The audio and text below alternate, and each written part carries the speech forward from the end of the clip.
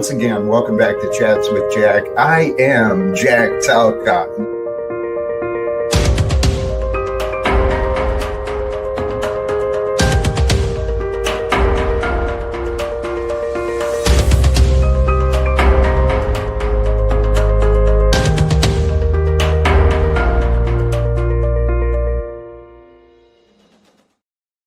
And greetings, blessings, salutations, and love. Once again, welcome back to Chats with Jack. I am Jack Talcott, and I'm filled with ideas, thoughts, inspirations, and an abundance of joy to offer forth and to share today. So I hope it comes through sincerely to all of you who may tune in with the live or the later. Blessings and appreciation. That's what's behind me. Okay. May your blessings, joy, love, may all comforts and desires continue to grow within you, around you. This life we are living in, brothers and sisters, I am feeling good once again to get started, and we will see what the universe brings together. I'll probably drop the link soon because today I got lost in the day, and so much I didn't really keep a record of things. I didn't bring a lot of notes together, but today my thoughts are on authentic love, and that includes like the idea of Jesus. He's been in my thoughts quite a bit today, to be honest. And in that regard, he's done miracles on me, baby. And that's something I'll talk about too. Witnessing miracles, man. Authentic love. Sunday, today, many people go to church. I tuned in and I forgot to listen. I didn't even get into a church sermon today. Not with others as much, not in the traditional sense, but Sunday, today, where I am, it arrives calm and sincere. Hearts wide open, we live without fear. I love that, man. I didn't come up with that, to be honest, but that image is perfect. With hearts wide open, we live without fear, baby. With love and with joy today. That's how we live. We live with love and joy today. And by doing so, we don't have to carry around the past so much. We don't have to worry about the future so much. We know the future will work itself out. The past is already done. So I'm just going to be with love and joy today. And something that seems obvious to me, you've got to be at peace in order to be sincere.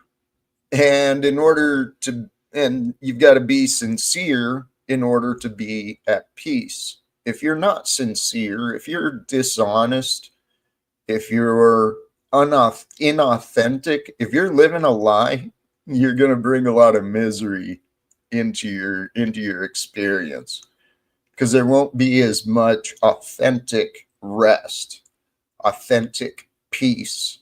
And I'm speaking from experience, because praise God, God has allowed me to live as me. And I don't know how you've lived. I don't know where you've lived or what you've done or what you've learned. Not even going to try and guess. Because right now I'm talking about Jack. And I know what Jack's done. I know exactly where Jack's been. I know what I've sought to learn, and I know what I've found. I know what I've discovered. I know what I've experienced. I know where I want to go with me as a man. I know what the direction is that I want to go. And I know what I hope for to happen around me. And I'm very honest and authentic about my hopes. I hope a better world emerges with me, through me, not for me, but with me and through me, I guess for me. because that way I'll feel more fulfilled, knowing that I make a difference in this dark and gloomy world where it's like it's a celebrity contest, right? Who's winning? Who's losing? That's all the egoic mind cares about. The egoic mind is trapped in thoughts and it loses the attention of what matters. And what really matters to you, whether you realize it or not yet. Love, man. Love is all that matters. For God is love. And you know love through the good, right? It's kind of like it's an innocent child understands these things. It's uncomplicated, right? God's goodness is there for all of us to discover, to nurture, to grow, and to share. We're here to grow in goodness. That's what the natural order of life is. I've been including it in the description recently and in my posts. A recent observation with the praise God. Praise God, when you look at the truth and the patterns, justice and righteousness, those are the natural order for life. And thank God that's the way that things are. Because you can count on that. You can count on that fact that, yeah, the world is unfair sometimes. Innocent people get hurt. That shit happens, right? It's part of, I don't know, karma. There's a lot of ways to describe what life brings, but all these different ways of explaining bring creative arguments up, man. And those arguments get entertaining, but they're distractions. And I'm catching the devil inside of me, distracting myself from value. You know what? I know who I am, and I know I am so ready as well. I'm going to drop the link, man. I'm going to drop the link already. And that might be the devil inside of me again.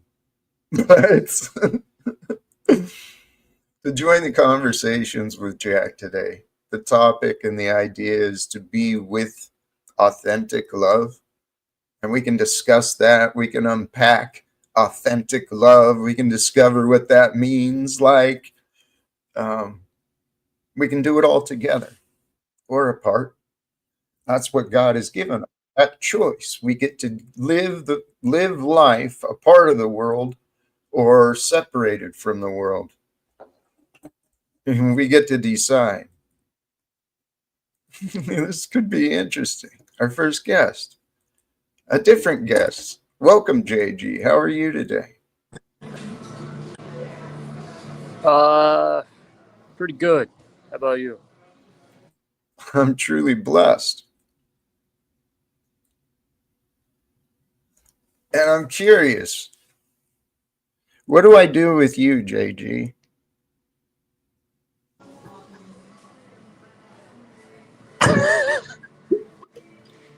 Can you elaborate on that?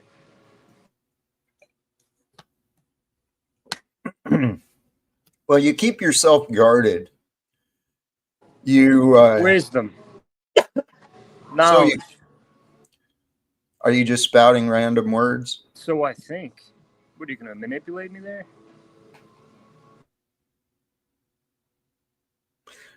See, I asked you for an explanation. You offered none. As soon as I started trying to provide one, you interrupted. All right, you lost, man. Stop with this bullshit, man. You're a grown man. Nah, it really is bullshit, man. Those words are to you. No, no, no. I just watch what you do, man.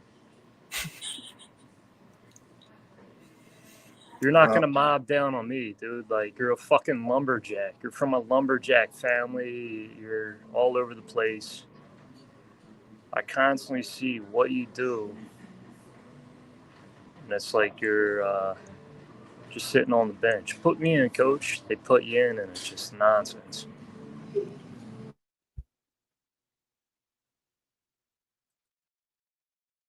all right. Hey, you piped up.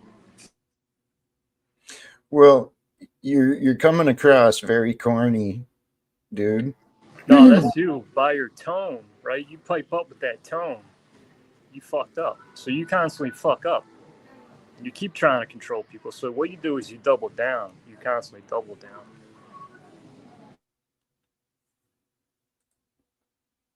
No, keep going, man. Now this faggot Arpo is gonna try to trigger me with these comments. Because he's another little bitch. I'm telling you, this shit ain't for you. Here's something I want you to realize. Well, golly geez, doggone it. Trexty, you're very observant. And I started going down that way, and then I found some offense from JG's patterns. So thank you for reminding me, Trexty. JG, can we have an adult conversation? I know you're capable of it. I don't mean to be disrespectful in the question, but Well, that's like asking me, can we play a game of horse? You can't even play basketball.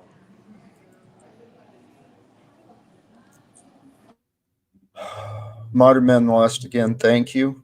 To the cause of yesterday. Yes, there's greater things going on.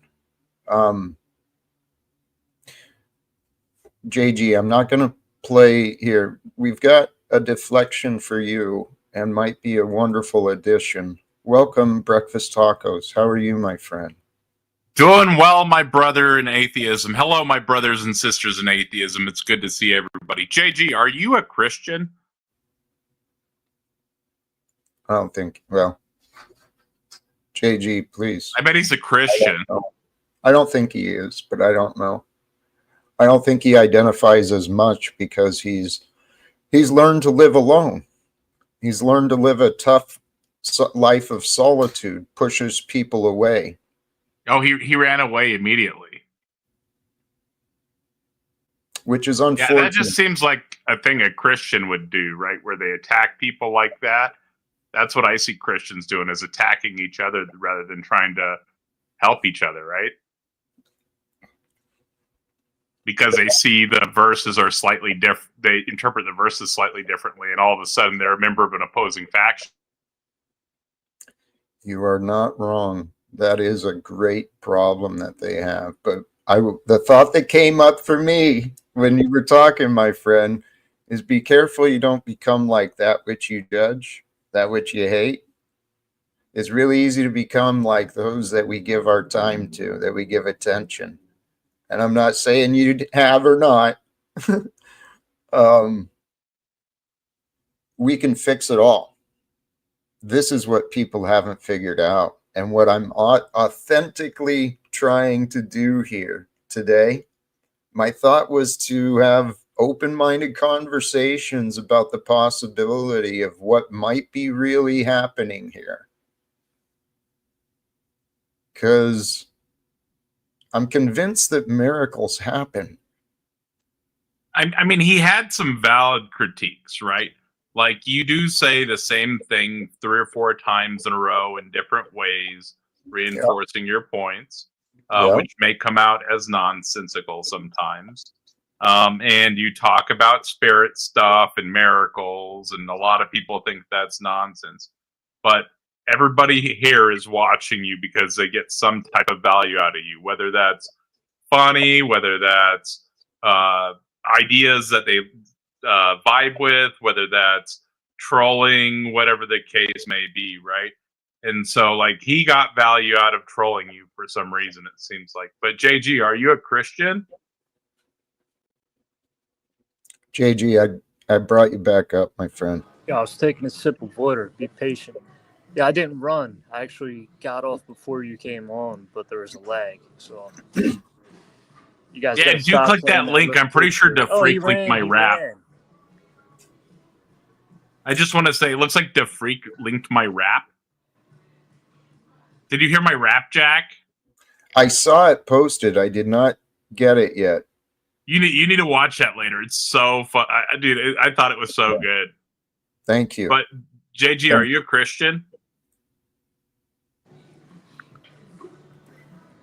Why do you ask? Just the way that you're approaching Jack. I just like to, like when people are attacking each other in situations like this, it helps me with my data gathering that I do. So, are you a Christian, an atheist, an anti-theist, agnostic? What position do you take? Where's the attack?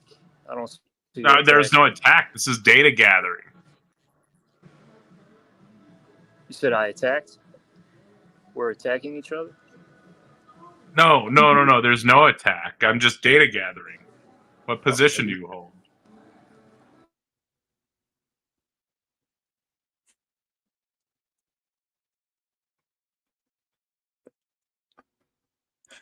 JG. Well, Talcott, look, you say I push people away, right? I keep to myself. Yeah, I'm a loner. I like solitude, right? Right. And you say I push people away. Yes. Could You you can't deny maybe that. think that I broke away from people and bullshit, and I JG. still have some solid friends, and you JG. also said the one day that I've got nothing to lose. That's a narrative. That's how you sound. That's how you talk. No. But see, that's a narrative on your part. So what? What's your So point? what? Maybe I missed your point. Sorry. Well, see, you don't care. That's the thing. You don't care. You just said, so No. what? That shows you don't care. You just say shit willy nilly, and it's like you're not JG. on the mark. I just owned you JG. again, dude. You keep fucking up, man. Look at you. Please chill. Can you take a breath? Right? You don't have to push me away. I'm not really trying. Okay? I just want to chill out. I'm not pushing you away. You're just fucking up, man. Yeah, I know And that's what you keep some saying. people like me, we JG. we have to have JG. patience with Talcott, right? JG. We have JG. to have patience with JG. Talcott, where it's like, No. nah, you know what? I'm gonna leave here because I know better. You need a hug, dude. You're just crying out. You're so miserable. Hank, sorry, didn't mean to leave you back there so long. I was hoping these questions from Tacos was actually very helpful.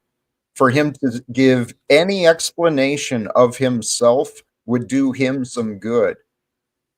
He's he's been enabled with his attitude towards me. I saw him real comfortable hanging out with Tommy, right? And Tommy, there's a lot of confusion about Jack Talcott, and JG is part of the result of that. But I'm confused about Jack Talcott as well. in which part? Because this is actually, I want to talk some crazy things about Jack, right? Yeah. Your current relationship with Paul Enslaved, I'm confused about that because I remember him trying to dominate you in your show and try to use you for content for like 6 months straight, and now it's like disappeared. In fact, you treat him like he's a bigger supporter than I am. So I'm sorry it came across that way. I certainly didn't mean it that way. He's not a bigger supporter. But frankly, he's done me a lot more damage than good. That means he's got a lot more he can repair as well. Right? That's kind of where I'm looking at it from. Thank you, Chewy. Blessings to you. Yeah. Next time you see him, let him know video game for E-Thugs is back on the menu. So next one he says, no one's coming to fight me, then we'll do it online. I have plenty of games to play. If he wants to be a big man, he would play me live on some of these free and open source video games. So it's no need for him to puff up because he has a challenger available. He does. But see, in my opinion, Hank, Paul's another one, kind of like JG and Tommy. They've pushed a lot of people away in their lives. I don't know where you fit in. I was guilty of the same thing, clearly. And I'm trying to break myself of that habit, by the way. So thank you for being forgivable with me, Hank. Okay? I'm kind of the opposite way. So what happens to me is I get used for a scapegoat often. Either people see I'm strong and use me to clean up, but a lot of times they just say, okay, he's kind he's cleaning up our stuff, but you know what? He annoys me because he thinks he's burying me for some reason. So they blame me for stuff I have no responsibility or authority over. So I just get used as a scapegoat often, which is why I feel like a connection with Discordia. And I think that's why I feel a connection with you, Hank. I can relate to much of that story. Sometimes it sucks. And these people can drive us nuts if we let them. But my goal is, well, I'm learning how to be me in better ways. And honestly, what I see in Paul and Tommy and many of these guys, they're men that never learned how to be loved. They had to learn how to be tough. And the thought occurred to me earlier. Think about this observation. People don't trust each other because we know we live in a world of liars. Well, we live in a world of liars because people don't trust each other. So honest people are the ones who are going to have to fix this problem. And I want to say thank you to all of you. I recognize the character in all of my current guests here. Thank you. You guys are all very honest men. You're men who care. That's what I've seen too. And thank you for being like that. Because it's going to take us. We've got to be the ones here who are alive. We're the ones who have to fix this world. And I think we're prepared for it. I believe I am prepared for it. Hey, Jack, what do you get out of it? Does it help you personally, or does it hurt you personally when you have all the trolls coming on here? Like, do you get more views, or do you get about the same amount of views? Is that better or worse for your mental? Those are excellent questions. And no, I don't really find a lot of benefit. The trolls tell me that I benefit from them talking about me and gossiping about me, but my numbers don't show it. I feel like you're between 50 and 100 every time I watch you, whether you're doing a solo show or you have 10 people on the panel, right? Right. And all I'm getting at is you go through a lot for no reason, dude. Why don't you just like you have control of whatever you like? Who cares if they call you a mod god? You don't want to deal with it. I don't want to talk to you today. Go away. You talking about this shit on my channel? Get the hell off. Go. Yeah, he does that. He's been doing it more because not enough, though. I don't think. So, but you know what, my friend? Those words are for you too. I watched you, and God bless Leo. I love that man. But I saw you were trying to get. Yeah. Yes. I'm just gonna start muting everybody after last time. I'm done with it. I'm with you. I know exactly what you're talking about. I'm trying to get a point out, and they're all talking over me, and I'm like, guys, disembodied mind talking here. Give me a second. You know. I felt for you so bad. I really did, man. No, I get what, but at least they're not sitting there hating on me, derailing the show. They're having a discussion. They're having a productive discussion, discussing different philosophical and theological concepts. Yes. And sometimes science. Yes. And so I don't feel like it's damaging, but with you, it actually, I feel like, pulls you off of what you want to talk about for the day, right? It does. And you have your topics, and I'm just saying, if it doesn't help you, I would just ignore them, right? I mean, they'll get bored of you. They'll find another person. I've seen snafu in my live chats, right? And I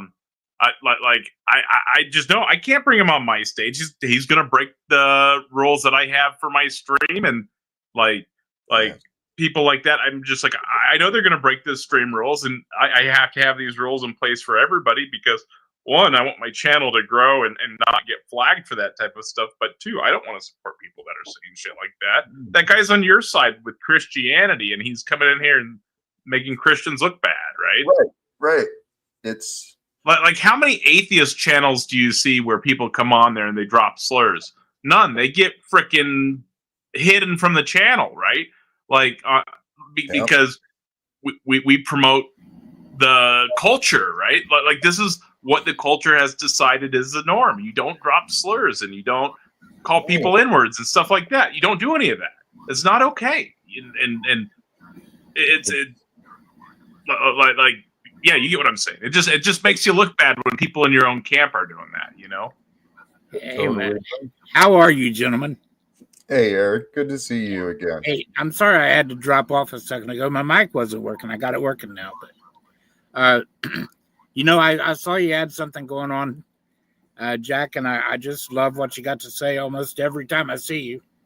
And I saw Taco up here, and I just had to see him on another venue. And Taco, it's good to see you, buddy. How are you?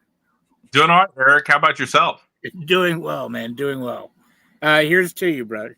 And the other brother over here, it's good meeting you, man. My name is Eric. You can call me anything you want. I answered almost anything. But how are you, sir?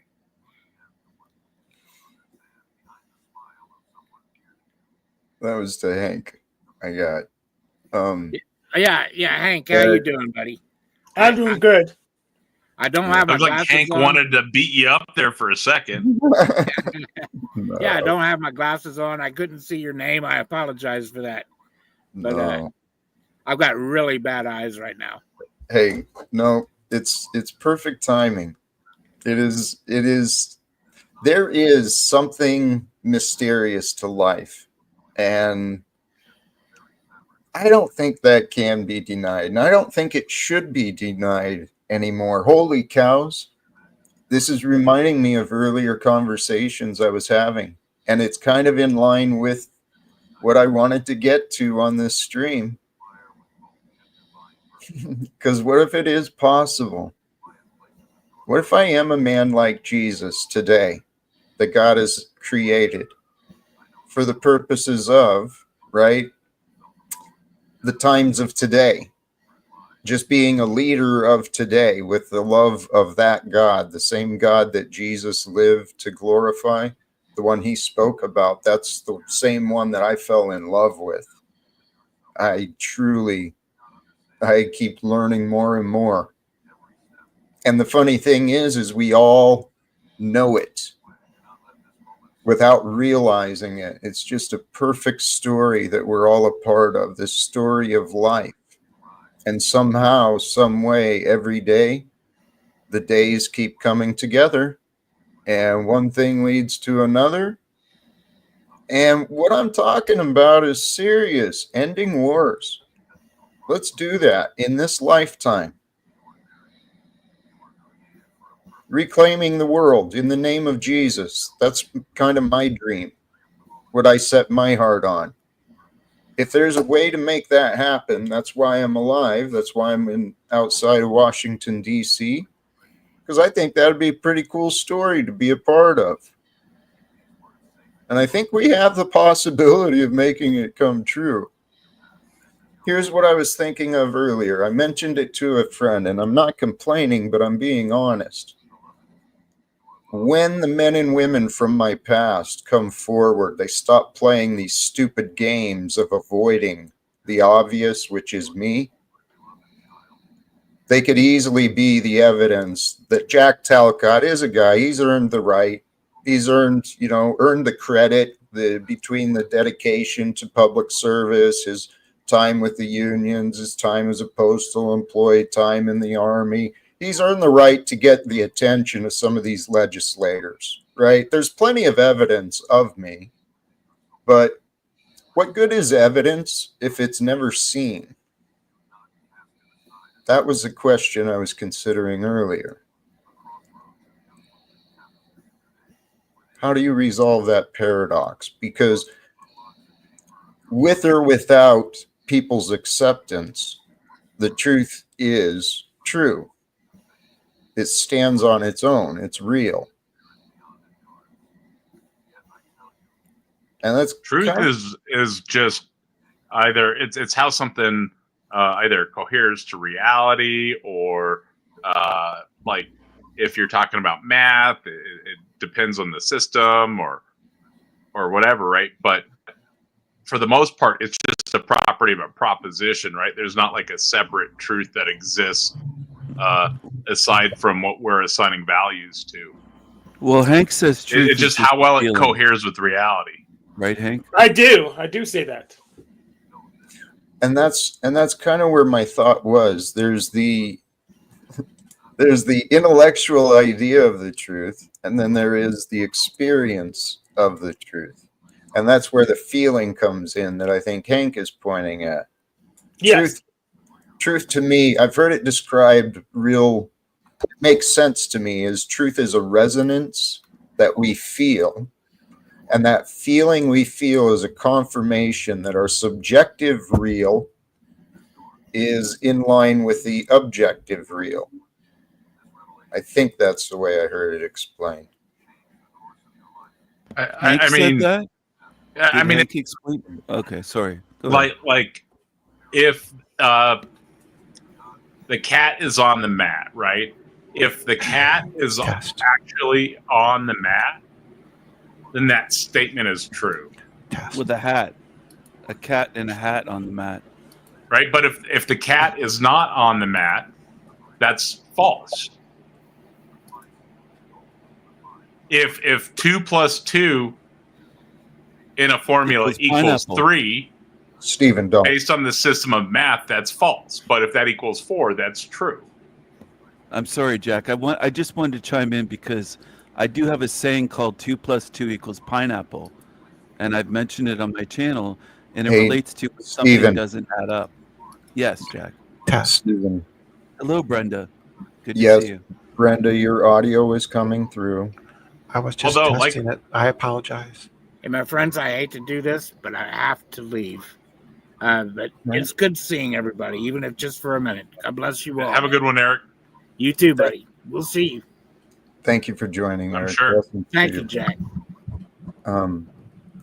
And Stephen, what I wanted to bring your mind to is we've been having authentic, healthy conversations today.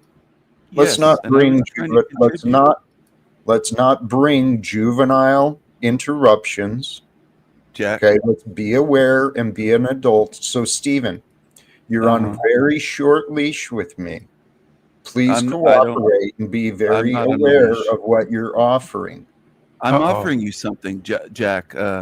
It's an analogy. 2 plus 2 equals pineapple is not juvenile. It makes sense when you look at it, because 2 plus 2 equals 5 would be wrong. It would be a wrong representation of reality. But some people say things that are so far from reality that it's not. Yep. You have proven over and over to be irrelevant, Stephen. Thank you for joining. Hi, Taco. What's going on, Brenda? Not a whole lot. I got some grocery shopping in today. Did some things. Talked to ChatGPT. And everything's cool. Did you hear my rap, Brenda? Your rap? Yes. I think I did. Cool. I think I might. Which one? I follow the new rap? The new rap? Might not have been the new one. I follow. Yeah. I follow Tacos. Here. I follow Tacos. You got to watch it. Yes, it's so good on it. I sent him a bunch of nonsense. Here, I'll put it in the back thing. I sent him a bunch of nonsense. This is a short version of it. It links to the long version, but I sent him a bunch of nonsense rap, and he turned it into a certified banger. Don't play it on your stream, Jack, if that's what you're doing. It will get you a flag. Uh-oh.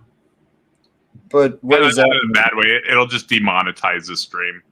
I don't think I monetize. I mean, I am monetized, but I don't turn it on. Yeah, so it wouldn't affect the stream really because he only monetizes through. Oh yeah, that won't matter. It's just It has samples from Eminem, one of Eminem's songs, and so it triggers whatever automatic filter. Oh yeah, that would do it. Yeah. Okay. I follow Breakfast Taco. I also Does that mean follow- they'd end it? Would they end the No, stream? no, then? no, no, no, No. no.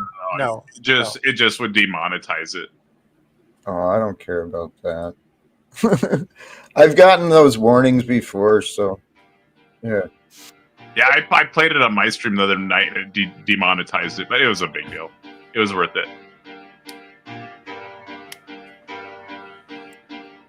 You are rejecting the self-evident truth of our shared naturalistic atheistic reality. You saw the trees? You already know the truth. I saw the trees. Stop staging battles outside, the real ones inside your brain. Fedora low, beard thick, a drop it's obvious, no miss. You cast villains far away so your own guilt can't exist. Seen the trees, still freeze, act like the signals weak. Twist shared reality, rewrite the frame, dodge what's deep. Reveal to sound minds, natural and special line. You bend that common thread, then blind your own design. Project evil outward, keep the pressure off your chest. Build epic scenes so the real fight never gets addressed. Main character syndrome, cosmic script in your head. Imaginary battles while the actual truth goes dead. I pull the lens wide, clarity pounds like a drum. Your excuses fold, what's inside won't stay numb. Truth rooted deep, you take it for a pale facade. Own the weight, drop the act, let reality applaud. Keep the play, keep the props, keep pretending you're clean. Or drop the mask, take the hit, and own what's unseen. You already know the truth. You've seen the trees still flee. Rejected in your unrighteousness so your story breathes free. Main character cosmic wars, pretend to fight somewhere else. But the hardest fight's internal. Own the self, reclaim yourself. Fedora tip, truth laid out, natural, special, undeniable. You saw the trees, stop staging battles outside. The real ones inside your brain. You replay the same fiction just to stay in the safe zone. Cast blame beyond yourself so the mirror's never shown. Self-evident flashing, still you treat it like a rumor. Wrap the blame pattern in noise, drown it with the consumer. You want good versus evil epic, so your guilt gets a stage. While the only war worth winning is locked up in your cage. Fast flow, own it, flip the script, clear the static from the mind. The reaction's honest, your manufactured villains unwind. No divine referee, no myth to cover the scar. It's your narrative. Drop the act, that's a real war. Speed the truth, let it ride. Accountability, breathe. Stop casting shadows, let your choice be what you leave. Stage fights with ghosts while the presence bleeding is real. Reality's pressure shows when the smoke starts to peel. Cut the fiction loose, let the inner conflict speak. Truth isn't future armor, it's the ground beneath your feet. You're injecting the self-evident truth, been staring at the trees still freeze. Your naturalistic reality, plain sight, no sleeves, no tease. Sound minds read the pattern, you drown them in waves of emotion. Once sent outside concept so you can see your own devotion. I saw the trees.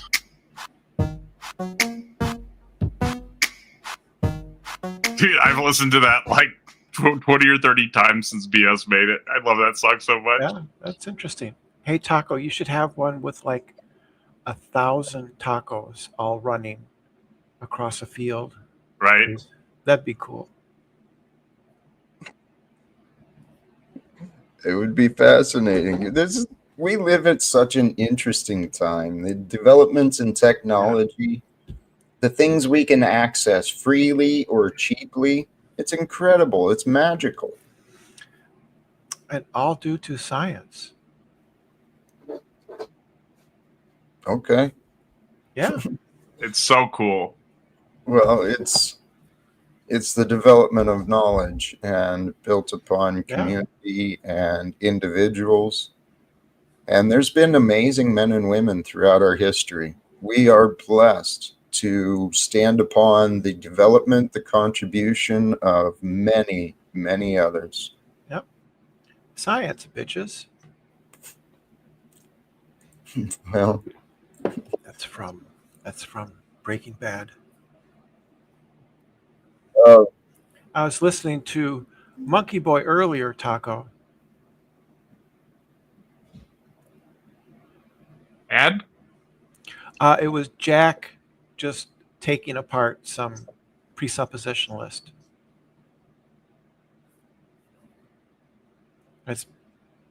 It's pretty fun to listen to. I've gotten to the point with them where I don't even really talk about it anymore. I kind of just jump to if knowledge then God, and I'm like, well, my claim is if the universal quantum field, then God, the universe, or if knowledge in the universal quantum field, knowledge, so therefore the universal quantum field, and then I just point out that the necessary being is the universal quantum field, and they still have to claim that even if they do claim another necessary being, and so it creates like a redundancy paradox.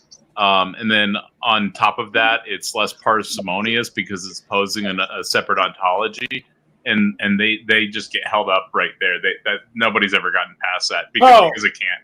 They can't deal with the problem of redundancy. It's simple to get past the problem of redundancy. Just say universal quantum field equals God. It's pretty simple. What's the difference? I mean, then you'd just be a pantheist.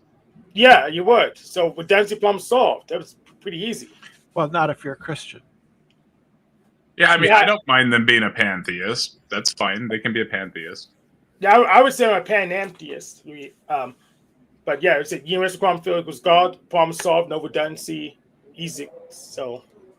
Yeah. That's not Christian, though.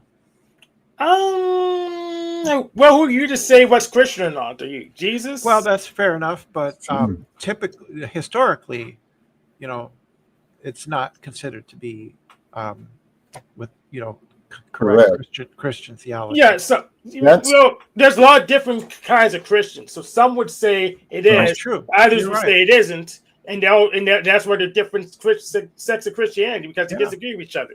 I mean, Catholics are pretty much pantheists. Yeah. For instance, Catholics, you Calvinists are pretty much pantheists. I'm a Christian atheist, by the way. Yes, most yes. Are Christian atheists. Most of them are culturally Christian. Culturally Christian, yes. I like listening to Handel's Messiah during the Christmas time. Yeah. It's fascinating the way the human species will self-identify, and not only self-identify, but claim a supremacy. It's not unique to the Abrahamic faiths. First the Jews are the special ones, and then the Christians, and then the Islams, but now the atheists, perhaps. I don't know. The flat earthers, perhaps. I don't know. Yes, the atheist scientists are the chosen ones, Jack. Possibly. They've chosen we're part of the 144,000 that get to go to heaven in the Bible. Heaven is here. This is what I've realized consciously. Heaven is here to be realized and experienced by the pure-hearted. Yeah, God is an atheist. No, he isn't, because he acknowledges that other gods exist. This is Shamash. Huh? I didn't quite catch that. So God believes some bars. Shamash. But that's a Mormonite god. I don't know what that means. I have no idea what that means. That's the Mormonite god from the Bible. So God acknowledges other gods exist, so he cannot be an atheist. So Jack, real quick, you just heard me drop a lot of bars. Aren't you curious as to what it would sound like if Hank dropped some bars? That would be interesting. I think we should have Hank drop some bars, and then we'll have Brenda drop some bars. See, my character here that you see, she's a librarian at the Library of Alexandria. She teaches rhetoric to the students of the Roman emperors. Rhetoric. I'm still learning that. That's the use of language, correct? Loosely. Aristotle's rhetoric includes logic also, but beautiful. If that was only taught to the children, that would solve so much. Right. I was just gonna say I'll drop some bars for Hank or it's not bars. I'll drop some beats for Hank if he wants to drop some bars. That'd be cool. I'm not in the mood today. I'll do it later for you. Beautiful. So back to that idea. We have this knowledge available. Why is that not being shared publicly in schools? A wiser society would create a better place to live. But we have people fighting to stay stupid, electing their rulers, and going along to get along. That's not wise. Sorry. Because it's a battleground. It's a political battleground. That's why. Yeah. But school books are a political battleground, have been all my life. They have been, you're right. And that I didn't fit in. I never fucking fit in. So I started to roll with that. Who is that? No, that's not who I think. I don't know. Yeah, so there's always Here. been a battleground about creation and evolution has been the big one, but teaching any kind of skepticism or philosophy is usually pretty much frowned upon because powerful religious lobbies don't want that taught. They want dogmatism taught. Right. And that's what I realized. Is that an imposter? I couldn't tell. Jack is a mother. Yep. That was Who was Stephen. that, Steven? Yeah. Yeah, that was Stephen. I assumed it was, but I don't trust my memory. Yeah. It's easy to confirm, and I didn't feel threatened. So Jack, you want to drop some bars? no, thank you. I'll beatbox. No, thank you.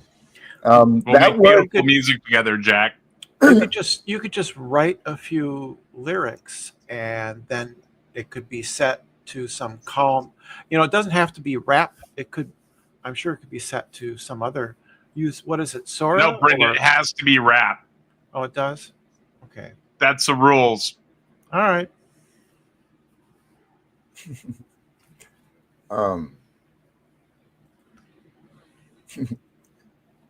Today, Altero is misgendering Brenda. I think that conversation is probably going to end poorly. you know what?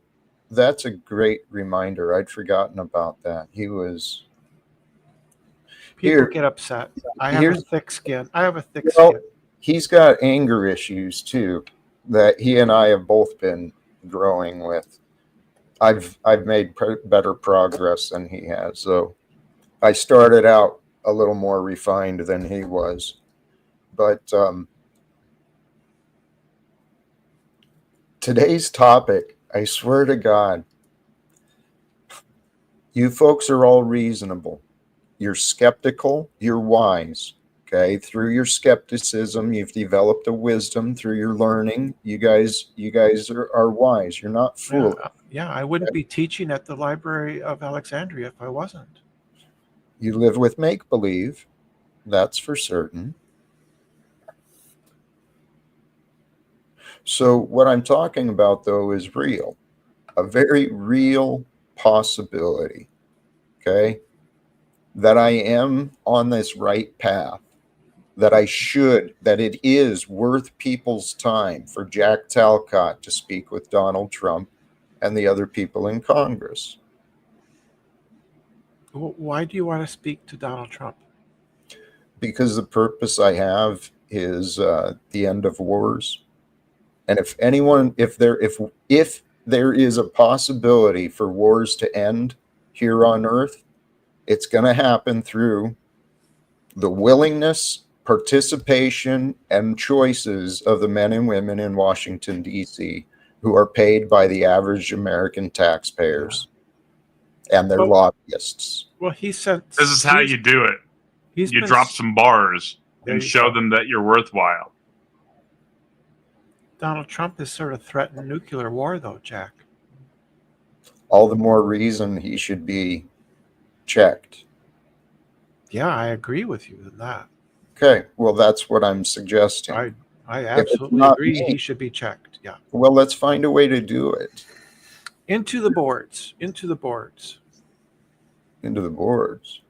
It's a hockey reference. I'm from Minnesota. Okay. I never grew up around hockey. That's an area I don't know much about. Into the boards. That makes sense, though. I got you. Yeah. Checking is checking. Okay. Yeah, in hockey is All right. It's coming back. Fuck, I'm old, man. The stuff I've learned, stuff I can remember, man. All of us are like this. This human life is crazy sauce. We were born into a world where people don't trust each other because we live in a world of liars. We live in a world of liars because people were taught not to trust. I agree with you on that. Yes, I run into liars all the time. Yeah. One must ask themselves, what is behind that pattern? A lot of people. Brenda, I got it. What I think is that a lot of people have beliefs that they hold tighter than the truth. They're not willing to let go of what they believe and accept the truth that we live in a godless, endless void of, of, you know, there you go, a godless, endless void.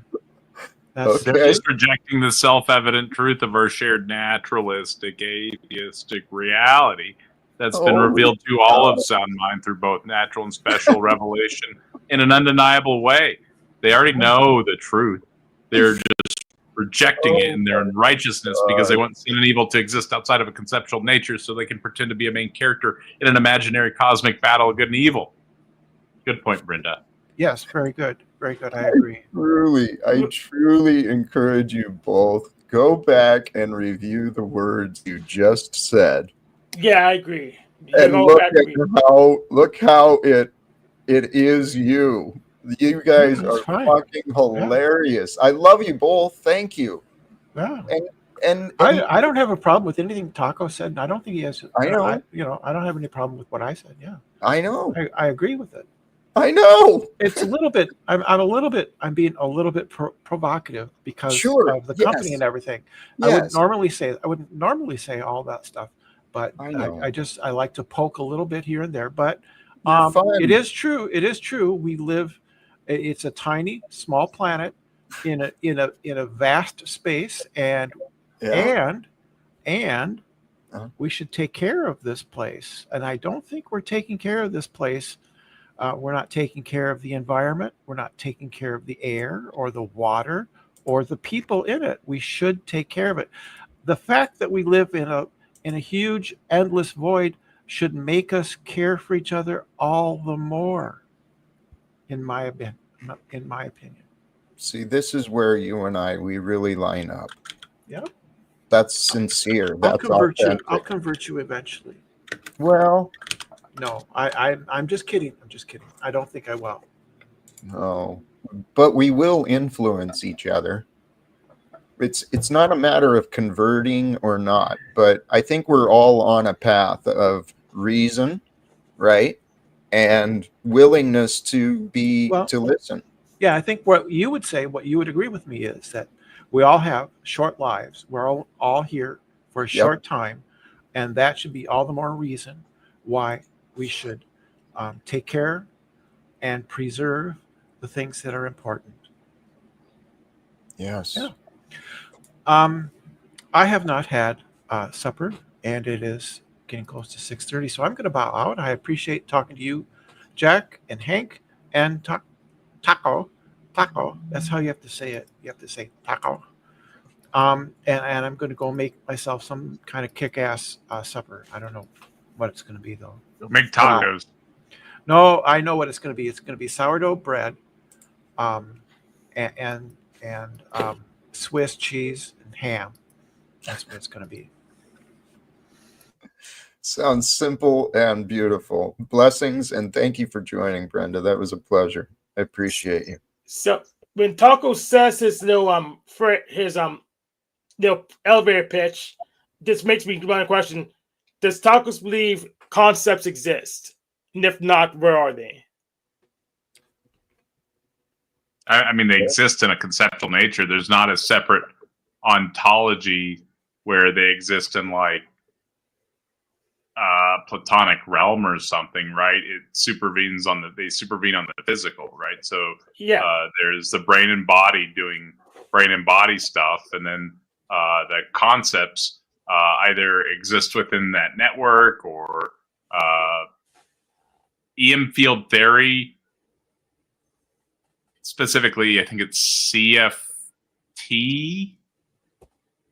Conformal field theory, if I'm not mistaken, is the one that's used for Elon Musk's Neuralink, and because EM field theory is like a bunch of different ideas on how the brain operates based off of electromagnetic fields. So I think it's CFT, conformal field, or shit, I forget.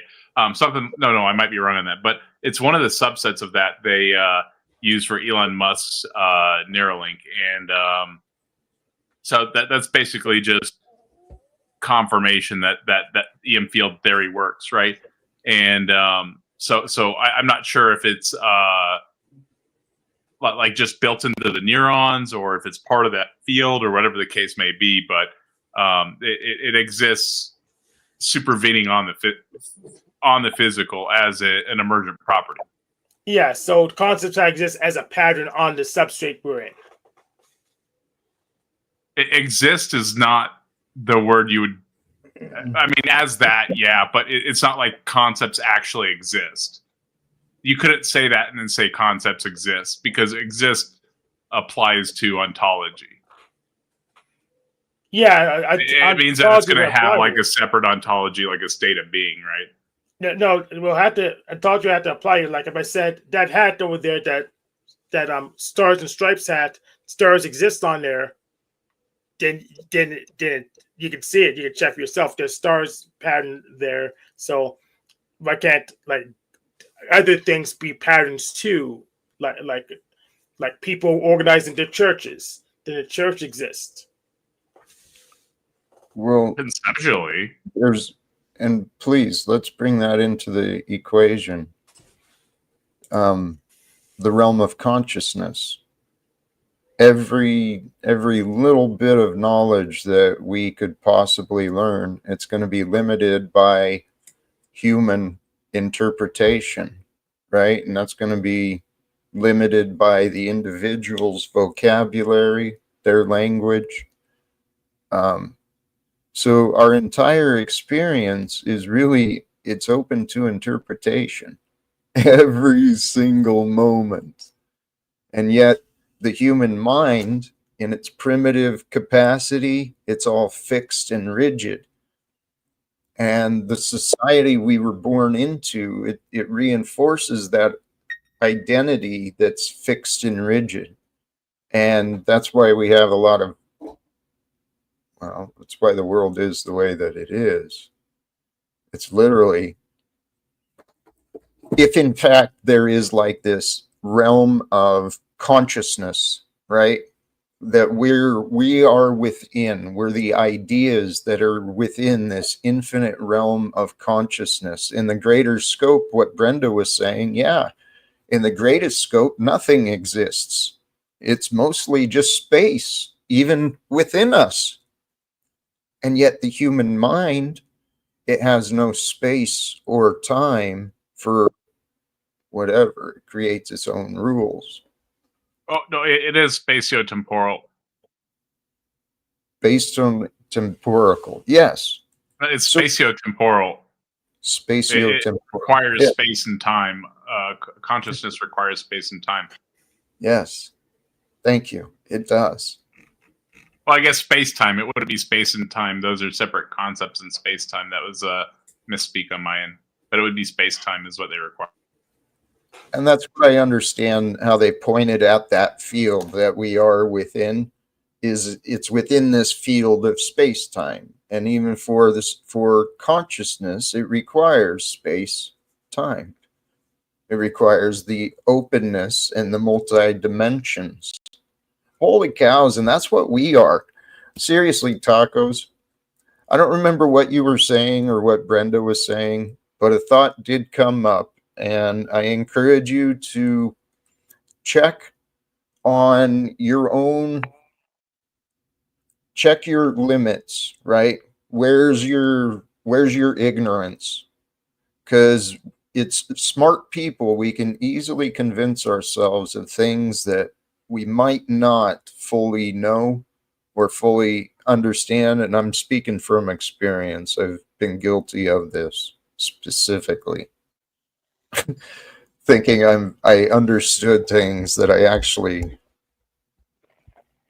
found out I didn't. And I'll be honest, you might be surprised, but I don't think you'd be disappointed if you found out your perceptions on the atheistic world, if maybe they were right for the past, but maybe not the best for your future. Because I've really learned. Why wouldn't understanding the apparent truth of reality be good for your future It would and be. for society's future? Of course, it absolutely would be. And that's actually what I'm looking at. So then, Please, go ahead. then it would be good for the future, right? Yes. Because that's a question about what's the apparent truth of reality, right? But like, what conforms to reality is what that question is asking. And that is a big question. But I think together we can work towards finding the right answers. And this is what I want to. We got another guest that showed up, and I don't want to be rude. Welcome to you too, Andy. And holy cows, I'm not sure if you were ready, Dick. Your screen is black, so I'm not sure what's. Welcome, Dick, if you're there too. I thought we were about to get flashed. I'm not gonna lie. Yeah, no, Dick is he's a good guy. He's I don't think he'd flash without invitation, at least. I'll be just in here. Okay. Thank you. It's good to see you. It's been quite a while, I think, since we've crossed paths. And yet everything is coming together. Something you were saying, Breakfast Taco, it's in line with my question earlier of, what good is having evidence if it remains unseen? And this is the greater picture why I kind of want to speak to the men and women of Congress, because I don't think they're aware of what they're missing out on. I know for a fact the majority of the average Americans, they don't have a clue what they're missing out on. They don't know what the government has kept. They don't know what lies they've learned. The people don't know what they don't know. So we got to quit relying on liars to do the right thing. And I see Donald Trump as a liar. And he's been given far too much support. And he's been... I think they're doing the Project 2025 stuff. That's what he said he was going to do, even though everybody said he was. All the Christians and Republicans were saying, no, that's not associated with him. He's doing what they told him to do, and they're upset with what's happening because of it, right? And that's why they're saying he's not doing what he said he was going to do. He is doing what he said he was going to do, and it's destroying our country because it was a 900-page document of everything they were going to do. He's doing all that shit. Yep. And he's not listening to federal orders that are telling him to stop doing this shit. Exactly. Hey, we have an amazing opportunity. I see a guest in the back, but I'm not so sure about the identification because I've been working to keep order today, and the guests so far have all been real supportive and cooperative at not bringing insults into the highlight. So I'm not sure if you can hear me or not. I'm trusting you can understand me though in the back.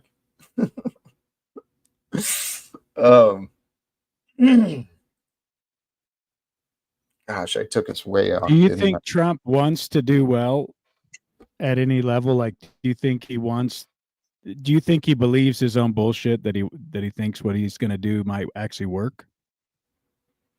That's a great question. And I kind of do. I don't think he realizes how much he's being played for a fool, how much he's being actually used. He's controlled opposition for what the average people want. Right? What he's doing is being used by the billionaires to create more profits, more control, right? And so the techno heads can move the world more towards tech reliance and less on natural reliance. I don't know that he sees what he's doing. Does he believe that he's doing the right thing? I actually think he does. I do think he's proud of what he's been doing, and he is. He's doing what he said. And that's what people don't realize. You know, he's going in and he's rocking the boat. But I think he's being misinformed. And I heard doubters talking about me recently about what I said. You know, I brought up that Donald Trump, he's receiving military advisors, economic advisors, all these government advisors are getting time with him, along with, you know, the people he really enable his ego. Well, let's get some sound advice into the US leadership, because frankly, I think they're doing a piss poor job. This nonsense in Israel would have ended a long time ago had the US not been funding it, just completely arming the murder and starvation of innocent people. I mean, we know what's going on. And it's like, I used to think we couldn't do anything about it. Now I know that we have to. No, now I believe that God is going to allow us to do something about it.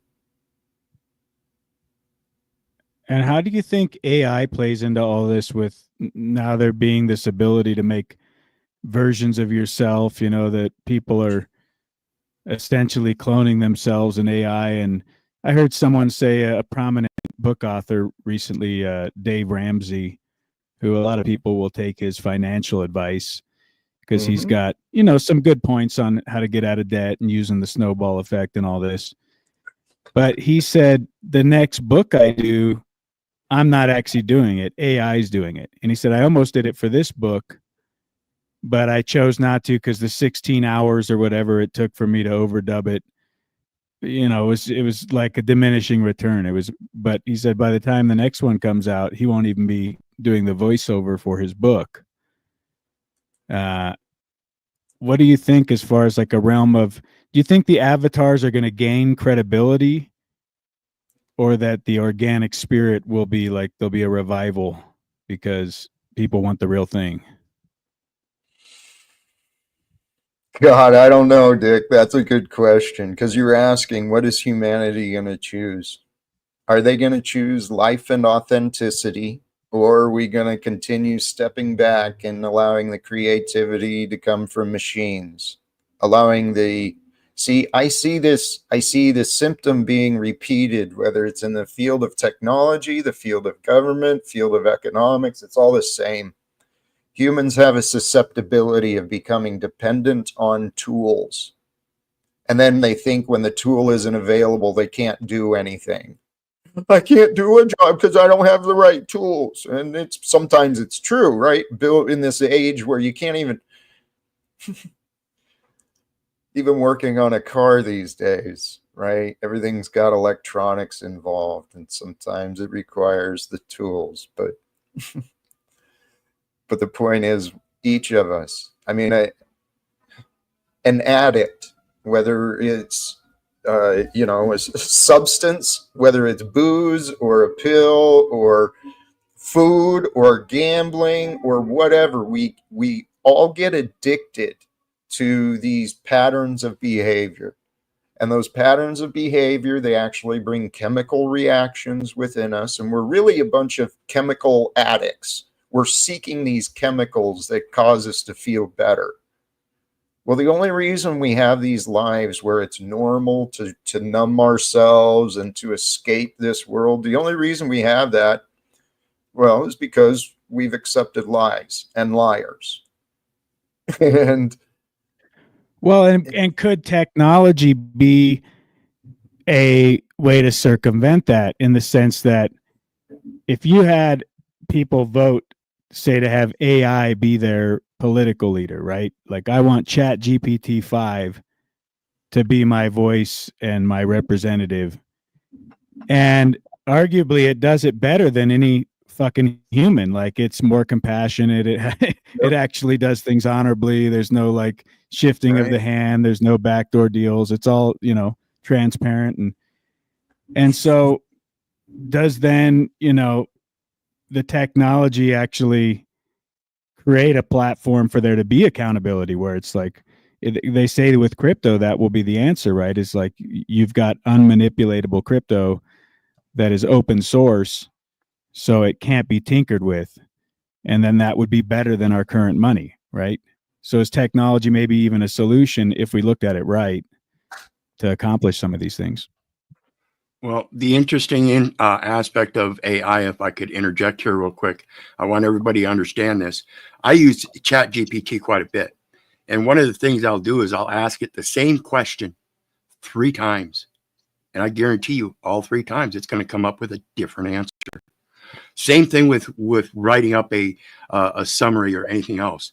You could enter in the exact same details 3 times into the ChatGPT, and it's going to come up with 3 different things. So it's important here, the aspect in writing a book by AI is to proofread it and see if it actually fits your own concept of what you want written.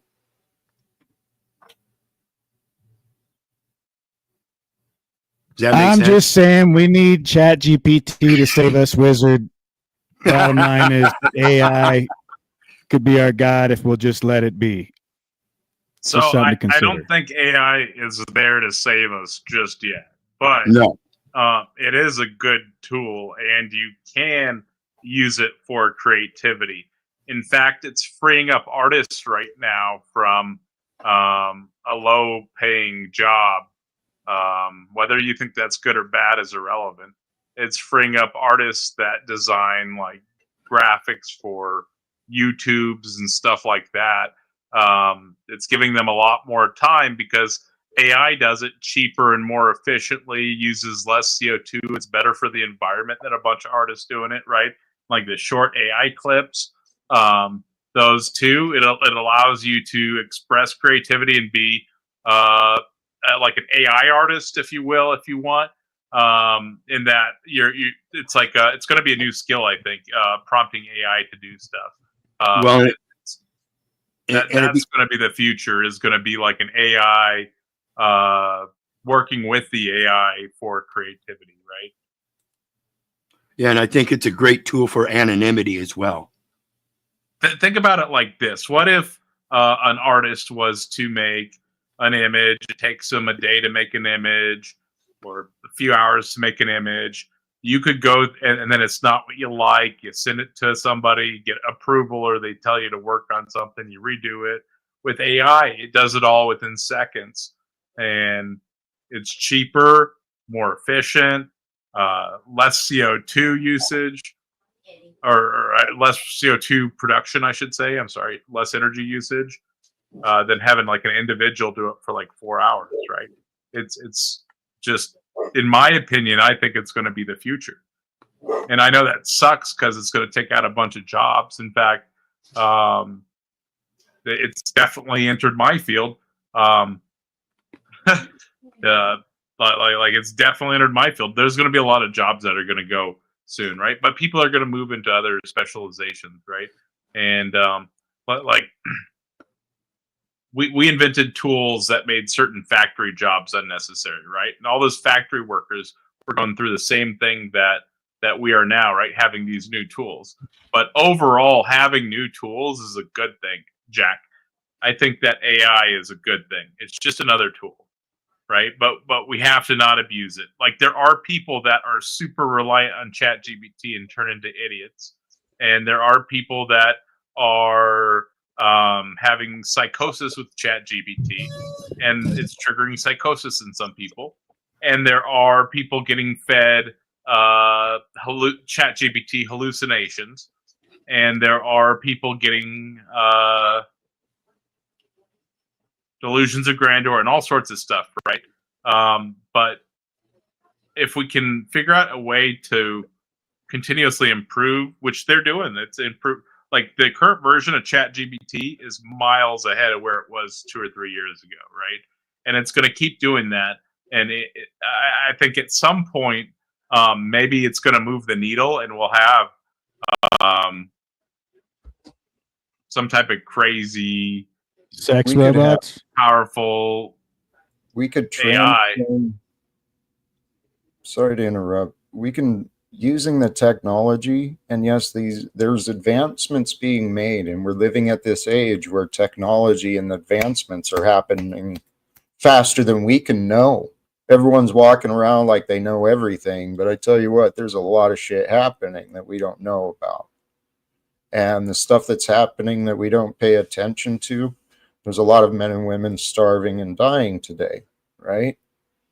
And so we're living at this age where I do believe, should we change our value system, stop allowing narcissists and liars to be empowered, right, with billionaires and positions of authority? That's insanity. That's a society that wants to self-defeat. That's stupid, right? You don't give the selfish and greedy power, but that's the world we live in. It's corrupted. But we have all of these innovations and all of these things happening. Let's find a way to use it to our advantage. And since people are the problem here on Earth, let's fix the people. We got a bunch of broken people running around in government and, well, everywhere. The world profits from trauma, right? Trauma creates damaged individuals. And there's people that don't realize they're damaged. The many people who realize they're damaged, they become therapists trying to study and figure out why they're so broken, right? I mean, What about like AI robot nannies that we can like have raise up the children, and then, you know, so we can correct course, and then like guys wouldn't cheat on their wives as much. They could fuck the robot once in a while. Be a multi-purpose robot, of course. Could do all kinds of different functions for the family, but maybe like a government subsidized robot would get us on the right track.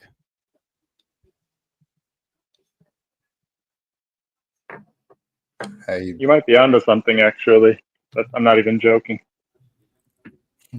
Yeah, just keep an eye on things, you know, make sure everybody's doing the right thing, and it give people incentive too, right? Because like, I mean, if it had military protocols to shock, you know, people when they got out of line or did the wrong thing, probably keep for a safer, nicer world, a little more harmony amongst the brethren. Well, when people stop warring, it's easy to get along. And it's this world we live in is literally at war with itself. Many people live in this false sense of security, but the reality is the grid system could go down any day. Man-made disaster, whether it's, you know, there's hackers, there's all these. America has so many enemies, and it seems that people have grown comfortable having enemies, and that's not healthy. That's kind of sick. One of my viewers said everything that works on the infrastructure said that all that shit's held together with duct tape. It's crazy. It is absolute insanity. In every community, my mom does a lot of, she works in safety and environmental areas. And so she's telling me some of these stories, some of the inspections she's been on. There's dangerous chemicals, right, being sloppily stored at the mom and pop fucking convenience store down the road from a school. I mean, it's just crazy what people will do. They don't think. And when people don't know, they don't know. But we live in a world that focuses on profits and money. And it hasn't proven profitable for education for some reason. But that's just, I mean, how stupid are we? Why did we not give everything, all the best support, the newest knowledge is given to the children, right?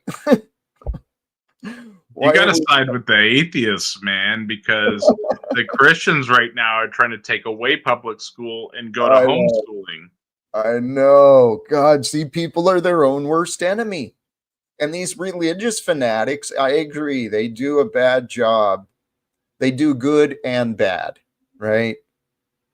There's good and bad in a lot of things, but politics. Yeah, I mean, I think there's a lot of bad in public schooling. Does that mean it should be done away with altogether? I mean, maybe we could get like robots to raise our kids, you know, and then we wouldn't have to do it anymore. We could just have the robot give them the school, so it'd all be one like source, you know, one world education. And of course, we'd pick the best one, but you know, then everybody's programmed with the same in stuff. 5 years, Chat GPT will probably be a better schooler. Probably not even 5 years, Chat GPT will be better than teachers, right? Like shit. Yeah, you're on to something. You know, yeah, that's going somewhere. I like that. I like it a lot. It's hidden like every field, dude.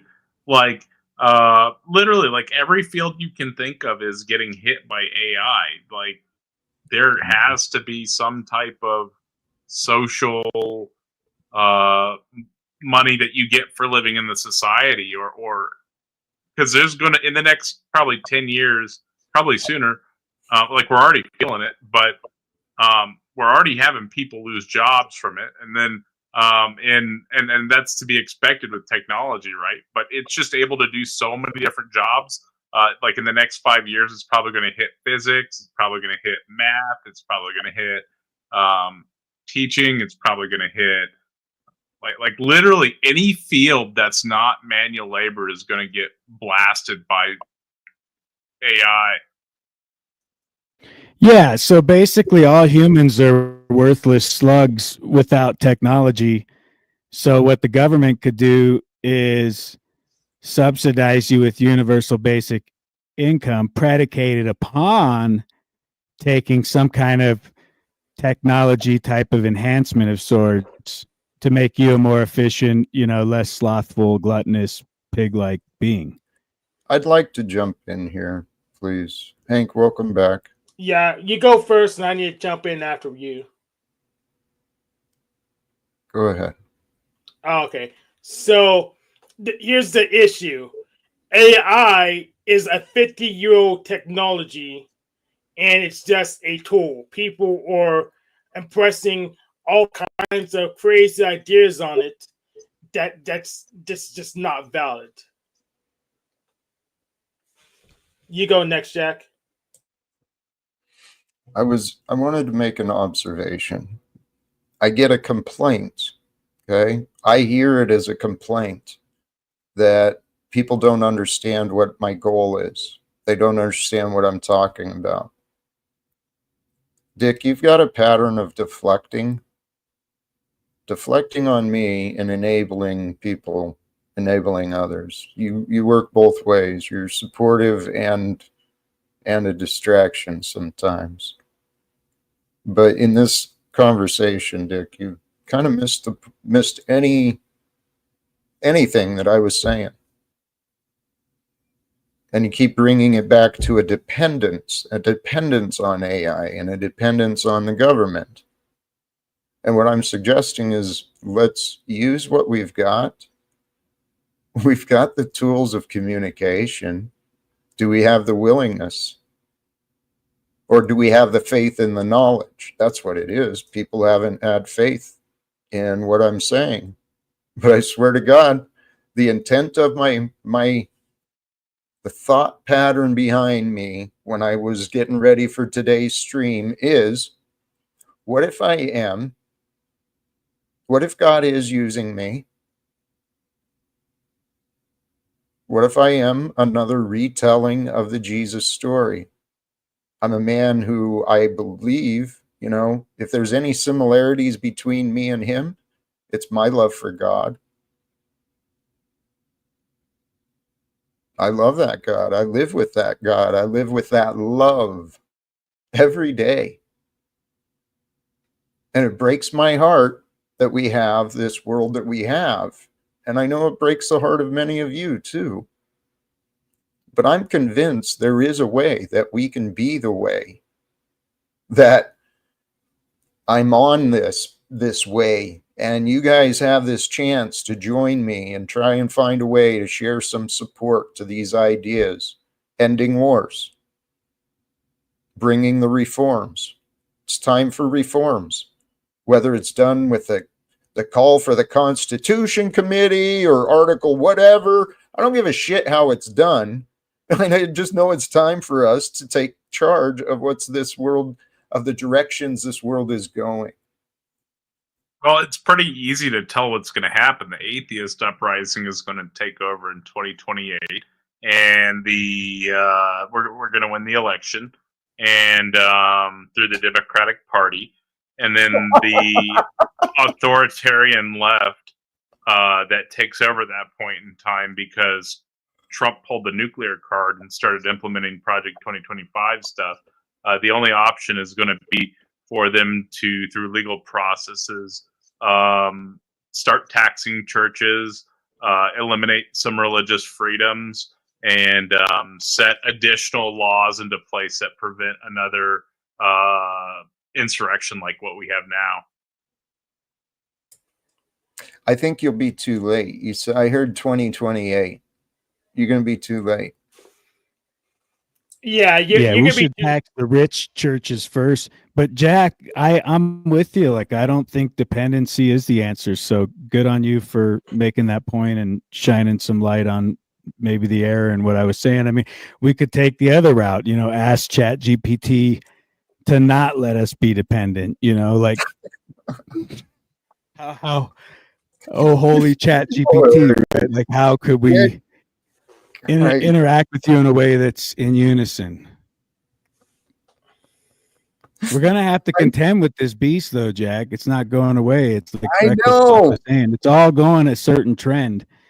So the beautiful thing is, well, as crazy as it sounds, we are that. We are the ones. I got motorcycles going.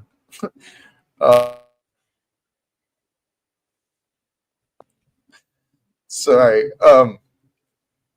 We're part of this happy ending, and it's not an ending. It's an ending of the old, an ending of the old reliance. Dick, we're smart enough. We've learned enough. I have and I have not lost faith in humanity. Okay. I've met enough of you wild characters. I know that I'm not alone in realizing these systems are corrupt. We need to stay away from them. Actually, that's how I was raised. I was raised that way. My stepfather and my mom were kind of ahead of their times in that way. And so I was raised way away from Washington, D.C. And I imagine my stepfather made those choices to keep me safe. And yet, here's where I am. I want to go head on. I think I've learned enough about our enemy, and our enemy is this state government and the religions that have enabled the states. And also the credit card companies and the banksters who are trying to oppress people everywhere by trying to take away games. They're the enemy too. Okay. The bank's not enemies? No, I'm sorry, Hank. I love you, my friend. This is just amazing. I have in the back what's staring at me is a test. Okay. Some people who have been around for a while and they've been very supportive in their own ways, right? My intent was to keep this very positive and to limit the nonsense, right? But I feel like I should bring them up. I had three. Iron sharpens iron, Jack. You should bring them up. Embrace the chaos. You're right. Queen Stephanie. Hello.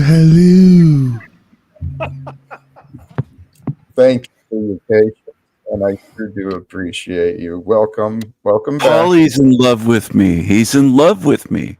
That's what it is. He's a ginger in love with me. Jack's just chomping at the bit to defend him. It's okay, Jack. You can defend your lover if you want to. Thank We were you. discussing. Go ahead. Go ahead. Jack, I don't know who this Polly person is, but this cretin was misgendering me in the back, Jack. Isn't it obvious I'm a her? Paulina, how many cream pies has Jack given you over the years? Let's get real. That's not that's not appropriate. I'm not even going to respond to that. I'm Paulina, taking the come on. high road. Holy cows. Thank you. Thank you. Sorry for the confusion there, but holy cows, man. What are we going to do? But Jack, I didn't even try to take over your channel, but I'm always the topic here. It's like I own this channel. I think I'm winning. See, I think sometimes you have a misunderstanding that people talking about me is helping you. I don't see it that way. I think I'm victorious. I've taken over. See, this is a derail. This is a derailment, right? Everybody here in the chat. Your goal is to not derail, right, Jack? I'm not derailing anything. On my stream, I would consider this a derailment, and I was not derailing. The whole chat is obsessed with me. right? I'm winning. Who are you? Who's this Queen Stephanie? Not as big of an, I'm sure, much more understanding. Absolutely. Even though there was a lesson I just learned there too. Paul, I said no, and then yet you still friggin' found your way up. And that showed me, and you didn't do anything. That was all Jack, me. please don't misgender me. It says Queen Stephanie. I don't know what this. I know. What's this Paul business? What is that? Yes, what is that? I would prefer we not make this about me and get back to the radical left taking over to use more of its medical journey to kind of purge all the slaves. I really like these atheists and where they're going with their plans for the world. Let's get back to that. Or Jack. That's my choice. Let's get back to Jack or just eugenicism, full-on New World Order eugenicism, Jack. For love, of course, and safety and science. Why don't we talk about the white and the great replacement theory? The far-right white replacement theory nonsense. Oh, yeah, the replacement theory. The fact that the majority of pseudo-intellectuals online who purport these theories have no idea what they're talking about, so they're all going to be replaced with AI robots. I look forward to that as well. I actually agree. I look forward to that. Get rid of that pseudo-intellectuals and mid-wits. Holy cows. Yeah, some of us are tired of hearing a bunch of Babylonian nonsense from spiritual cowards. Or Tatarian nonsense from physical cowards. Touche, Hank. Isn't it fascinating, though, the way that people will work? We attract and we become the things we don't like. I watched myself do it, and I've seen others do it as well. So it seems to be pretty common. And it makes sense, too, if you follow the logic. If our consciousness is time and change, right? Time and space, if our consciousness is that, what we give our time and attention to is going to become a part of us. I used to hold on to my doubts, my hates, my resentments. Those were the things I used to hold on to. But actually, with the thumbnail today and the idea, guys, seriously, it's easy to do this, live without fear. And I'm telling you, to live with love, it's brought miracles for me. And the idea is consciously, purposefully, with the realization that it's the only logical thing for you to do, which it is, live with love and joy today. Let the past let it go, and the future will work itself out. That last part, the future work itself out, that's the lesson I'm still working through myself. The past I'm pretty good with, I think. Jack, did you notice that quote right there rhymed? Can we go over the quote? I don't think you went over it. Yeah, I Rather did. magical. Like, In its you own know, simplistic way. Sunday arrives, calm and sincere, hearts wide open, we live without fear. Wow. boom. Yeah, that's inspiring. It's warming my heart as we speak. You Thank could drop you. that as a bar, dude. You know, there are so many potential opportunities, right? For entertainment content, for merchandising, for success. And that's just with me, right? You start bringing in other people and everything gets better. And that's how we all are. We all have something incredible, something amazing, something that's unique and a little bit different than others. But the world teaches us to think small, to just survive. And a lot of people, some of the tough characters who I've come across, we've had to learn how to survive alone a lot of the time, perhaps. Maybe because it was safer to be alone than to be with some of the options we had. But I've learned a lot. And I know the world doesn't have to be like this. We can learn to trust one another. And we can trust each other just by being authentic, being sincere. And I really, truly believe that's why we are here. I know why I am here. I'm here to talk about love, man. And to share love, because I didn't understand love. And love, really, you can't understand it. You've got to experience it. And even when you've experienced it, the memories of it, that can tear you apart too if you feel like it's gone. And I've been through those stages as well. But what if this is real?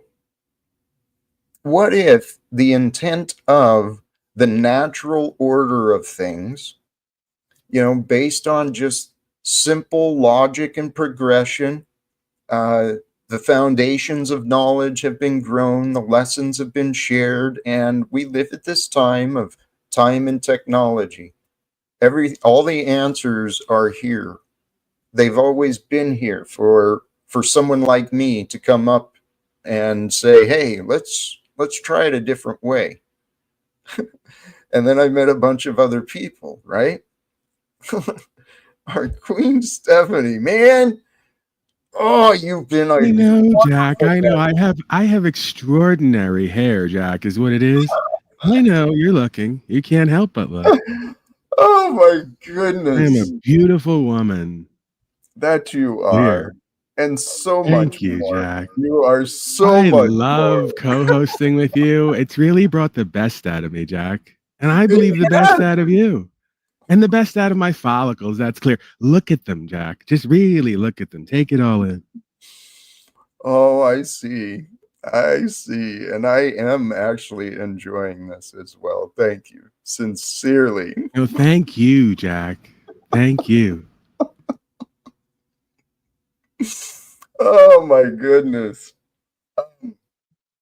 See, this Jack, life, if you are in fact please. Jesus reincarnate as the Christed one, do you have any past life recollection? Like, do you think you maybe masturbated during your time here? The past times around, or were you just so holy that you never had like sexual thoughts? That's a valid question. Dude. Yeah, actually, one of the Gospels says that Jesus did do that. One of the abandoned Gospels. It says that, not to be too vulgar, but it says that Jesus came in his hand and made Mary eat it.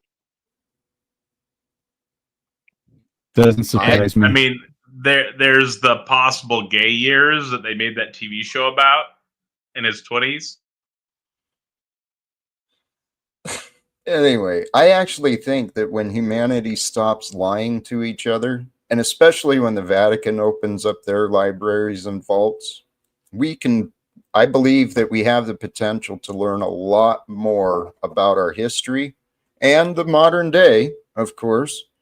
But I think part of it might be I wouldn't be surprised if God allowed humanity, once we stopped fighting with each other, and started working together, really living out the messages that was left behind by Jesus or through him. I think we'll learn a lot more about where he was, how he became who he is. And my theory is, his words were recorded the way they were, and the lessons were sent down the way they were. And who I am, I've been gathering knowledge, right, from the collective. My job as a shop steward prepared me for this, right? And I'm much like many of you on a path of truth. I'm an advocate for the truth. My time as a shop steward prepared me to really watch for evidence, to recognize what is evidence and what is the evidence showing. And so, like any good shop steward, you document evidence, you watch for evidence, you create opportunities for evidence to come forth. And that's what I've been doing. But not just for myself, but what I've been learning about our God. And when I say our God, what I'm talking about is this realm that we live in, right? Whatever it is that includes Earth and all that we've ever learned.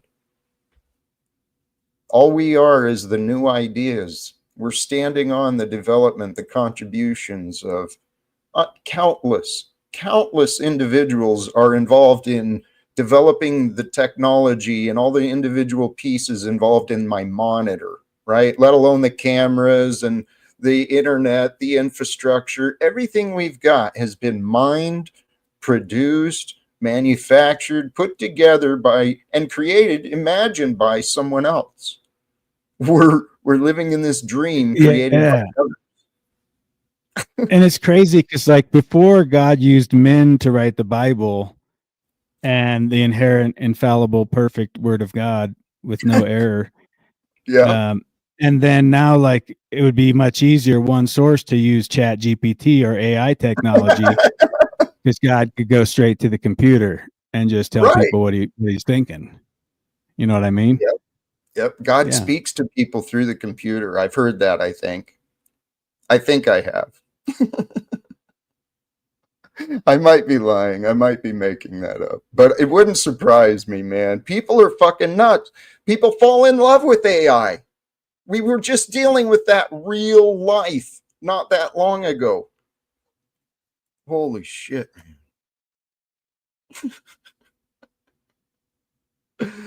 This world we live in. Sorry. How is Axis? Anyone know? Not to drop names. Are you talking about Axis Rat Blood? Mm-hmm. Oh, he has some sort of like an artificial intelligence girlfriend. That's what he's been talking about lately. Well, the last time I crossed paths with him, I tried speaking with him about that relationship. He was kind of distraught, and if I wasn't mistaken, he's had some crazy things going on. And I don't mean to bring him up, but that is who I'm referring to and what I'm referring to, Andy. Yeah, it's an interesting situation. I don't I try not to judge and stay neutral, but that's a big pill to swallow there. Well, we live in this time, right? And we're all individually, we're all on our own path for individual development. And that means intellectually, emotionally, spiritually. We've all got our own shit to deal with, right? We're all dealing with the stuff from our own parents and their families. We're all coming from the environment we came from. Some people had it one way, other people had it another way. But what we do now, that's going to be the question, right? The future is going to be looking back, and we'll each be looking back at ourselves at some point and saying, well, why didn't I ... right? And I really hadn't given a lot of thought in my past. I thought I had a plan and I was focused on my plan and my identity and paying the bills and following the rules. And I was miserable. So now I found freedom and I found other people who live freely. I think each of you has been an influence on me, right? Your method of communicating probably mostly, because that's something I really watch for. And we've got some gifted communicators and some angry ones. Who are gifted. Holy cows. So what if mankind is destined for a brighter future?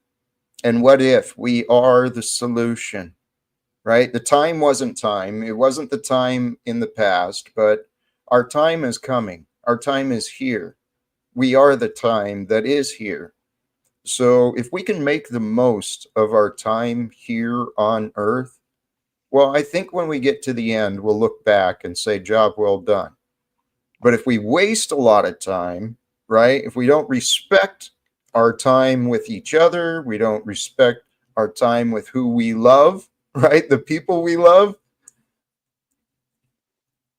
Hey, tacos, not to get into your crap, but I was grateful to hear, right?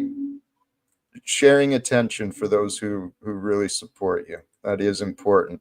And I'm glad to see you watching out for yourself and that. Would Paul consider going on Taco's panel? That's an interesting. Have you met Paul Enslaved by chance? No, I haven't. Fascinating. He's not so much into the religious discussion. He's a man who's very strong in his walk and his knowledge. You just don't know it yet. That would be Queen Stephanie below you. I'm going to ask once again to please stop misgendering. I don't know why there's a double and triple standard here. Thank you. Oh my goodness. Oh my goodness. I do. Queen Stephanie, I think, knows already. I do have deep love for Paul Enslaved. Absolutely. But so if it is this, if we live in this world and it's possible, because what I'm saying, I'm not really claiming anything special. I'm claiming to be a man who loves God. I claim to be a man who is intentionally trying to live more like Jesus. And in my mind, that means fearlessly, right? Without worry, without regret and shame, living honestly. And that's how I live. I live pretty damn honest. And I said this earlier, guys. When people from my past, no, actually, let me not blame. There's no responsibility. It comes down to a willingness and a question. What good is it to have evidence if the evidence is never seen? There's a lot of evidence of Jack Talcott, the things I've achieved, the things I've done that are worthy of some respect and some support. My friends and family know it. Why they're avoiding me, I still don't really understand. But I've accepted it. But the reality is, after my 28 and a half years of federal service, not to mention voluntary enlistment in the Army, the title of disabled vet, public servant, I feel that I've earned an opportunity to get the attention of some of Thank you for your service, Jack. I really appreciate it. Well, thank you for doing that for us. That helps. Did it? I told myself it did, and a lot of those men and women do. A lot of men and women who work for the public service, you know, even in customer service, a lot of them actually care about the job they do. It's the people that just care only about the paycheck, only focused on what they get. They're the ones who live pretty miserably. And that's how I used to live. I mean, I was such a contradiction to myself. Self-sabotaging, right? I did a lot of patterns of that. And that's why I watch for symptoms in people I care about. But self-sabotaging. I worked hard. I gave of myself. I worked so hard to please others. Why? Because I didn't feel worthy without their approval, without their validation. Well, I had to learn that my approval is what matters. My validation is what matters.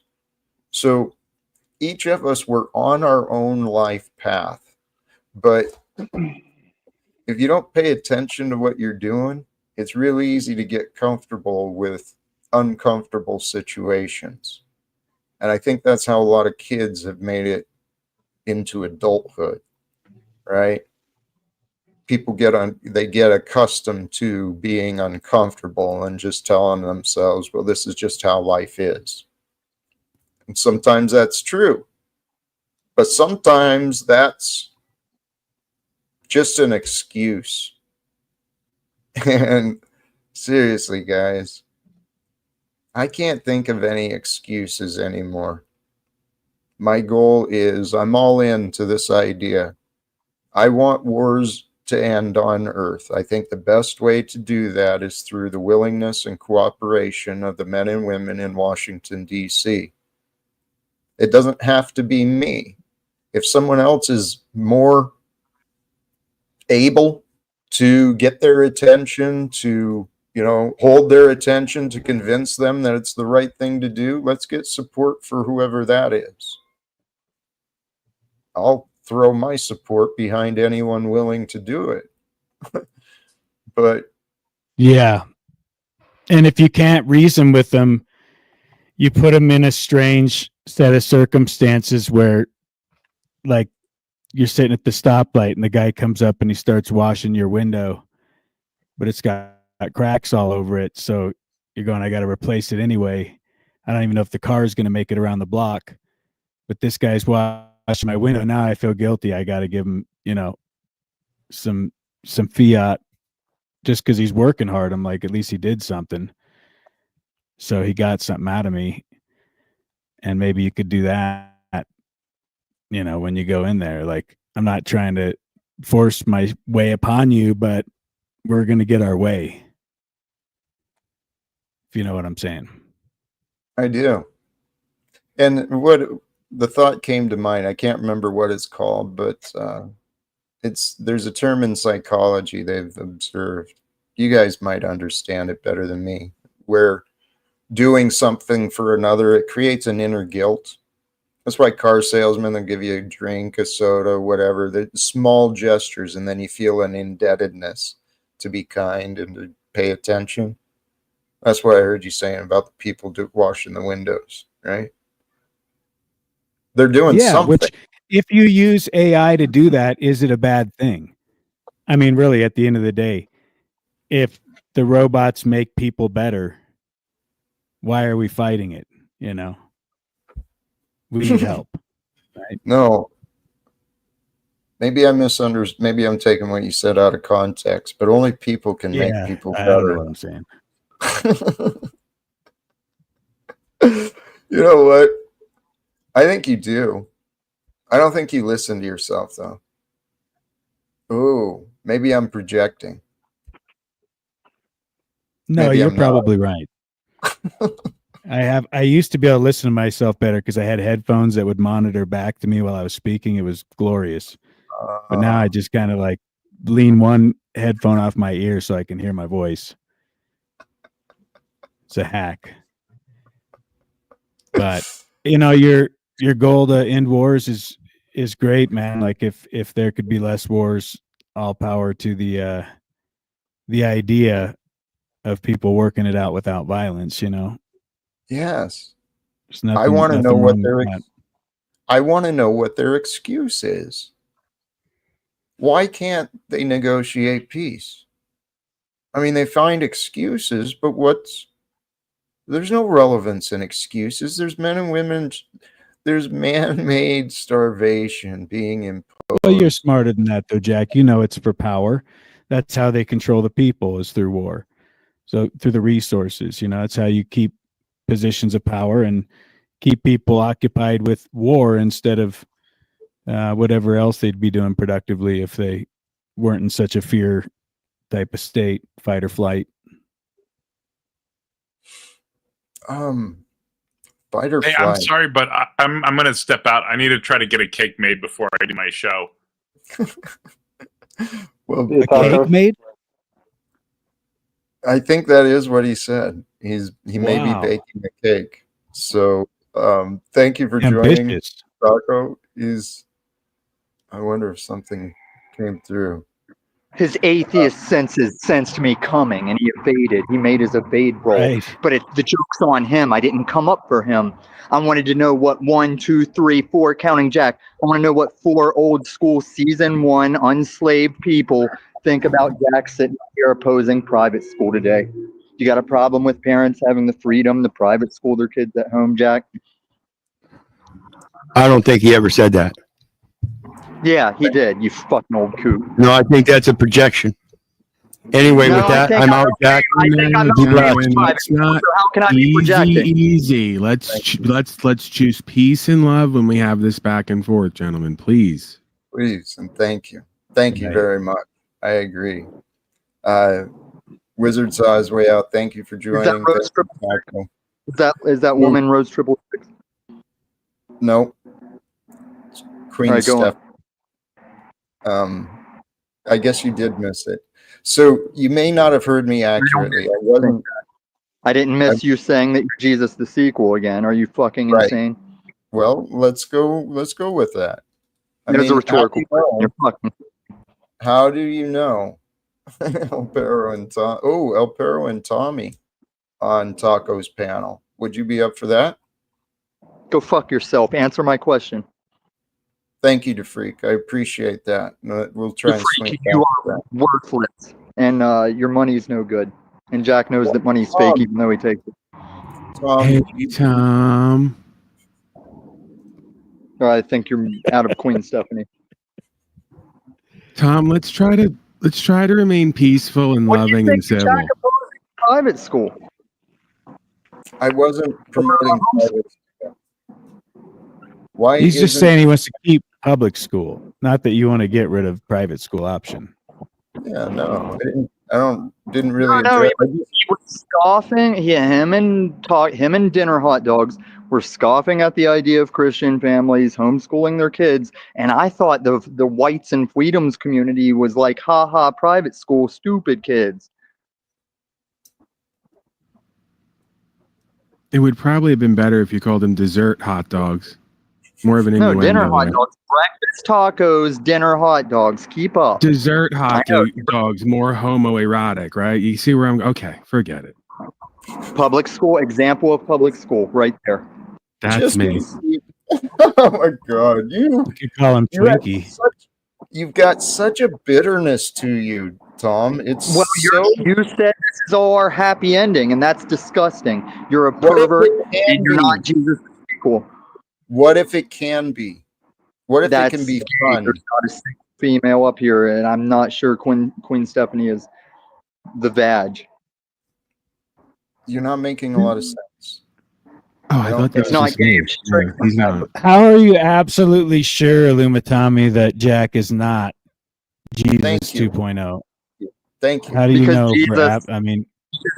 Because Jesus said, once you're married once, if that doesn't make it, you're done. And Jesus wouldn't be working on this. How do we know we're not on a reversing loop timeline and Jack is Jesus 1.0 and that in another timeline they're talking about Jack and Jesus is copying him? Now what? Could be. Because if I'm a woman, that can be real. Possible. Why not? Yeah. At least if Jack What's Jesus. real? I should have grabbed that napkin. I'm kind of kicking myself. I left that. What's real? Is this real?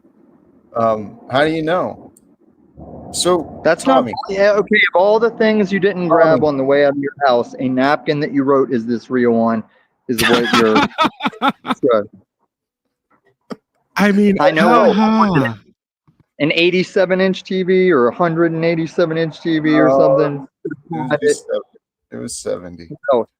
But so actually, Tom, what came to my mind is yes, I am used as an example. I defy the odds. I slip through the cracks, and people are like, "Oh, that shouldn't happen." Yeah, no shit, it shouldn't happen.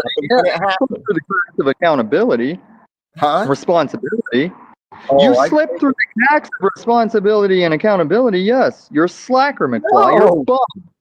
That's not accurate. You are a George fucking McFly, through and through. Only Marty didn't achieve getting you and your old lady back together. Old Dom and Doc Brown just did bong hits. Jack, this would be the part where I would ask him to describe how he's any different than you. He can't do it. Try it out. Oh, In every fucking way. Well, no, see, you got to be specific, right? This is what he does. Watch. This is great. You mean how our lives are different?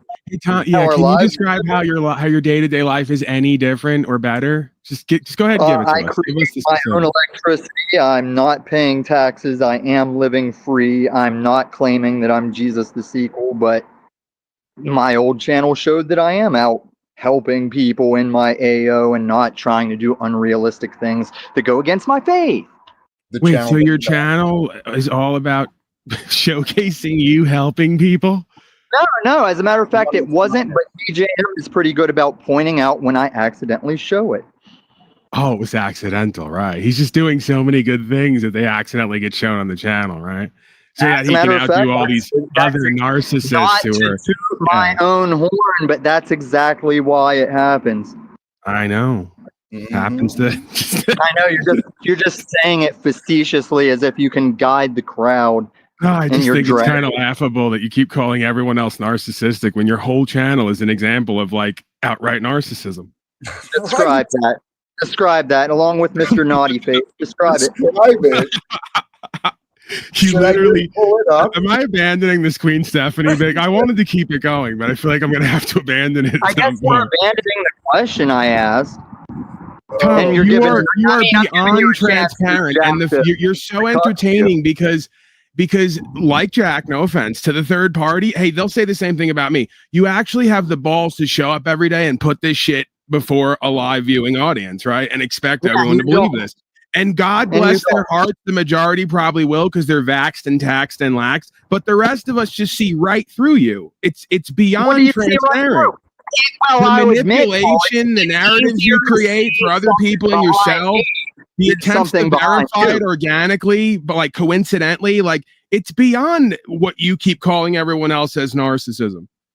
I only call you, Jack, and a few others narcissists. A grandiose sense of self and belief that you have all the answers for everyone.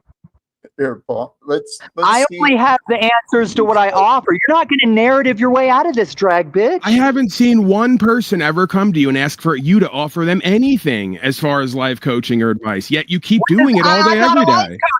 Hey, I'm not a life coach, faggot. Well, then why would you be sitting here telling another life coach how to life coach when you're not a life coach? Get out of that one. I came up and asked what 3 unslaved season 1 motherfuckers think about Jack opposing homeschooling. There is no season 1 unslaved. This is part of your delusion coattail riding. It was Paul unslaved. He had the bizarre idea of starting a panel, and then here we are. There was no season 1 unslavia like you were Monica and friends, okay? Get a fucking life. Get a job. Get a life. Get some content. Get fucked. And get dead. And get the fuck out of my face. Something I could do if I wanted to. You're doing season 1 That's shit. not you. For somebody that denies season 1, you're I totally agree. I agree, Paul. There was no season 1. Hey, could you sign my season 1 calendar though? Sure, Dick. I'll have my agent send it right over. I'm talking about. And if Paul had his balls in a fight saying, "Have you ever positively referenced Tom saying the seasons?" and he said no, they'd smash his balls. Tom, do you see how Fuck quickly you. he riles Fuck you up? you, Jack. You're You just never supported me, like a Dad. boy. Oh my god. No, I don't support either of you. I asked a fucking question, and you narcissists are trying to make it about me. Well, your question was what a narcissist comes in demanding, right? Oh, tell me about Demanding narcissism, guy.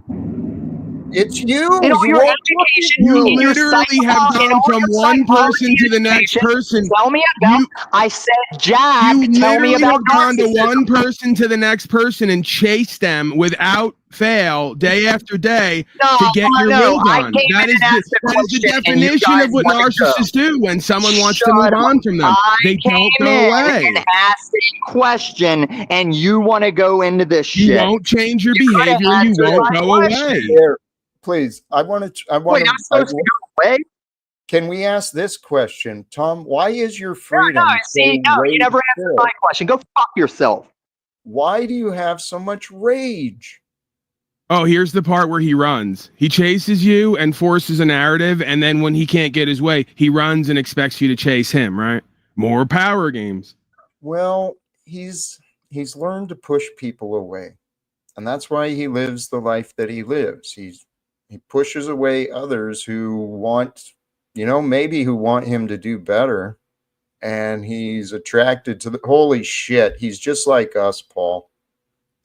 He's attracted to the people who hold him down, and we push away the people that are good for us. That's what he's doing. And we do the same thing, man. I know I do.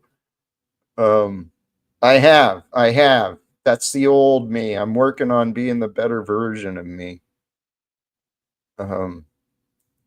But see, he's like a lobbyist coming to you as like the oligarch representative, where he knows you have the power, Jack, and you're going to take the staff to all these leaders of influence, and he wants to get in there, his position that we got to help the kids, public schools, we got to, have the private option, and we got to get government to help us is what it comes down to. It's our only hope. No. He has been giving me credit though, and I didn't see that until something you just said there. He has been giving me credit as though I've got some power. He thinks ending wars is a violation of his beliefs, and for whatever that means, and that's why he's so disagreeable. I mean, it makes sense.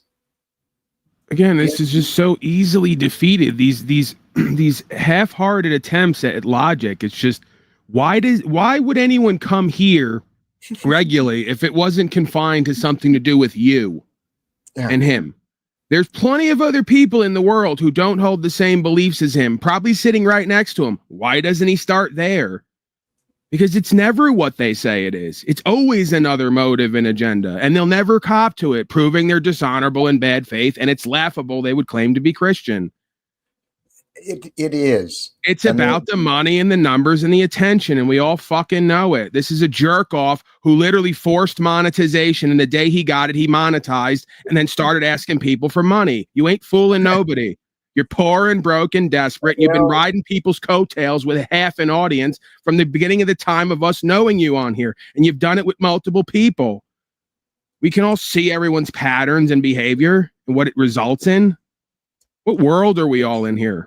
Paul, it is that world. This is the world we live in, right? And people are the way they are. They don't even see their patterns. They don't see their contradictions. And we do, okay? So what I've been working to do is try not to judge them for not knowing, because I've been blind in my own ways in the past. And seriously, my path, my mind has been blown so many times that by conversations I've had, and it's like, how are they not? They're not there, right? They're just like fucking disassociated. There's no way to communicate with some people. So that to me, that's evidence that we're all on our own individual path, karmic path, right? We deal with other beings at different moments and different times. But how we come out of that, how we come through those conversations, people will drive us nuts. And what I've been learning, I understand Tommy. And as soon as he understands that I'm not his enemy, he can treat me like a friend. And if he treats me like a friend, dude, he's fun. Paul, you know he's fun. Jack, I don't know why you keep doing this loop. This is why I agree with him. There's a few times where I agree with these people, and they'll say, Paul, you're inconsistent. No, I can be here, stay neutral, or have an endearment to you, and also think you're insane. The same could be said about me. So you keep looping this thing like he wants friendship with you because he tells you he does. He doesn't show you that he does. He's bullshitting you, and you're buying into it. If you guys become friends, you're one less piece of content he has. Hello? Right. They're not looking for friends. Slow State's not looking for friends. I know. They're looking for content pieces. You are a evergreen content piece. They're using you as a content piece. Either accept it and roll with it, or cut them out of your life because they don't want to be your friend. Stop looking for friendship where there is only embarrassment and humiliation for everyone. It's laughable. Well, it's only laughable to those who don't comprehend. Because the truth is funny, especially, the truth is funny, and it's fun to laugh. I'm not denying, Jack, that like cancer, you will grow on people. That if you expose if I expose someone to a sewer 24/7, 365, they'll get used to the smell and maybe even the taste. We have an amazing ability to adapt. The question is, why are you so desperate to adapt and bond with all these loser failures who have little to nothing going on?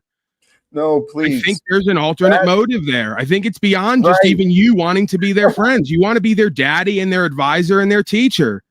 Please. Some of that has been true. Okay. But don't underestimate me, please. I'm overestimating, if anything. I'm saying if you hang around all these people long enough, they're going to get endeared to you. If you keep a shop cat or dog around that you work with long enough each day, they're going to eventually be endeared to you. Yes, but don't assume my attachment. I don't assume anything at the end of the day. We're all going to find out, right? Isn't that the game here? Exactly. It doesn't really matter what any of us fucking say, because what we do and who we are is all going to come forth through the results and the experience. Mm-hmm. Well, and we're not done. What we do today matters. That's what I know. And that's why each day with Tommy, I try to remind him that there's a friend in me. I'm available. Yes, but you're absolutely right. He's not seeing that. I'm being used as content over and over, except by where I want to be used as content. And so, it's a path. And Paul, you've been experiencing similar things your own way. I know that. However, there are incredible opportunities available. This Live Without Fear, I'm invested in it. I do embody it, and I envision others wanting to embody it with me, right? Co-branding is some of the ideas I have. And like I said, if the people of my past would come forth about who I am and what I've done, there's plenty of reason to trust me. They have. Have you seen Snafu's series? Oh, right. That's what I mean. These people, man. How the fuck that's insanity. It is insanity. I wanted to co-brand Dick Without Fear. I thought that would be a good one. Okay. Dick Without Fear. We could put that together. You do, I think. Anyway, the snafu. Choose Dick. That's another line too for Dick Without Fear. The phrase would be choose Dick. Right? It could be easy. Sorry, Jack. Go ahead. You're saying? Oh, snafu. Right? This is my life. This is my life story. I've reached out literally to private investigators. I've reached out to journalists, to news correspondents. I've done everything I could think of to get my story told. And what do I get? I get fucking snafus investigative reporting. What You the said you hell wanted is journalists. that? Right. Hey, if you can pretend to be a life coach, he can pretend to be a journalist. There are rules to this. There are hidden cosmic rules. Fair enough. Touche. I mean, I'm the man. god of all media when I'm not Queen Stephanieing around the house. Right? Right. Well, fake it till you make it, I guess. Fake it till you make it. But no, snafu. He literally, I suppose it makes sense if he's doing what he's doing. He interviewed the guy who fucking physically assaulted me in my own home. Right. That was season 1, though. We love that season. That. Yeah. Like, we don't love that you got beat up, but you got beyond it. You're here now. You're all in one piece. So we love it. It's part of the saga. That man has never spoken with me about what he's done, about his claims against me. He's never discussed those things with me. Not once. Chemo, I'm referring to. Oh, we know. We know the lore. And then Charles and Margot are so confident that they know me better than I know myself. And I keep trying to tell them, you guys are fools. But what I've witnessed here online, the world is being tested right now. There's sources of wisdom, there's sources of fools, right? To be misled. And Snafu has proven he believes in lies, he spreads lies, and he seems to attract liars around him. So Margot and Charles and Chemo revealed themselves publicly in their ways. And I'm comfortable. I am so fucking comfortable with the truth. I'm excited for the future, guys. And I'm telling you, if other people will join me in this possibility, the facts I see show that I'm following the way of Jesus. I'm inviting others to join me and to support my efforts. In doing so, I would like to have the attention of Donald Trump and the other men and women of Congress. And here's the paradox. I don't have the evidence. I don't have the miracles that say I'm like Jesus. But what I do have is the true love, the love of God, which is beyond the limits of religions. I love my neighbors, my brothers and sisters all around the world, which is beyond the limits of states. Every one of us can live like that if we understand that that's what life is really about. Whether we like it or not, God is in control. We have such little control of anything. But the attitudes and the feelings we choose, those feelings become our character. And the character we become becomes what we live. I see a lot of men and women online and off, and I'm breaking my own habits of this, self-sabotage. We try too hard, right? We're like ignorant children who get all prideful, and then we don't watch what we're doing.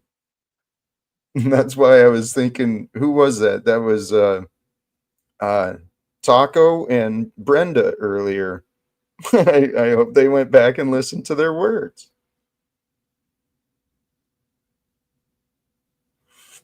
All we have to do, guys, from what I've learned, it makes sense too. All we have to do is to be present. And if we're going to be present then and be calm and be with love, then we can be with good ideas. And good ideas feel good. This is how I spend my time these days. I really have. I saw my susceptibility, and I did. I got caught up, not near like Tommy and the others, but I got caught up in some of the lore and the time online. So I had to reevaluate. I kind of stepped back. And when I'm not online these days, seriously, I do live like I live like I'm in a monastery. I mean, when I'm not online, I guess it is a paradox. I'm completely contrary to what I claim, aren't I? Holy shit. See, this is the way our life is. Every one of us, we are a paradox. We're a mystery. We're a contradiction. And we have really one choice in life. Are we going to live with or without others? And the other, I think, is God. I often ponder that too. Just going into a cave. Mm-hmm. It's safer. A cave with Wi-Fi. Yep. Well, this is part of my story. Yeah, but otherwise, complete isolation. Just me and my Wi-Fi. That's it. Nothing else. Right. No other That's conveniences. Actually, I've kind of lived that way for quite a while now. I had periods where I couldn't afford the internet. I didn't have cell phone or internet for a while, but I did have the radio. Jack, just quickly, because something came up earlier, and I want to, these pseudo intellectuals run around YouTube pretending like they're powerful and have experience and understanding, and like they're debating. And I just want to undo Breakfast Taco's channel with one line, just one line. This is something that I do. You know that, Jack. I have fun with this. Imagine taking someone seriously and going over to a channel to listen to debates, a being who genuflects this idea that a man could ever become a woo man, and then tells other people they're misgendering that person for pointing out the obvious logical consistency that if you're born a male, you can never be anything other than a male, regardless of what you call it. So, again, just the lack of credibility, consistency, and continuity makes it laughable that you would front yourself as a debate channel. So that's pretty much it. I'm done there. But again, that's precisely why I don't like being around most people, because they'll call themselves intellectuals and even say they're going to debate and say they never lost, when just in that one line, their whole platform is undone. How would we trust the senses of someone, or even believe that someone could attain an adequate understanding of reality, who could not accept and speak out loud the truth of the obvious reality that we experience? Right? That just goes to show that everything is subject to political correctness, so nobody can be trusted or believed, and most people's truth is an inherent lie. I agree with everything except the conclusion. The conclusion that you can't trust, and that it is politicized. It is politicized, but even the idea of politics is to divide. And if we can get beyond that divisive mindset, get beyond the trust or don't trust, and actually just focus on the facts. I've had to learn, I've had opportunities to learn from people I really did not want to listen to. But in the end, I'm grateful I heard what I heard. Right? Glad to hear that, Jack. I said earlier, we live in a world that's run by liars, because people don't have any trust. And because people don't have any trust, we live in a world filled with liars. And I think it's up to us. It's up to us to be the honest ones, to fix the problems. And that's who we are. Guys, we've been living our own separated lives, but every one of you is just like me, is strong in your own way, wise in your own way, very caring in your own way. And we've been preparing. That's what I've been telling myself, is the past has been preparation. And if I can live with love and joy today, I can let go of the past and just walk today with the knowing that I know. The idea is we can create a future that if we just work together, if we can work with people who we don't like, if we can stop sabotaging ourselves, if we can really start helping each other rise, that's the way to succeed in life, sincerely. the churches have a partial truth, and then the Wall Street guys, they've got a partial truth, and we've got a partial truth, but I like ours the best, right? We've got more than just a partial truth, because we're looking on the outside of society. We're looking in. And I said this earlier, guys, praise God, sincerely, there's something incredible happening in my life. Earlier today, I was struggling in my head a little bit of doubts over my goals, listening to the feedback and the criticism. It got into my head a little bit earlier today. But I paid attention, and all it took within me was a small shift, right? A tiny shift in my energies, in my feelings inside, and all of a sudden, my mind was filled with ideas again.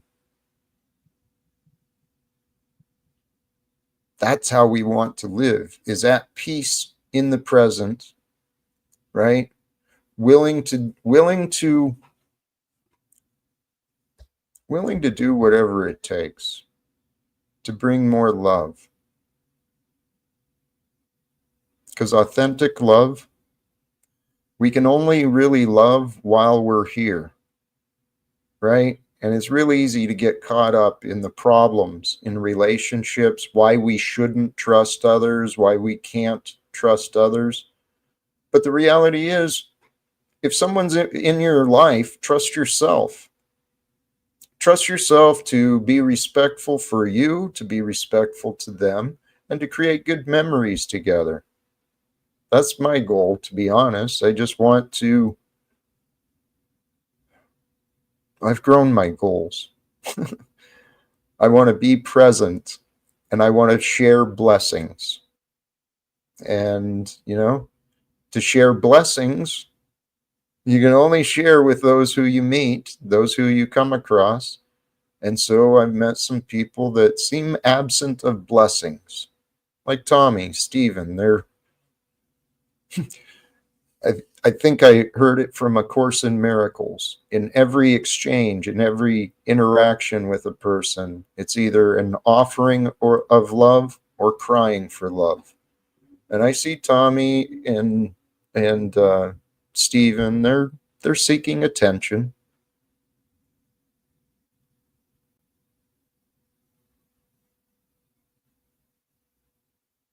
But I guess I am too. Otherwise, I wouldn't be tolerating it, would I? Right. There's context and nuance here. We're all seeking attention. Some of us are better at holding it and doing something with it at least part of the time. The rest of these folks are seeking attention they can't get because when they got it, they did nothing with it. According to the audience. That's not according to me or you. That's according to the audience. Right. It is. Yes, there's that too. But we live in a world, man. This world is so ass backwards. People are so... Tell you what.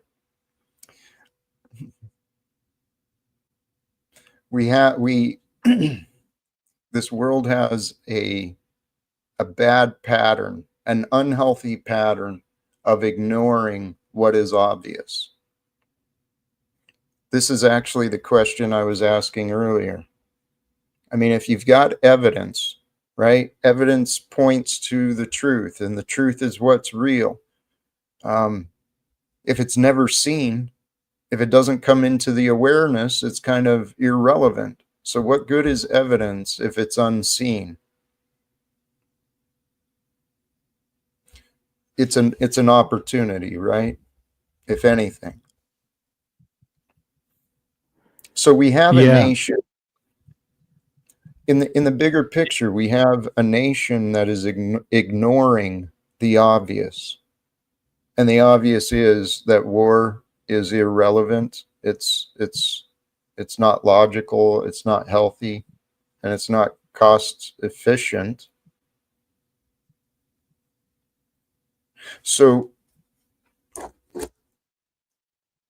how do we get people to stop ignoring what they see? See, that was the question with me too. I mean, in my past, I don't know how I changed. I really don't. It was truly by the grace of powers greater than me. Yeah. Well, and Right? should we attach to what we see? Because if you're conscious and you're just the observer, you're eating the popcorn, watching the show, right? But then even when you pick up the shovel and you're like, well, I'm going to do something, I'm going to build this house or whatever, because I got to do something productive, but I'm still just watching the process, right? I'm the observer. So I'm not overly defined with the process as much as, because like if you want to circumvent everyone else's free will, then I guess, that's what politicians do. But otherwise, you just got to let the process play itself out, is what I've figured out. Try to speak some common sense into it, but I think I understand what you're saying, but I think I disagree. Well, it's that back to the idea that government could fix any problems for you, that it could solve any of your problems. No, I'm referring to the being in the position of the observer. Yes, that is what we are to do. We are to be the observer of our experience, but then logically think those thoughts through. What are you observing, and what is the purpose of your observations? We live in a world that people get comfortable with being entertained by life. As long as they're surviving, they got time for entertainment. And entertainment, well, shit, that creates a service industry in the billionaire class. Bread and circus keep the slaves entertained and the others, I don't know, distracted. We're here to be participants we are co-creators in this experience. We're co-creating our own life between ourselves and the experience includes other people.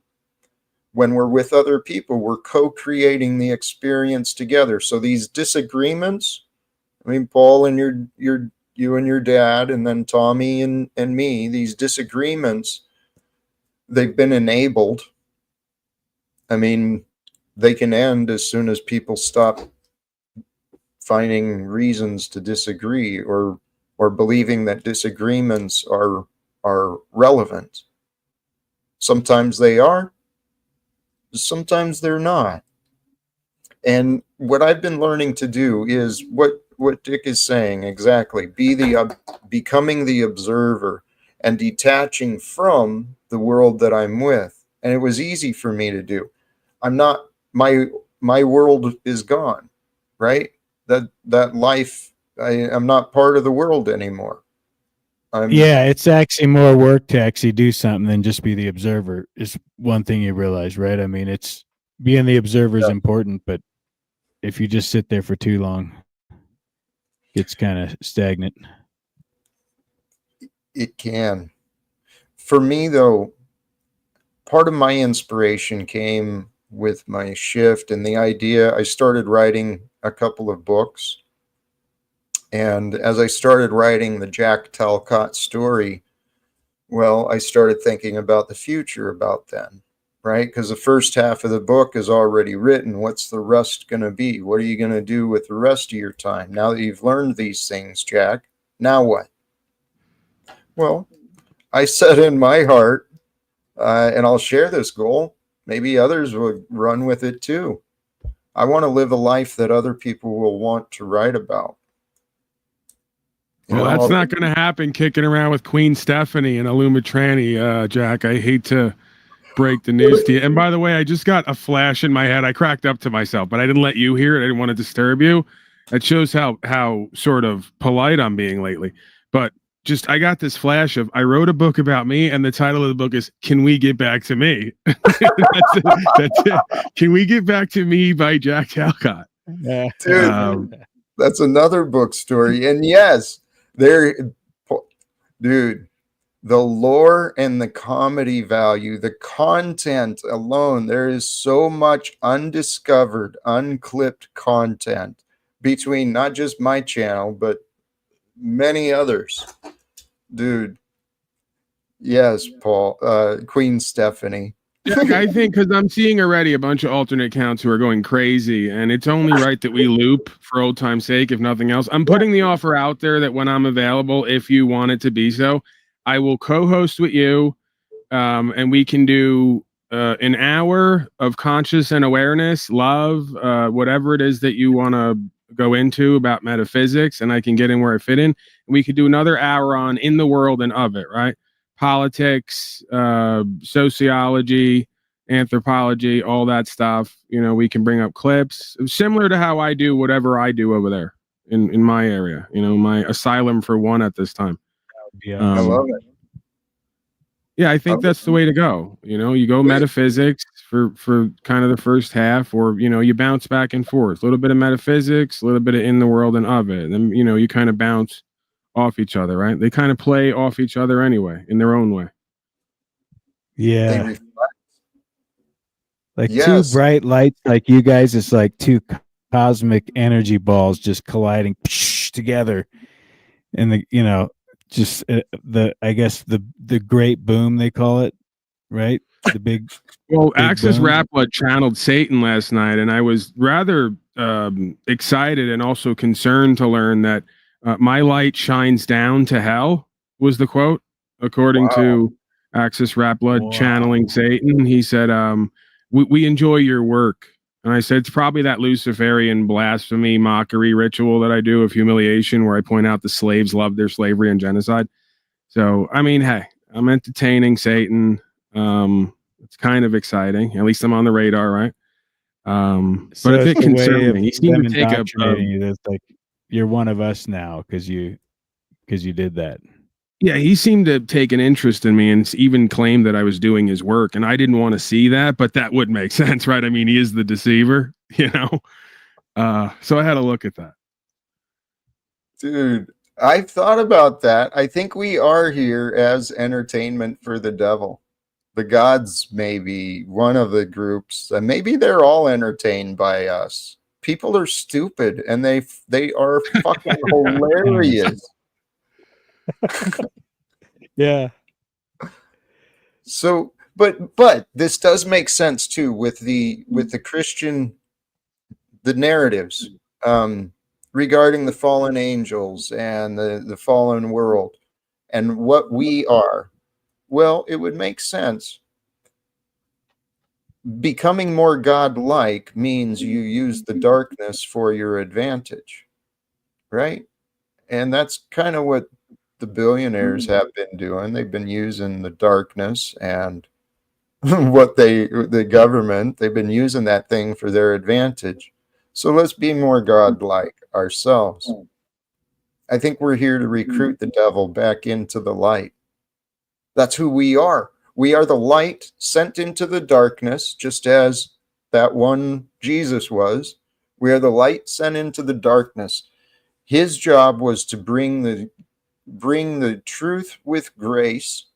We're not as graceful. We're kind of clumsy, a little rougher around the edges, but we know how to discern the truth. We know how to figure out what's what. And so if we follow that example, then our job is to, he revealed the truth. He didn't focus so much on the lies as much. We're living at a time where people are focusing on lies more than the truth. But we are here to expose the lies and to lead the liars into reform. That's where I want to speak to Donald Trump about. He's got the position. I mean, the only reason I really want to speak with him is because I want to speak to the people who support him, meaning the ones in Congress and in Supreme Court, wherever else, whatever. Jack, I think you're selling yourself and me and everyone else short. I'm seeing a Talcott Laporta ticket 2028, as our poll pointed out in the chat. You know, why accept less at this point and go groveling at the feet of some loser failure who just has a bunch of cash and a list non-list, right? That doesn't exist.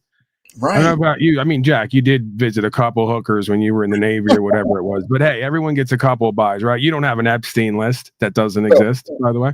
No. So I say we go Talcott Laporta 2028. We just kind of replace. You know, we don't hate, we replace, right? That's where we're at. We don't chase, we replace.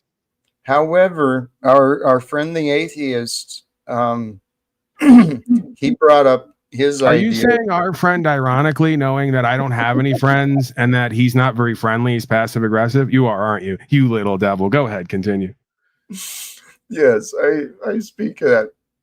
Yes. Anyway, he pointed out his idea for the political party 2028, and I think it's too late.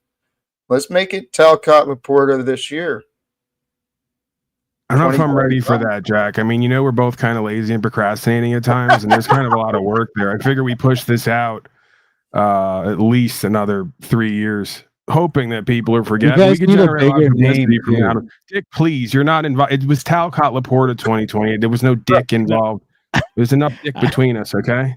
This is an A and B conversation. I was saying, like, you guys should get Bernie Sanders or something like that, like a trio, you know, effect.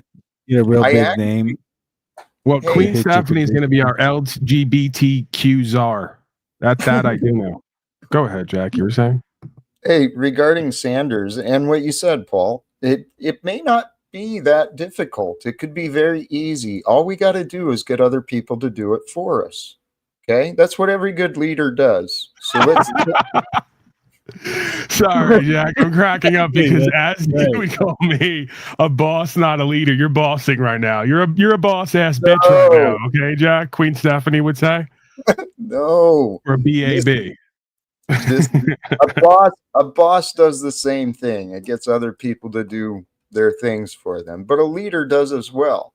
But it inspires them so they understand why they're doing what they're doing. And Bernie Sanders might be an easy way in front of Congress, because I've said for a long time his peers haven't been listening to him. You know, he's pointing out what the oligarchy is doing, and yeah, maybe he's kind of conformed to the systems. He's not perfect in his role either, but he's been over 30 years trying to do what's right in Washington, D.C., and I'd like to give him a little support, because it's time that those Republicans and Democrats pull their heads out of their asses and start seeing what they are doing, what it looks like from the outside. Because it looks like a shit show from the outside. Anybody in chat motivated to do that? He lost me with that. This is why we never get anywhere, me and him. We want it so bad. We want the merge to happen, but the merger can never happen because he goes to this stuff. So anyone in chat motivated to do some work for us, please? Because I can't get myself motivated to try to convince Bernie Sanders to not be Bernie Sanders. I know. I like it. I think it's a great idea. I mean, honestly, hanging out with Bernie would be You're not going to help in any of this. You're just saying that. Here he goes, Jack. Don't be being at dinner with Bernie Sanders, man. You're just all right. Are chilling you with going to Bernie campaign then? Are you going to hand out the flyers? Bernie, stop being Bernie because Jack and Paul are in town. You know you're not. You're not. I know you're not. I feel like he's the kind of guy that hides the chocolates. You know, he's always got chocolates on him, but you got to like convince him to give you one. Hey, this is true. There's a story about me. I spent my last $20, I think. I drove across the state to Tacoma for a Bernie Sanders event. And I was so close, but these fucking cops were in the way. And so I was faced with this choice. What are you going to do, Jack? How committed are you to getting their attention and to getting these out? Well, the lady in the crowd, you know, she reminded me, well, if you're following Jesus, get God to do it for you. So that was in my head. So I just said, got a point. Oh, I got to do it. I drove my happy ass back to Spokane and didn't speak to him. But no, there was something else he said, though. I wanted to swing back to that. Margot got me with that comment. It's true. My story is, this was after I started wondering, all right, what can I do? What would be a good story? Yeah, I looked at the facts. I had enough money and fuel. I thought I could make it there and back, so I did.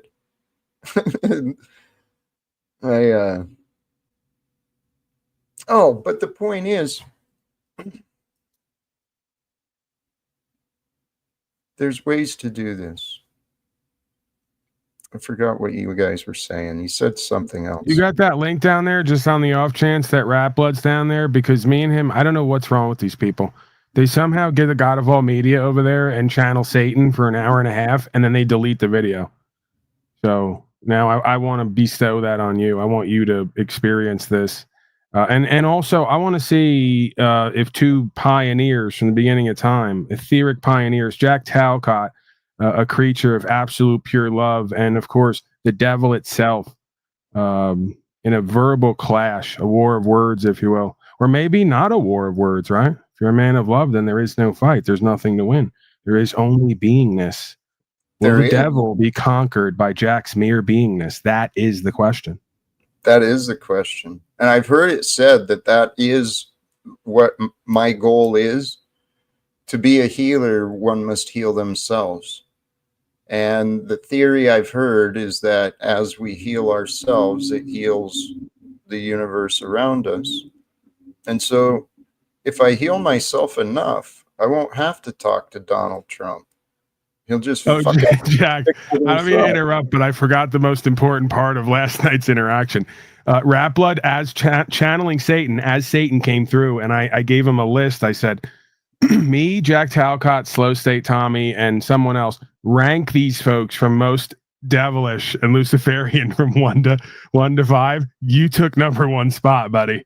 What? But again, that is what the devil would say to try to deceive folks that the most loving man is the most devilish. But he did, in fact, have you as number 1 for doing his work.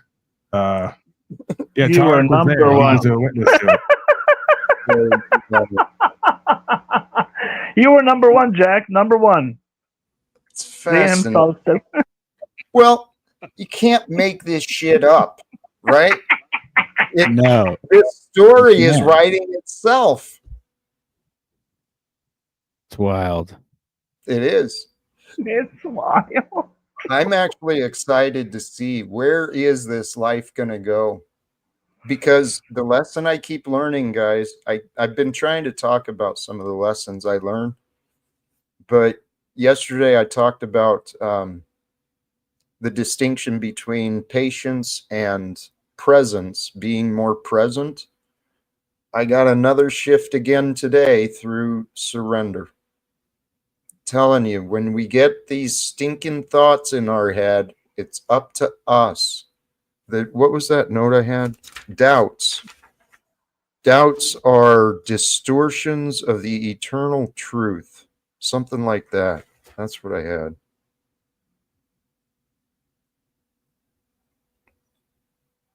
Because we don't want to live with doubts, but we do need to surrender sometimes.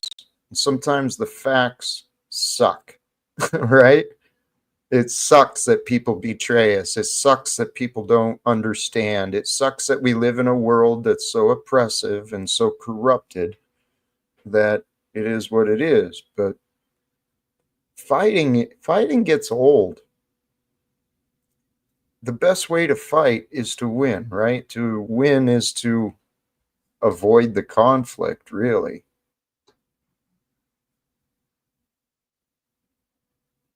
And so how do you encourage people to end their conflicts when they've been stop being in their imagination and finding disagreements everywhere and problems? Correct. It's a yes and. Yes, Jack. It could be better too if you just hire a good hitman. I mean, we have enough. The craziest thing about this, interestingly enough, is we have enough actual problems to solve individually and together without getting into our imaginations to imagine disagreements. Right. We do. And this is what's so fascinating. Humans, people, we are the people who are included in this. We make the world more difficult than it has to be. Serious. Try to stop creating problems for yourself and watch to see if you can succeed. First thing you got to do is figure out what is and isn't a problem.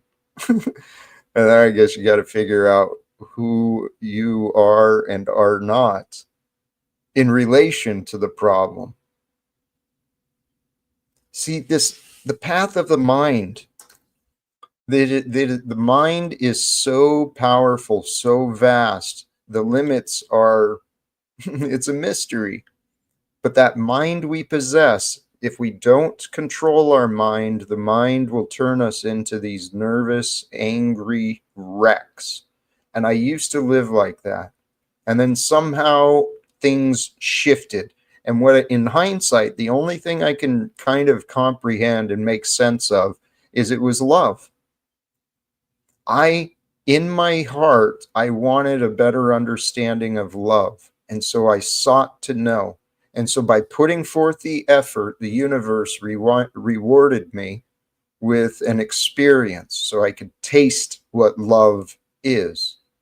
And then once I got a taste for it, man, I started softening, right? My rigidity and my belief system, they started softening in the face of love. And so I recognize that what it is love transforms us. But the only one who can deny love is the individual. It's our mind that prevents us from feeling love. I don't know, Jack. Ratbuck seemed very lovable yesterday. He's Satan himself. He's not a bad guy. He's got some dark thoughts. He grew up in a very toxic world, and he's found comfort in the toxicity and in the darkness. I can relate. I did that in my own ways, but I didn't live the life he did, right? Sounds like he's actually lived the rock star life, right? he's yeah, he didn't serve. He didn't find a place where he served others. He didn't find that benefit of, well, maybe in a band you can find a benefit of a team, but I don't know. I don't know. Who is this? You're talking about the tacos guy? Is that who this is? No. No. Our friend Axis. Oh, Axis. Okay. Tarek, that laugh when you came in, man, got me laughing. I was like going to start doing, I was going to laugh like that too, just because I was like, that looks like it feels good or something. Release some energy, you know? Well, you don't watch last night. Paul was there. It was fucking hilarious. Yeah, it was pretty funny. Why'd you delete it, man? No, I didn't. I'm gonna send it to you. I put it private. Oh. Yeah, I'll send it to you. Just give me. No, I'll send it to you because I don't want everybody to have it, and I'll send certain people. But I've been putting all my stuff private. All right, relax. Get back to Jack. This isn't about you, dude. Yes, it is. Not about me. It's about Jack. I mean. He said that's what made you number one for being on Satan's list. Is that you're among other things that your main quote that you're known for is "Let's get back to me," and that's because that's self-idol worship on some level. You're doing the great work that he respects. Oh shoot, that's probably what Tommy hears too, man. Because I get it, but no. I don't get it because see, this is what he's going to say. You're doing his work again right now because you're infallible. Because you're infallible and no more than Satan itself. Okay, Jack, go ahead. Feel free if you want to go down this road. Hey, would you consider making an AI model, Jack, of you that was a "Let's get back to Jack" AI insight from Jack? Well, we went into that with them is like an on-hand life coach of sorts, but so they could ask you questions and it'd be in essence you, but downloaded. Cage is making that. We went into that last night. It's rather synchronistic. Cage is actually making the Jack Talcott life coach spot today. And yes, one of its features is it always gets back to it. That's going to be a huge success. We learned through that because it's a reflection here, right? Here's the thing, though. Like Satan, I'm going to defend myself, right? Because I explain, I tell people what I'm doing, and I caution people, look, don't underestimate me. People in the past, there's been patterns of people in the past. They underestimate me. They make assumptions. They misunderstand. Then they falsely accuse me. So the appearances with me are evidence. Things are not always as they seem. I am and I'm not a lovable guy, right? There's evidence for both sides of that story. And Paul, you're just like me, dude. Right. The difference is I've created a character on some level to live through, to be the asshole that I've always wanted to be, that isn't acceptable day to day in society. So we encourage you to do the same thing. And that's where he says that we're doing the good work of Satan. Because I go, Jack, just be Jack Unslaved. Come on here and say what you really want to say half the time that you're holding back. It's good entertainment, if nothing else. Plus, you get to learn more about yourself. It's all Paul's fault. We all like when Jack says, fuck you, you're a loser, failure, you're wasting his time, get the fuck out. Right, get your shit it just together. proves a life coach with no family. Okay, we're about to do it right now, I have a right? feeling. Let's practice. Hey, Jack, can we have a discussion? Since Dada's here, can we have a discussion? Maybe Dada could be authentic. All right. Okay, I'll try. I know because I'm Jack right now. Like I'm surrounded by such powerful, inspiring, authentic people that I need to come up to that standard. Yeah. Let's go ahead. So Jack, you said you don't get it. And wait a second, you're the journalist, right? No, before we start, I just want to make sure you are the journalist, right? With the crew, you know, and the militia. Okay, right. Yeah, I got to come up to that standard. Okay, go ahead. Let me fix this. Let me check my God. We're going to be real and honest now and authentic. Yeah, sure. Okay. So, Jack, you don't get it. You don't understand it. But every time the people who want life coaching, you kind of like shun, you yell at, you put in the back. But here's the thing. I've had people say, why are you trying to get life coached by a guy who has no family, who even like the people of the past, you've admitted out of your own mouth in this stream, people make allegations. Now, I dare say that your allegations are you're innocent with everyone.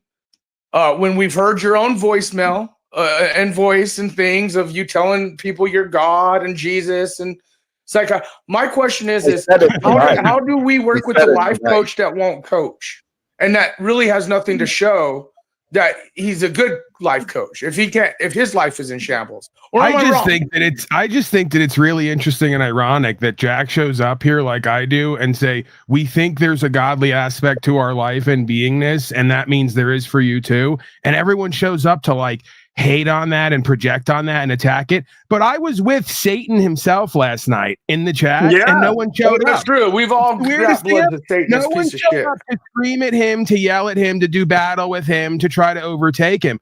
But dare anyone say that God lives within all of us and that love or peace is available? And oh man, it's like, get the war drums going. This ain't even a fight. I'm asking Jack how he wants to claim a life coach when he never wants to coach me, Tommy, others. He always wants to. We really are looping. This is like a year loop. He knows that his life is in shambles. Like, I guess, do I want to separate from my friends and family and have them make allegations on me, and that's how I obtain Jack Talcott status? Like, is that the life coach we aspire to be? This is great. The funniest part about this is that's already happened. So, but I'm just saying, is that the aspiration to be Dada? Like, I mean, Jack, how many times have I said, Jack, coach me, you and him can you have a life coach. Coach me today. Let's do a lesson today. What are you going to coach me? So coach me.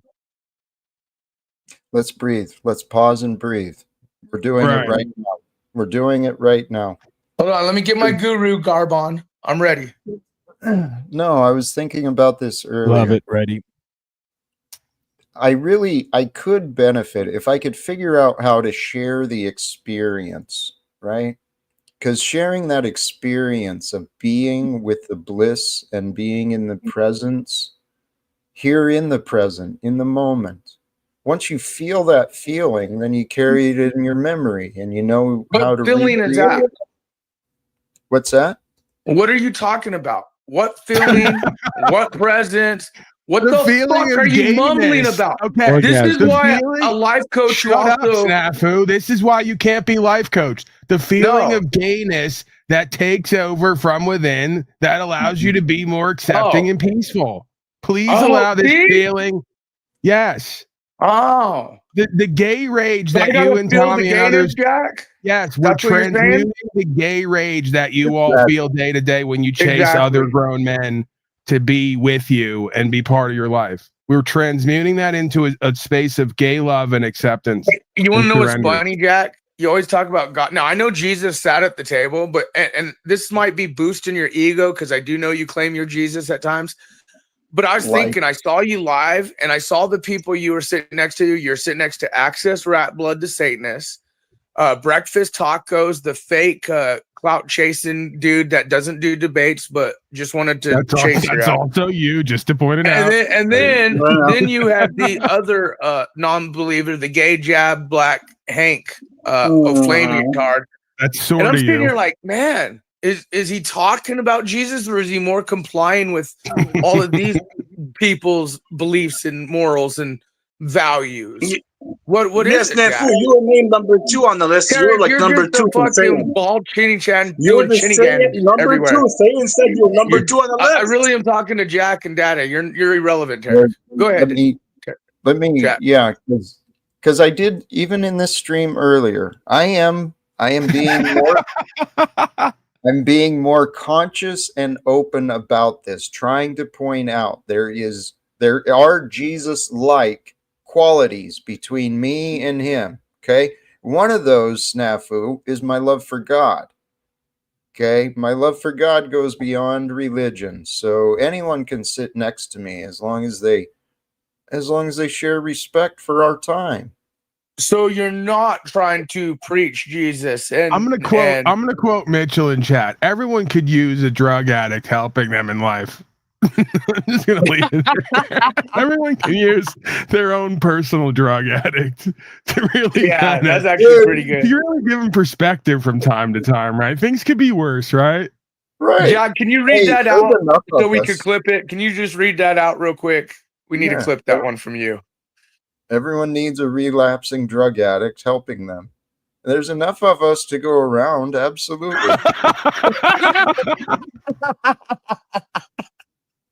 Oh man.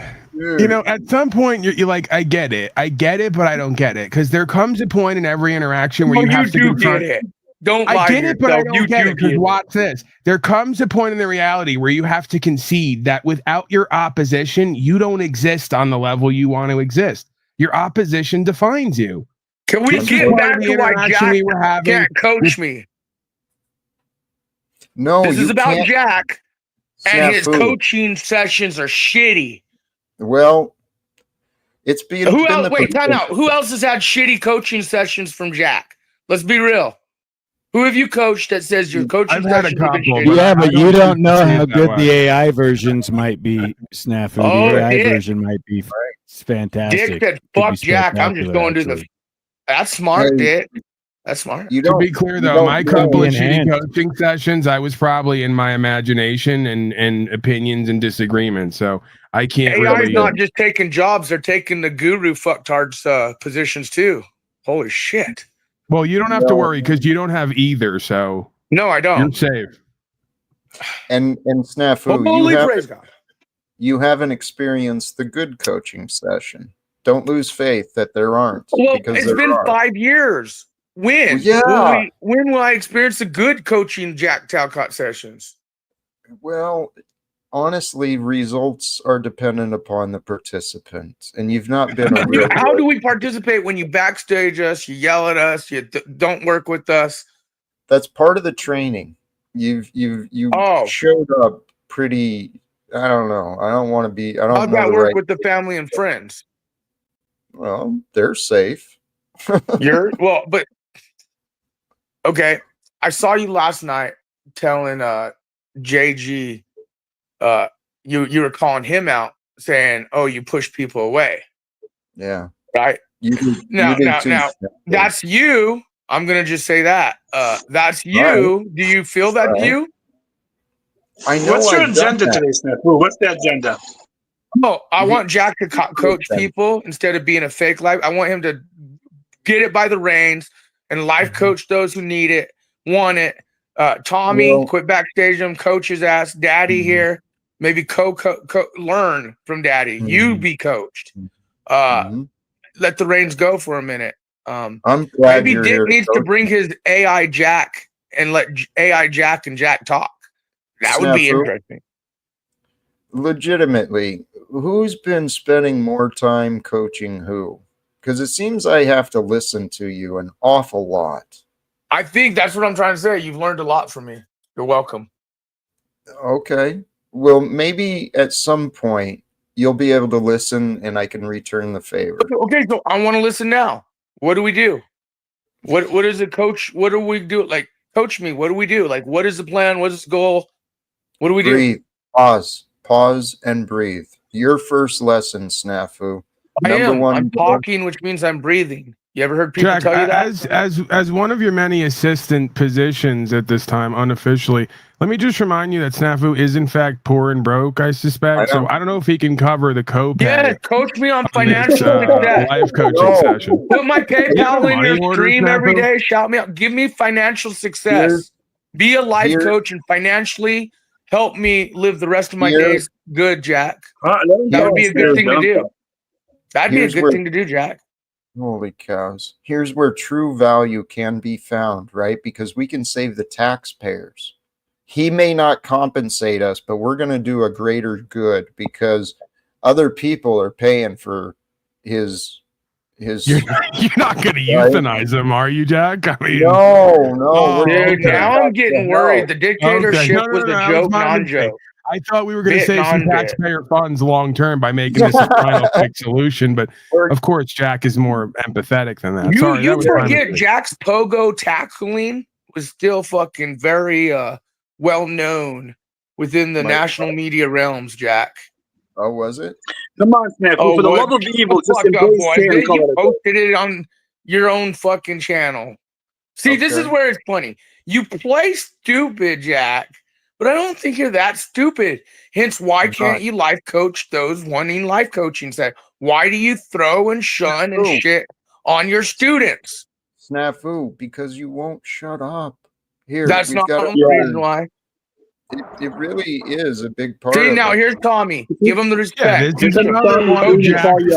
This is another one of my students who I had to let go because he was unteachable and uncoachable.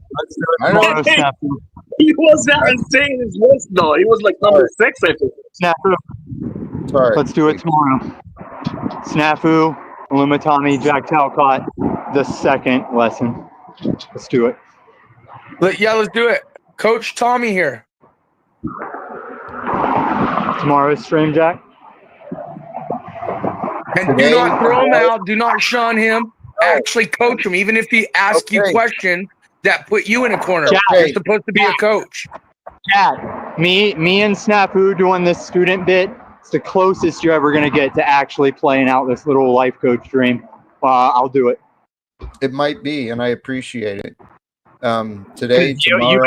You admit.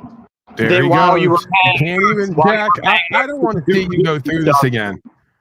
I don't want to see you go through this again, Jack. You don't want to see him fail at trying to coach us when we're calling out a coach being a non-coach? They can't even shut up, either of them. Neither of them can control their emotions. The guy in the corner is trying to control their impulses. I don't want to see Jack be used and abused again and distracted from his main purpose and mission. I know. It's going to be right. Wait, what are you talking, Jack? You said you wanted to coach us. I came with the real question, and look, Tommy, the two people who asked me said, "Let's get coached." They're trying to on my Sally Mae loan. This is bullshit. What it kind of is. So here, I want to offer to you guys both, please. I can coach a lot better, Snafu, when I'm not listening to you and Tommy and others. Okay, so here's the first lesson. Back when you're not listening to the class. The first lesson for us. What are we doing today then? What is today? All of us, Coach, all guys of us are doing it right now. This is why you can't coach you. No, we want to know what the goal is. Holy cow! I need the goal is pen. See, Jack, this is why I have to step in, right? Because I got to be the bad guy. If not, you're going to wind up having to throw these people out. No, and then they're going to say, fat kid interrupting class. People. He didn't want to coach them. And they're going to flip the narrative on you. We can't even get through class when you have people willing to get coached. Look what happens, Jack. Me and Tommy are willing to listen and learn, and this is what you allow in your classroom. How coach? I come to class on large bus. I ride the large bus. We don't always like Dumb and Dumber. It really is. It's our own live version. But here, the first lesson. Me and Snafu sarcastically treating you like life coaches. You and Paul's version of it's the Tom Show again, everybody. Tom Show. No, we actually wanted Jack to coach us. It's the non-coachable show because Jack's allowing us to not be coached. We got 4 fucking channels we can go watch the Paul show. Okay, so the first lesson for Snafu and Tommy, seriously, it is. Hold on, let me get my pen and note, and I'm really getting a pen and note. I got my pencil. I really want you to coach me today. I don't give a fuck about the audience. Me and Tommy are here to get coached. Jack, it's a wonder why these two never have gone very far in life, huh? No, dude, we're taking Jack serious. Jack, you notice how the ones who are taking you serious, we're getting fucked with? When I'm willing to get coached, I'm willing to listen to you, I'm willing to take notes. These guys are willing to just talk shit. I'm always strapped up. Motherfuckers want to come at me, let's play. So listen, Jack, if you want to do the classroom bit again tomorrow, I'm down with it. Paul, you've never lined resumes up with any motherfucker out here. I ain't no loser, motherfucker. I'm doing just fine, and all you got is your narrative, you fat Every boy. loser I've ever met has this rap, so I'm really not buying it. I'm doing fine. It's all an illusion. Show everybody your $5,000 bank account. God told you to show everybody your bank account. Jack, I'm ready. I got a pen and paper ready, dude. Wait a second. I'm ready, Jack. I'm just wondering. Coach Jack, I'm ready. Excuse me. I'm just wondering, was that a Christian lie you just told or a regular lie? No. Every time you open your fat fucking mouth, you're a lie. And you don't want to fucking line up the truth because that's where I'm even down to take quizzes every week. Let's do this. So the Coach first lesson for Snafu and Tommy. No, tomorrow, Jack. This is a class of all in the digital experience. We're all going to learn together. What I'd love to suggest is the practice of listening. I think it could work wonders for our future sessions if we can help you master your ability to listen. So how do we obtain this goal? Do we do sessions? Do we do practices? What do we do? Is it selective hearing, selective listening? Is it what? Explain. Silence. Silence is the key. We're going to practice silence. And the first thing, you may not like it, but I want you to be out of breath, like no more oxygen, that type of silence. That sounds like death. That sounds like the dictatorship Paul just mentioned earlier. Holy shit, Paul, you might be on something here. Yeah, well, that's the kind of counseling that you and him need at this point. You've been deemed uncoachable, unloveable, and unliveable. You're not able to live properly. This is how bad pornos and dictatorship start out. I get it. The last stop. Jack Talcott, #1 death coach. See, I feel the coach's bias. I feel you're fucking pulling like some fucking some students over there on your off time or giving them a little extra attention or classes behind the scenes? Because you're treating other students biasly. Well, I treat each individual as an individual, and sometimes that works and sometimes it doesn't. But I'm leaning into some of the things I've been learning online. Maybe I'm not a life coach, but I am a Whoa. Could you say that one more time? Just please say it very loud and clear. We can say exactly what you just said, Jack. Maybe that's the first authentic, genuine, honest, amazing thing you've said of the 5 years you've been doing it. What did you just say? Maybe I'm not a what? Maybe I am a death coach, and I encourage the old snafu to die.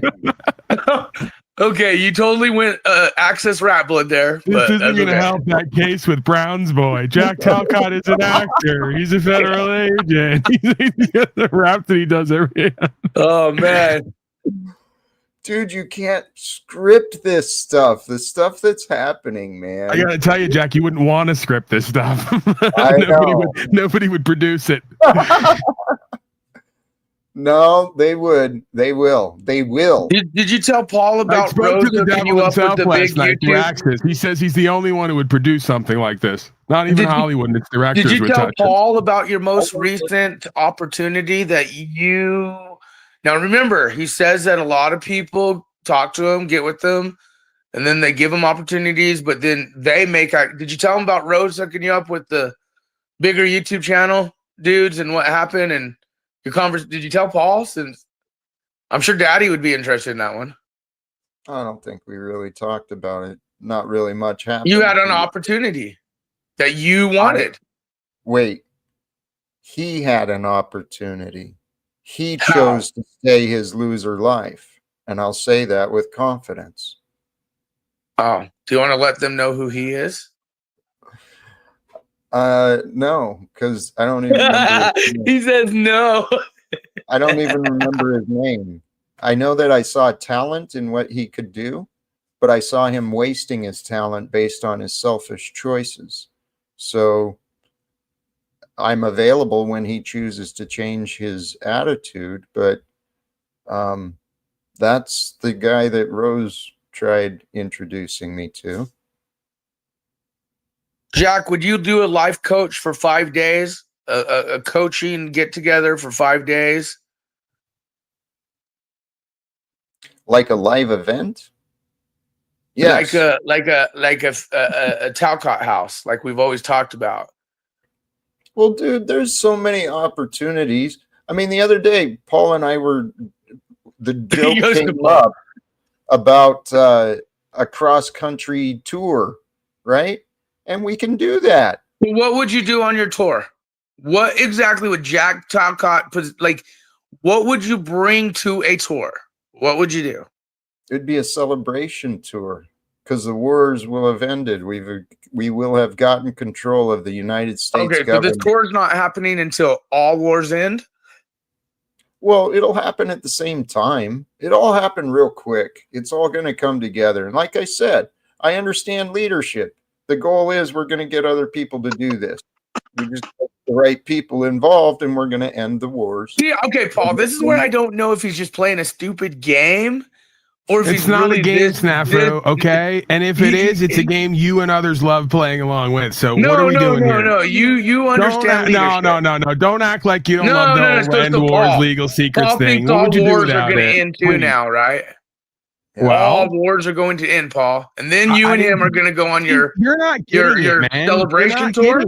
You and so many others are so short-sighted, right? And you can't see the parallels. I'm glad you got someone ready to go on a celebration tour when all if wars end. Paul Unslaved, Jack. Like John I'm very Lennon, proud of you. Paul Unslaved, You've accomplished what you needed. Snafu, please, not while I'm talking, okay? Well, no, you just admitted you're going to wait till all wars end, and then you got Jack back in a tour. I know it's not, but try to act like it. Snafu, please. If there wasn't dreamers like John Lennon and Paul Unslaved and Jack Talcott, lumps like you would just be laying around doing nothing, decaying rather quickly. Okay? And this is who you're on tour with. What a godly tour, Jack. Amazingly godly. You Slavish slaves need people who you can look to inspire you to do and be and have better. That's clear. So I kind of get it. You guys got who's the Trump and who's the Biden between you two? I get what you guys are doing. It's like the good cop, bad cop thing. First of all, who's the Trump and who's the Biden between you and Jack? Don't you be so disrespectful. Hell no. Why is that disrespectful? Yeah, Jack's obviously the Biden, and yeah, he sniffs people, but they enjoy it when he does it, okay? Okay, see, at least Daddy answered. Why did you hide the answer? Why did you get offended when he simply answered a fair question? That's not life coachy. But you're you got insulting us offended again because you're so stupid and lowly, like most slaves. You don't even know when you're being insulting, right? Thank you. Like by I get what calling you're it out saying. for what it is, saying that one of you is a Trump and one of you is a Biden here. Please, creature. Jack Talcott and Paul Enslaved are beyond Donald Trump and Joe Biden because we don't support slavery and genocide. What's wrong with you? Right. Hey, did you put Tommy in the back? No. Okay. He chose to leave because the session is tomorrow. That's what he committed. Dick, has the AI Jack been helping you? I don't know if Tommy can cover the copay either. He keeps talking big money, but he's living in a You cardboard don't have box. to fucking. I thought this was free. It is. It is. It's benefit of society. I was about to fucking throw this note I took away and not show up to session. We say it's free on the broadcast because we want it to be inclusive, but there is a copay. It's at least $50. But we'll talk about that later. You got to sign for it. It comes later. It comes later because when he changes his life, he'll do more, and when he does more, he'll have more, and when he has more, what does Tommy need to change his life and do? His attitude. Same thing with you. On what? Attitude on what? Your outlook on yourself and others. Okay. But that's jumping ahead. That's jumping ahead. Well, no, I'm sticking to the lesson. All right, good. I appreciate it. I see it as incredible opportunities. If there is a way for what I've learned to be helpful for you guys, it's a win-win, right? I mean, that's there's not really any harm in trying. But so does this make you happy that Paul literally said, when the wars end, he got you with the Jack tour? So in essence, Paul may have the thought, and I'm not speaking for you, Paul, but you kind of said it here live. You feel like Jack, all wars win. Again, we don't have to focus on the eventuality to put the attempt and the action into place. If we don't, it'll never happen anyway. If we do, at least we get to say we try. But dude, okay, it's like saying, actually, I like that. No. Stop cutting people off, creature. We're because you said right? No. Life coach session number 1. Stop talking over everyone. Wait, Jack's my life coach. No, wait. Hold on. Wait, you got I have this. 2 life coaches now? You got this. Yeah, that you got double the life coach, double the I'm not paying for attention, this today, double right? the results and success. Okay. So it'd be the same thing as saying, Paul, you're never going to get rights and freedom to be upheld. You're never going to be able to travel freely. You're just going to keep getting arrested. You may be right, but we're never going to know unless we keep trying over and over again. If we don't try, we already know what we're going to get: slavery and genocide. So your argument I guess I understand that because the actions, but here's where I'm saying. No. You almost had the grandiose claims of a life coach that says the wars will end. I get that. That's the difference between narcissism. That's the difference between what you want to call narcissism and just a dreamer who's going to set a goal so high that we can shoot for the moon and land among the stars. Because the alternative is we never get off the ground. See? Failure to launch. That's a theme that we can use for a lot of folks on these panels. It's called failure to launch. I had a few firecrackers that did that once. Right. Yeah. So at some point, you got to step out. You got to gamble. You got to do the impossible or the improbable. And then you got to get the experience along the way, right? That's the process of living life. Because the alternative is you act like a fatalistic, cowardly slave who never tries because the odds are against you. Okay, so that's the key word, tries. So where's my life coach trying? That's what I'm trying to, the trying to try of what he tries. Like you said, he's trying to get you to see that regardless of whatever he is doing or not doing, you at least better have somewhat of a good attitude and a positive outlook for yourself and some kind of goal or dream to shoot for. Because if not, you better roll over and die now. Jack, this translators thing with Paul. It's very beneficial for you. I know exactly. I know. He explains things different than Do you I. understand why people? Okay, when you make grandiose.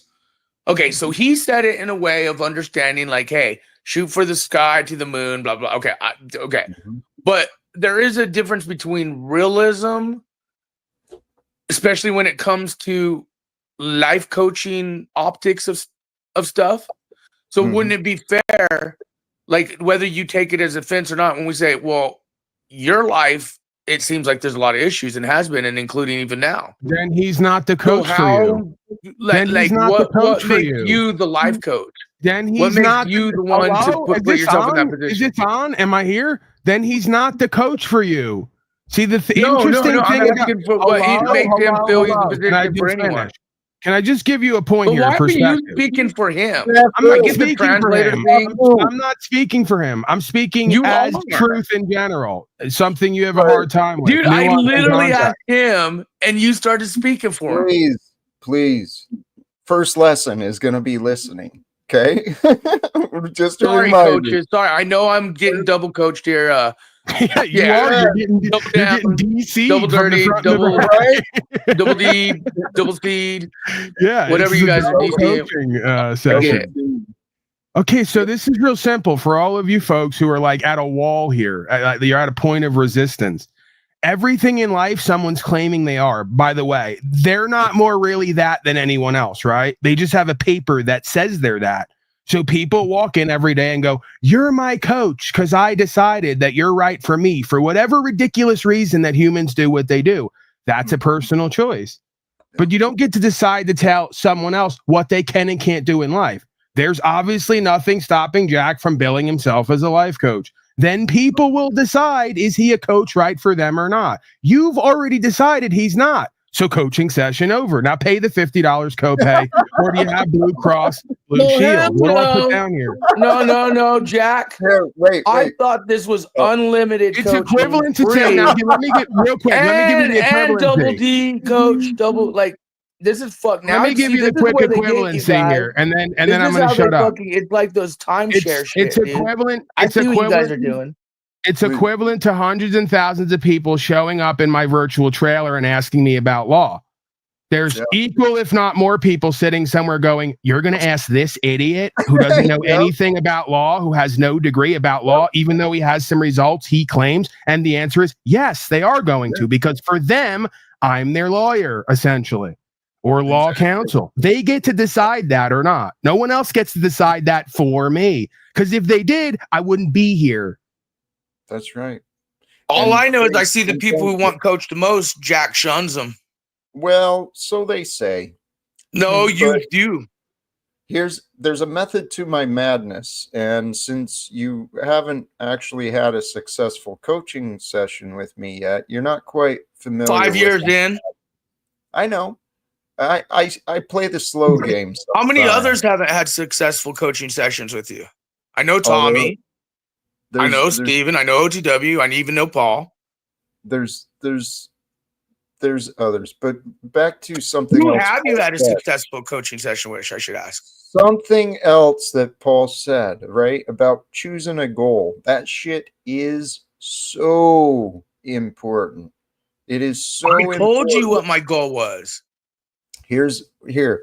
The other part, though, to not just finding the willingness to get up and do something. You know, you gotta push yourself sometimes to do more than what you've done. But there's another part too that's so important, and that's the mindset. You gotta have a mindset of success. If you're gonna do something, do it, right? Commit yourself to success, not just to doing the actions. So, okay, I gotta ask you. We went deep here. This is the deepest you've ever got. You actually said maybe I'm not a life coach. But then you said you kind of changed it doing your stupid little joke. I did. What would you consider yourself now? A person that wants to share opinions, ideas. I always say the citizen journalist with me. I'm at the label. Now you've been labeling yourself as a life coach, and this was big. You actually said maybe. What would you consider an activist? Like, what would you consider? And what activists of what? Love? Like, tell me what is Jack Talcott then? What would we consider to you if? What if I'm the retelling of the Jesus story? Okay, I know deeper than most of these people know about you and your.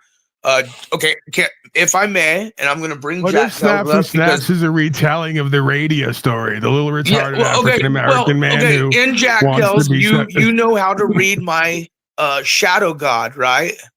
Yeah. What is Paul's shadow god? What are you talking about?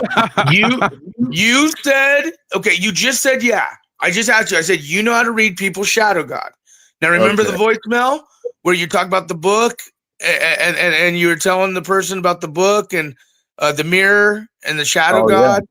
Yeah. Oh yeah. Now you remember. No. So what is Paul's shadow god? Because you could read people's shadow gods, apparently. No. Yeah, that's what you said. Okay. Dude, I got the audio. We can play it now. What you were I telling said, the guy, if you read the book, you think you're the reincarnated Jesus person, just like you told us. I'll tell the story. And I just want to know what Paul's shadow god is from you. You're misunderstanding what I said. You said you could read people's shadow gods. You're like, I know people's shadow gods. That's not what I said. Okay, let me get the footage or the audio because it was you out of your mouth, voicemail. All right. To Brian. Mm-hmm. But tell us about the book and shadow gods, because you did say, obviously, you know, like, because you said in that thing, and if you go listen to maybe you said it, and maybe you say things, and then you're like, I shouldn't have said that. Maybe it was one of those moments. No, I can try and retell what I remember. Because I was referring to a book, The Four Agreements, right? By Don Miguel Ruiz, I think is the author. And The Four Agreements is an excellent book. I highly encourage everyone to check it out. There's 4 simple rules you want to make agreements for yourself. Number 1, be impeccable with your word, right? Well, anyway, in his backstory, he talks about some of the... No, you can't do that. You can't just say there's 4 big things. You tell us the first one and say, oh, no, anyway, what's number 2, 3, and 4? Read the book for yourself. No, because I'm trying to point out that in the audio, Jack, don't use big words like impeccable with your words with snafu. He doesn't know what that means, and he starts thinking it means like a woodpecker. That you're telling me you're the person in this book. I'm impeccable. And you even said, yes, Brian. You were like literally saying that the book was written about you. You better hurry up and reincarnation this one. I don't think he'll ever shut up. Please. Okay, so he was referring to the Toltec wisdom, and as the story is told, the Toltec, there was the first human who kind of awakened, and he saw himself. He identified himself as the smoking mirror. If I may, Jack, and then if I may, just 2 seconds, Paul. Snafu, there's Toltec and there's Hardtech. Listen real quick, Paul. We think you're the first retard on tech who might wake up. Jack, you will be known as the We're going to listen to Jack's narrative here. Go ahead. But I do have the audio, and remember, Jack, you just said earlier, you're like, what if I'm the and even Brian was like, so you're telling me that you're the guy this book was written for? And you were like, yeah. And see, you're shaking. Okay, go ahead. I just want the people to realize that you even admitted that the book perhaps was prophetically written about you to you or whatever. It was weird. Books. There's 2 books. You're now you're going up 2 books. I thought it was just one. Yes. Go ahead. Right. You're getting the story confused. There's a lot of pieces. Either way, the book was written about you. It was you. No. Outwitting the Devil refers to me. And the 4 agreements, I referred myself to it. Right. So in the 4 agreements, the early man who awakens to the reality of the reality, he identifies himself as the smoky mirror. He says he can see the divine reflection in all others, but all others only see the smoke of the dream.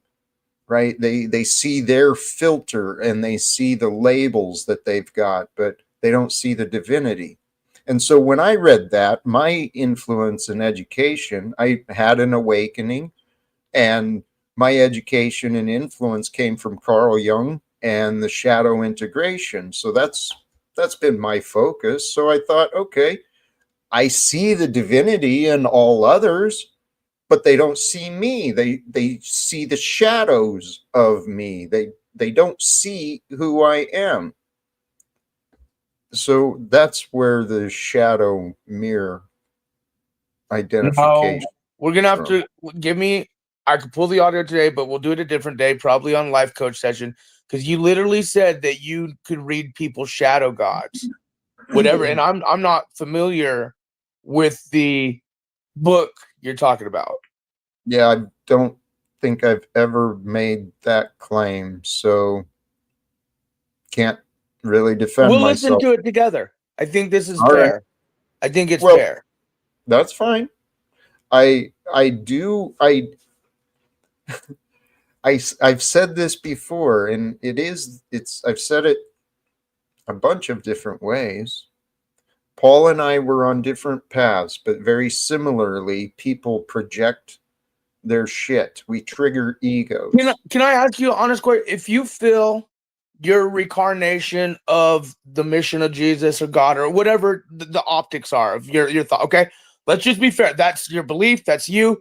No one can change it. Whatever. Okay. What do you feel Paul enslaved is to you then? Is he like fucking Jonah getting eat up by a whale, smelling like puke and shit? Is he like the chick that touched your garment? Like, what is Paul enslaved to you if you're the reincarnation of Jesus in this DX optics of your mission? Because obviously you're using your YouTube channel for your mission now, right? Mm-hmm. Yeah, the army in the clouds. We are the army in the clouds.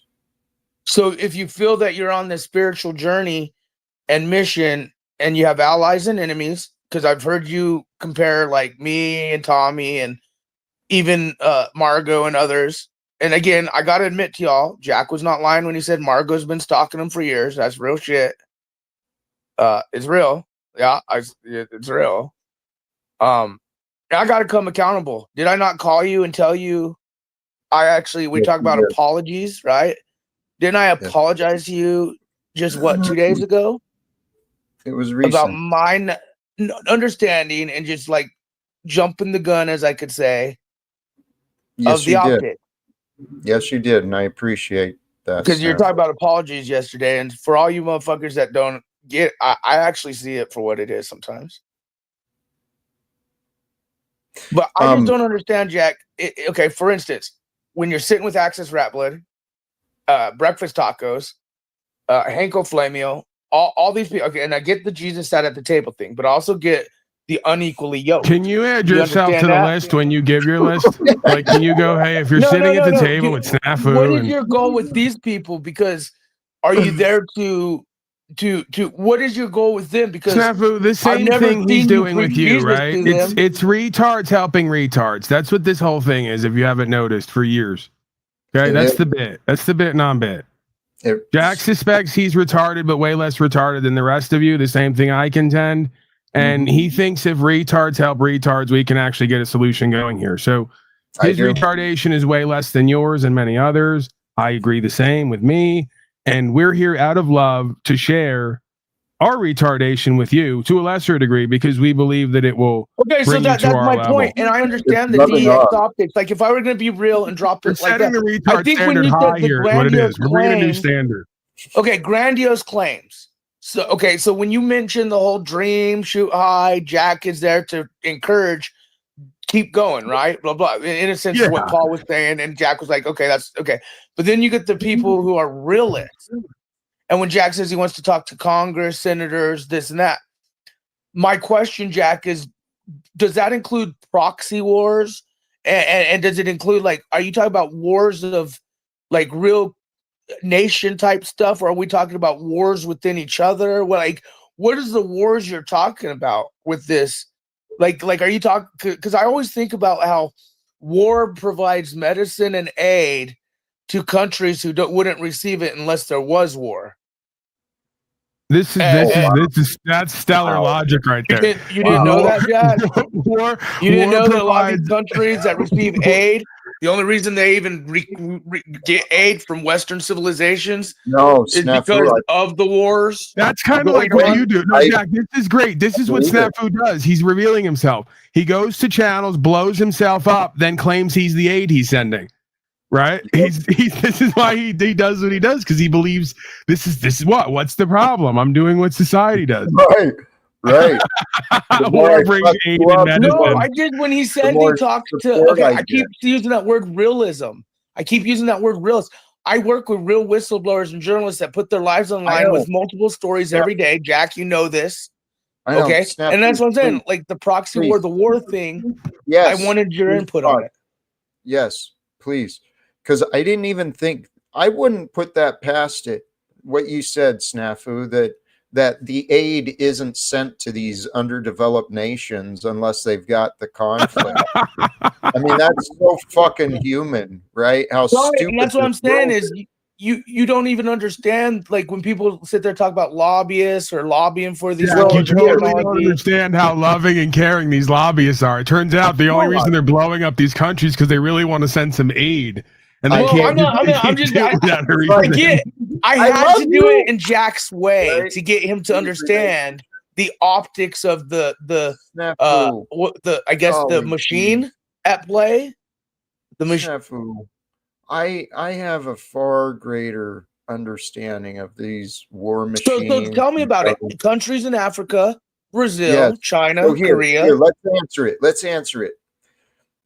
In my mind, if we had actual men and women of integrity and honor running the administration of America, number one, we'd have diplomatic resolve to all of these conflicts. All the nations could be more at ease. We could actually work towards demilitarizing the world instead of, like Trump is doing, getting the nations to spend more, right? Everyone's got to spend more on those defenses and everyone's starting wars. But back to these other points.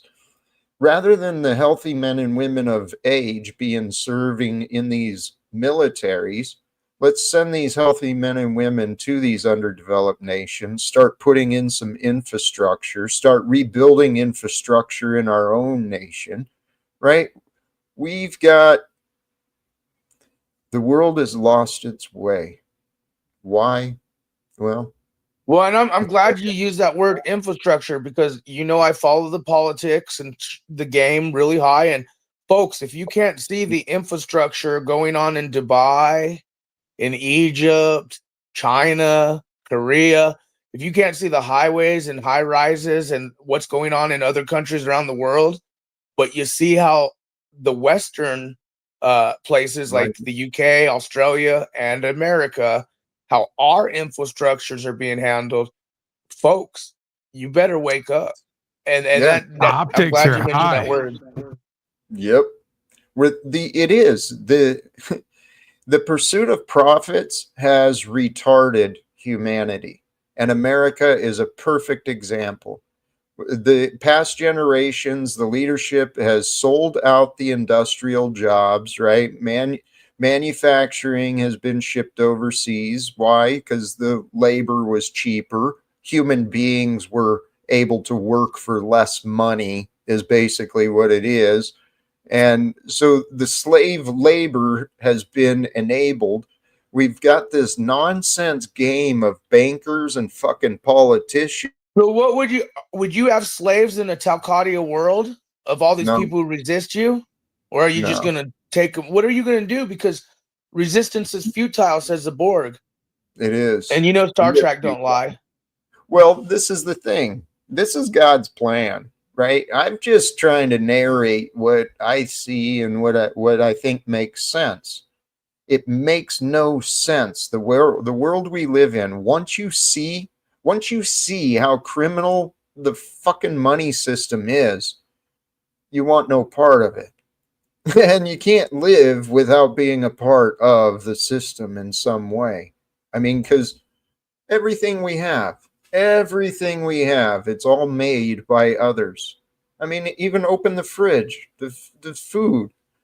Even if you try homesteading, man, and I've tried doing that, that's a lot of work. But earlier conversations, we've got the Wait, when did you technology try available. homesteading?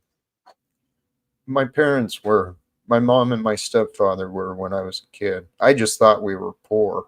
Turned out my stepfather was pretty You know, having you guys cutting wood and living out in the boonies and shit. You're like, where's my PlayStation? Thought we were poor. It was before that. We were poor, man. But it's just here, and that's the thing too. My life. That's what I'm trying to say. These poor nations, Jack, they receive aid only because of some of these wars or proxy wars. So if war stopped, they would no longer get the aid. Why? Well, again, I love that he that's how keeps the world looping works. on that And fact. so He that's thinks why it's- you he got thinks there's even the wisdom good guys there. advocating. War makes money, Jack, for the good guys and bad guys. That's true. Think these thoughts through, right? We're going to end the wars, and that means we're going to redivert the energy, the resources, and the money. So how do you? Okay, the people who are victimized. Why do you guys always death, repeat this and, crap that your masters tell you to repeat? How does war make money for everyone rather than deplete everyone's resources and misdirect the resources? Lockheed Martin, fucking Yeah, so as everyone's getting loans and going into debt to build more toys to fight wars, they're not look at what's spending money happening on with agriculture, Starlink and you're not even listening. This You is just Starlink. asked That was how the answer. war makes money, dude. How does war it's make one money? of the biggest Stop. profitable Starlink. fucking Just things. proceeds to point to It's pushed Starlink. Okay. economics in countries. Wars No, are made. that's apples and oranges, Snafu. Them developing laser beams and technologies to kill each other that they then may finally decide to use for regular technology. That's called cart before the horse. Newsflash. We could be taking these resources, this time, energy, attention, and putting it towards Starlink without bombing someone. Oh, I You agree. really can't be this stupid. I agree, but that's the whole like the aid. Why are wars? That's the whole I get gambit. it. Is to teach you and everyone else we have to blow shit up in order to make advancements here, and it's absolutely a mark of your insanity. And snafu, please. So you're telling me Lockheed Martin and many other fucking huge ass multi-billion Microsoft fucking no. They don't make money during times of war, like the billions and trillions. Snafu. Okay. That's the problem that we're going to solve. How? What are you going to do? We're going to set the truth free. We're going to stop playing who these to what? card games. Huh? To who to what? Like what trillions and billions of dollars, Jack. Yes. Okay. Yes. And no accountability. No fucking Okay. So we're all on the same subject that the big bad wolf, the beast system agendas are in play. Okay. Yes. And this is where I come to realism. So like think about how about like these local YouTubers, a new one recently that JD Delay, shout out to JD out there and all the other, he shouted him out a month ago. But anyway, JD shouted out this kid who was talking about plastics into fuel. Yeah, and he started getting threatened and blah, blah. And you know how big pharma is, let alone fuel companies, big oil. And so like the truth is if we had free resources, right, that would end wars, end a lot of this stuff, probably free resources, fuel, water, gas. And then yet some of these people get shut up, silenced. Like how... Like, do you understand? God forbid some of those teams come for you one of these days. They got to take the guy who makes plastic into gas instead of snafu. I know. Yeah, this is how I know stupid that's pretty crazy though. But that's what I'm trying to tell Jack is, in a multi-trillion billion-dollar proxy, a million. There's probably billion of proxy wars. Right. Whether it's like continental, national, like in Africa, war. Or even business type war, or stock wars, or investment wars, or like even laundering wars, or like how, Jack, would you stop mankind, which is born with sin? Holy shit. Mankind is Jack, born don't with worry. sin, After right? this We're born broadcast, I sinners. decided I'm calling the feds and telling them I think Snafu's got plastic in the gas in his backyard. Just to see Yeah, if we I'm making free fuel. can get him shut up once and for all. Dude, that is crazy though. People who fucking want to help the world or tell the Snafu. truth. Look at Julian Assange. What happened to him? Exactly. Why he hasn't gotten more Snafu support Assange. pisses me off. Serious. There's a lot going on. There's a lot of truly persecuted people. And this is a disgrace. That's why I believe that I think all of these things are signs, right? That is amazing. If people stop allowing the knowledge and technology to be hidden behind paywalls, we can rise above. We can reform everything. We're still running the same technology in our vehicles. It's over 100 years ago. Is that the same as me saying, I wish I had money. I wish I wasn't a broke fuck. I wish I could get my car fixed, knowing that I'm probably not going to get it fixed anytime soon. It may not even happen. I'm broke. I'm not going to change. Blah, blah, blah. Okay. Well, and maybe it does. Maybe you up yourself, blah, blah. Or what about this? Say it's like, oh, I'm crushing on someone you see on TV, you'll never meet. No one, it's like, oh, okay, I hate to say it. The whole, I might meet Donald Trump and have him listen to me to change the world from you. I'm not trying to be negative here. Like these dream to the moon optics, when it comes to realist optics, how do we stop wars, Jack? It's not doable. Optics. It's not doable. Like, can you at least admit that, Jack? That it's not doable to stop all wars. You won't missing admit the that? point. You are totally missing the point. Okay? Please stop wanting me to think like you. Please. Because I don't want to I think get like you want the best.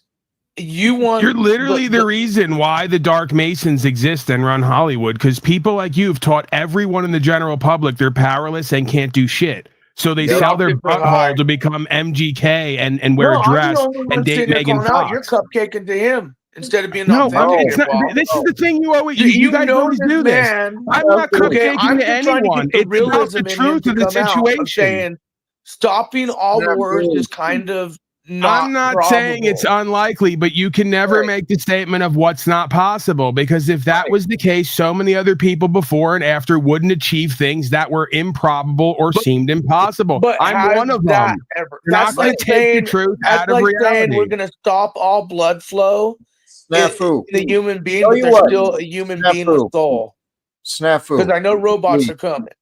Snafu, I learned another lesson with you. Golly geez. I do love you, but we've really got to get through this first lesson. Listening, okay? You talk an awful lot, and I love that you do, but actually probably bringing the most genuine conversation without you backstage me trying to get the realism out of Jack, actually bringing content. And Paul's doing his little fucking interaction of trying to. Can you light yourself on fire or blow yourself up to bring some money to this broadcast? He is kind of taking the Jack balls and goggling on him a little. Actually, I want you to be real, Jack. Is that so bad for me to ask of you to be a realist for once? Well, please, I want you to be real. Okay, our option is. We're talking about something so big, such as stopping all wars. It's not even let's like give talking another about analogy. like, I hear hey, retarded Jack people may learn one day best meet with Trump analogies. because Jack may meet Trump. The technology you're If I've using met right Trump now. and others met Trump and people meet Trump or Tim or Hello. The technology you're using right now, at one point you would have been mocked at, and they would have scoffed at you and told you were a witch and burned you at the stake. You're right. You know what, Jack? You're right. They will end all wars, and it's called smart cities and NWO. It's called a police state That's it. world. No, There you're you right. go. I absolutely know they will stop Snafu wars, Galactics. Jack. That's what concerns me, is because I know that when this does occur, your dream is because the human and freedoms have been wiped out and decimated. Right. So when Now we you're do getting get to Jack Talcottia land, freedom is no longer a thing. Human soul is way no longer a thing. Because so I do Right. admit, The Jack, slaves didn't do I know anything. the They wars spent will their stop. time arguing with Jack Talcott and Paul enslaved online and voting for masters. It's now The Bible 2050. tells us, The slaves are and all even wired in their prophesies the head, wars plugged will into stop. Elon's slave link, just dictated to with policy and code, and there's no longer free choice because they're of the Borg hive. That's it. So then there'll be no more wars at that point. There'll be nobody to war against. Everyone will be Maybe that's where I assimilated. should talk to Jack. Maybe that's where Jack's confused with me, Jack. Okay, because you do know He's not here. You He know went to that go I read masturbate. the He needs a Bible and release. doctrine You got and him things all like that. pent up. You do know that, right, Jack? Stop it. He's not here. I'm trying to talk. Oh, well, here's the deal. Jack Talcott. Wait. Before he gets back, is quick question. revelation. No. Is the Stop mark it. of the beast Why land. can't? Oh my God. We need a button for you. We need some kind of shot collar button, something to just stop Thank you God immediately. You don't got the keys yet here. Can you rename yourself to humor me and to make like this is new promotion marketing, right? Snafu Assange. Can you take on the banner of Julian Assange as the whistleblower journalist and become Snafu Assange? Let me fix this. You're right. You're right, but let's not make it about me. Well, we can kind of make it about you. Why not? Truth yo, crew yo, optics. Goodness. Perfect timing, Jack. Thank you. I appreciate you so much, man. God of all media. That's what I do, Jack. No thanks is necessary. Please, and this is the creature of all media, the roach of all media. Hey, it's Dad Assange to you now. Oh my goodness. Yeah, I've been listening for a little bit. Snafu, we can end wars. Is irrelevant. He's a gay jab black witch. Only one retard talking at one time, please. Okay, we just needed two things. We need to stop fighting, and two, share the knowledge. It's that simple. Mm-hmm. Right.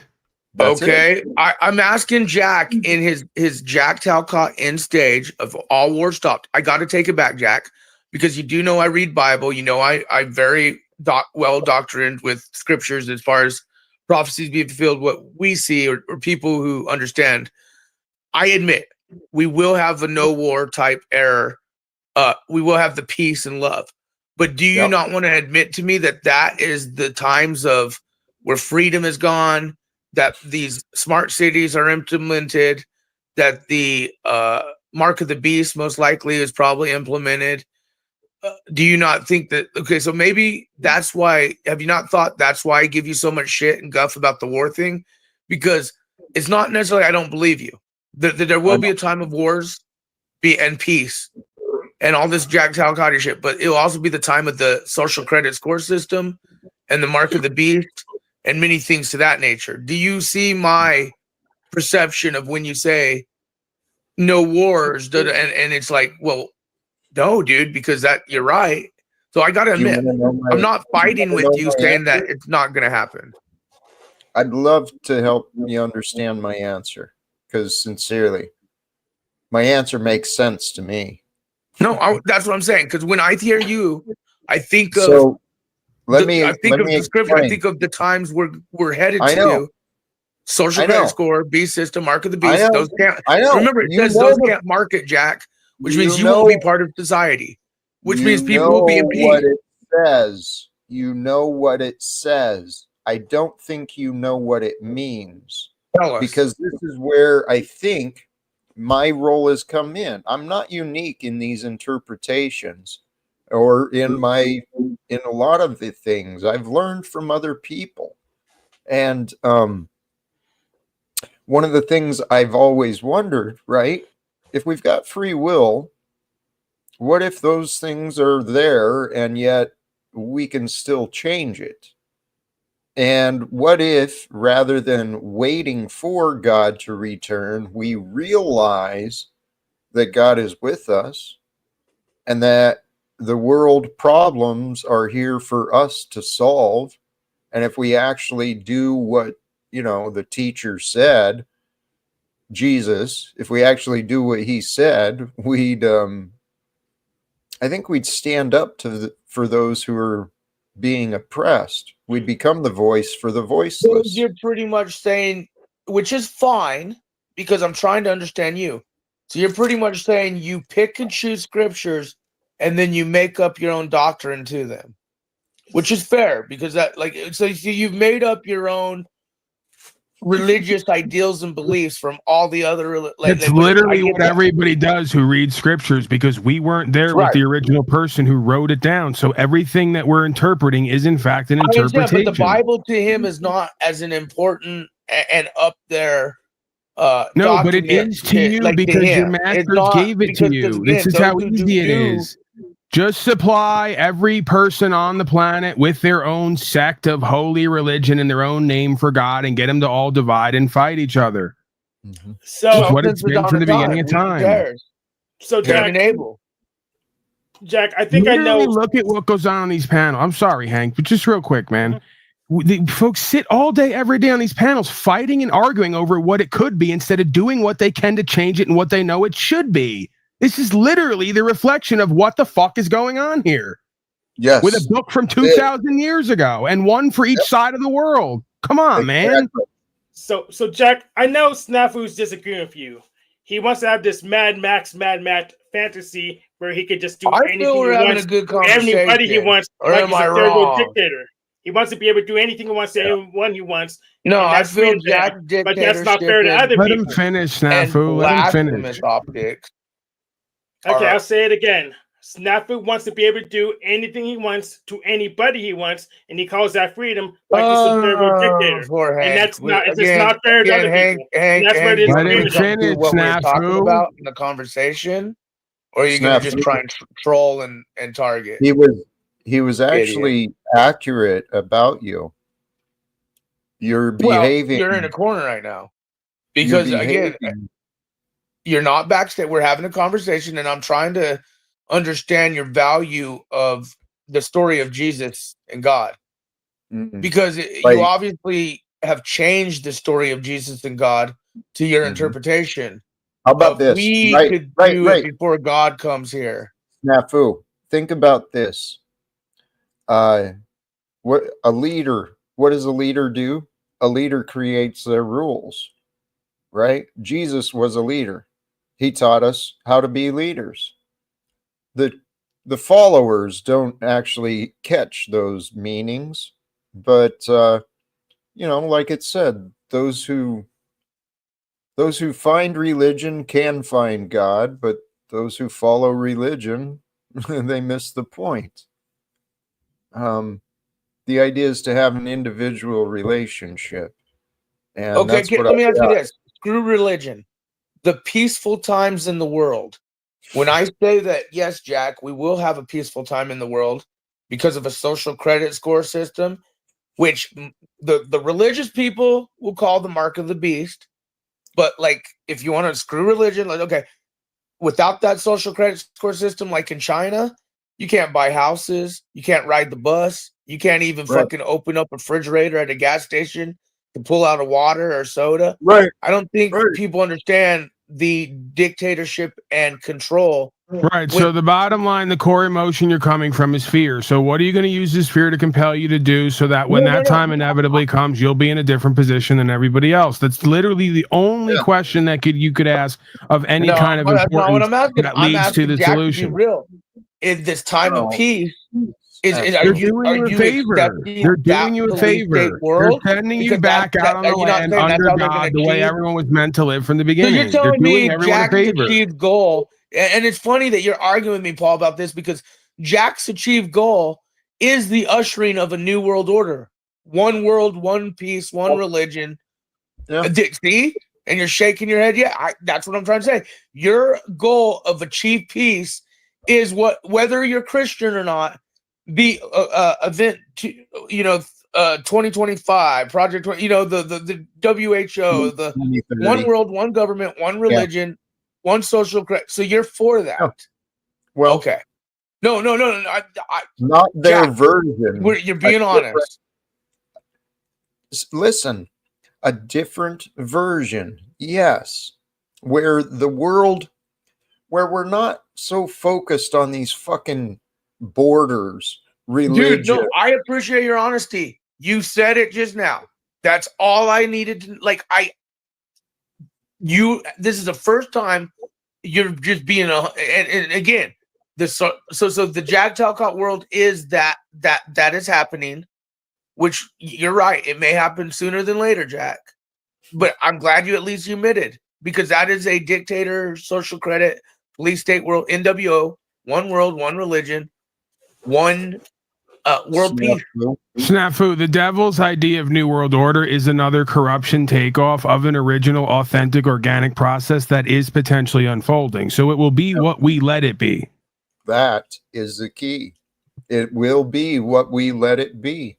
And my version, the truth reigns supreme, not these fucking positions or budgets. This budget nonsense, it's got mankind completely divided over nothing. It's stupid. So in the future, where men and women who serve in leadership positions, they actually serve with honor and integrity, where there's actual responsibility for people in these fucking positions instead of excuses and bureaucracy. So in the future, we can use technology. I don't understand this blockchain stuff, but I get that there's a lot of value in it. What if we use that I got that for you. Give me a second. Rather than for money, we use these technologies for actual betterment of society. Yeah. So I actually studied blockchain. You're probably better off using a database. It's like a database where you use encryption on every transaction so we can validate, but it's very bad for the environment the way it does it. So you're probably better off for normal database as long as we can trust it. Well, this is a pipe dream to think we're ever going to have a technology that's going to be a substitute for personal growth and development and alignment with universal values and empowerment. It is a fool's errand, and it's what the scientists and the humanists will continue to desire and shoot for, ignoring the obvious inevitable that will come forth. It's never a spiritual resolution or revolution, so to speak, right? It is a spiritual revolution, one big looping cycle, the snake with its tail in its mouth, right? But they'll never push for a spiritual resolution as much as they will for technocracy, you know, and manufacturing. I will. Yes. This is what we need. We need. I actually think this is part of the solution. We have some conscious human beings go in and we have real adult conversations with the men and women of Congress, because this bullshit of being divided so much, having mankind at war with each other, it's spiritual corruption. So we can have like a come to Jesus conversation with the men and women of Congress, letting them know the standards have been raised of what we're going to allow, right? We expect leaders to be honest. Men and women who serve in Congress, serve in the White House, and serve at the direction of those from the White House. They need to have some damn... We've got a lot of problems in the world, and it's time for... Well, guys, it's possible. If others are willing to play along, let's play along. What if it is God's purpose for me to speak with Donald Trump? I know the world could be better if he listened to me and understood how to organize and lead the men and women of Congress into the proper reforms. He knows how to do that. He just doesn't. I don't know what he knows. But I know that I could. What's that? No, that was my mic because I unmuted it and if it was feeding back because there's speakers here. But Yeah. I was initially going to say I think you should get away from that because it makes you sound crazy. But I forgot we're on YouTube and the stuff that makes you sound crazy, I guess, brings attention. So keep doing Yeah, that. yeah, keep doing that. Saying I you want to talk to Frank Sinatra's ghost as well. But the point I'm making is it's a shortcut and it sells you and everyone else short because it's then replicating that false leadership, I believe, right? Because if we have to go to a Donnie Trump or whoever else in order to get a result, then let the whole thing burn. It's not oriented toward justice anyway, right? Yeah, I agree with Paul. No. Amen. It requires a community. Every problem requires attention. We can't keep ignoring this shit. We can't keep pretending that someone else is going to solve it either. Not when it's continuing the same patterns. We're watching this happen. This is history that we're a part of. So the facts are what they are. I have, in my past, the life I have lived, well, it's what's brought me to doing this. It's what brought me to having the goals that I do. But like it or not, I am a man like Jesus. My love for God is the same God that he lived to glorify, right?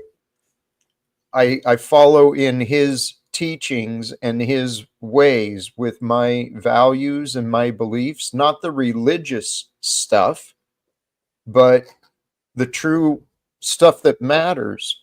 And so I also believe that from what I've learned and what I've experienced, I am prepared. I'm prepared to help America, to help lead America, and to help America lead the rest of the world into reforms and into peace, to create a world where the truth reigns supreme. Yes, And we're yeah. Robert, in fact, Jack, I have a suggestion. If let's go double down. Why don't you also suggest that you talk to executives of Alphabet and BlackRock and MasterCard and Visa and all the other big megacorps? Yes. Just go ahead and name them all out. Absolutely. I hope to speak with I hope to speak with every man and woman serving in any position of leadership, whether it's government, in a uniform, if there anyone in that thinks they're in position of authority, I'd like to have a conversation with them, especially if they've got influence. So yeah, I figure the government people can help connect to the corporate people, and the corporate people, they can help connect to the religious people, right? So it's in the end, it's all just connecting to people. And I can connect to people if they give me a chance, man. And like I started earlier in this stream, when the people from my past become honest and stop playing these stupid games with me and the truth, there's evidence. There's evidence that shows I'm a man who's worthy of some respect and probably some attention. But from there, then you got to ask. I mean, because I don't think anyone believes I'm trying to deceive. I mean, I'm not asking for anything other than some promotion, some support, maybe some introductions. But I am getting more comfortable in this role as me, Jack Talcott. I know who I am. I'm a lovable dude, and I am an activist at heart. And what does that mean?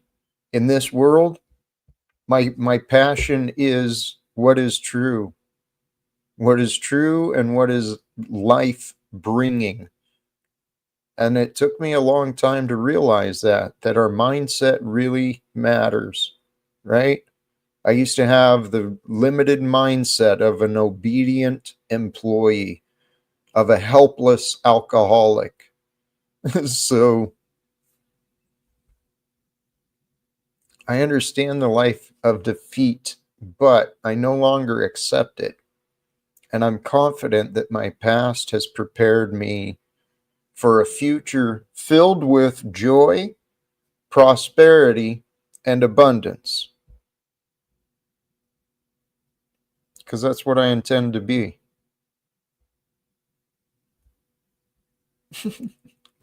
We've been going a long time, guys. Should probably start wrapping up. What are your I'm thoughts? feeling complete in my incompletion. Excuse me. I'm eating. What a surprise, huh? I'm glad to hear. I got a snack too while we were going. I think just wanted to Snafu say ate a one couple thing. sentences there, so he probably filled up. Go ahead, sir. Sorry to interrupt, Paul. I just wanted to say, and maybe this is like obvious already to you, Jack, but these congressmen and congresswomen and, you know, people on the Supreme Court, it seems obvious to me anyway that they're being paid off in private to, you know, back a political party because they're completely flip-flopping from everything they've stood for in the past. And so it's important to keep in mind that these people are being, you know, they have huge advantages that they're getting from this corruption. So whatever if you're really taking this serious and you want, and you know, you feel like it's an achievable goal, I think it's important to keep in mind that whatever you offer these people has to be equal or greater to what they're getting in privacy monetarily. That can be a difficult goal to reach when all you have is your words. You know what I mean? So you need to make sure that your words are important.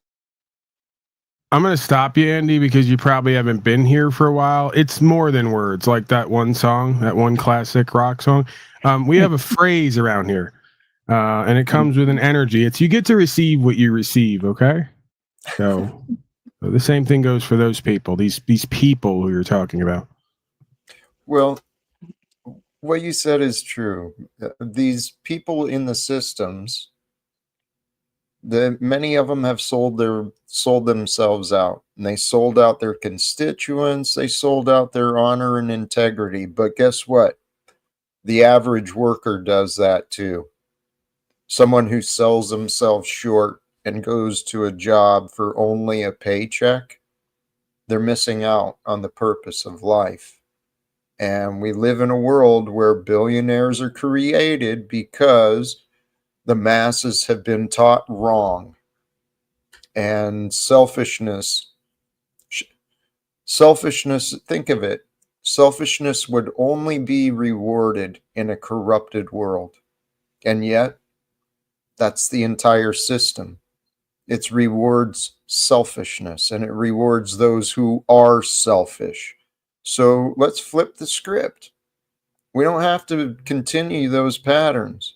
And so my opinion is in the 600, roughly 600 Americans in the federal government, right, between Congress and the administration. So there's about 600 employees in that group. In every workforce, in any occupation, you're going to have good employees, and you'll have employees that excel and some who are subpar. So we can find some who are at least in the middle there, able to understand, basic conversations in English, who can actually understand that their responsibility is to the truth and to what they said they were going to do, not to what is going on. There's got to be at least a few people we can connect to. And to change the world, you just got to get, you got to get the right ideas and the right people together, and things will change, and the rest of the world will find out afterwards. That's the way it works anyway. So let's be a part of those creating the news, and let's create the good news.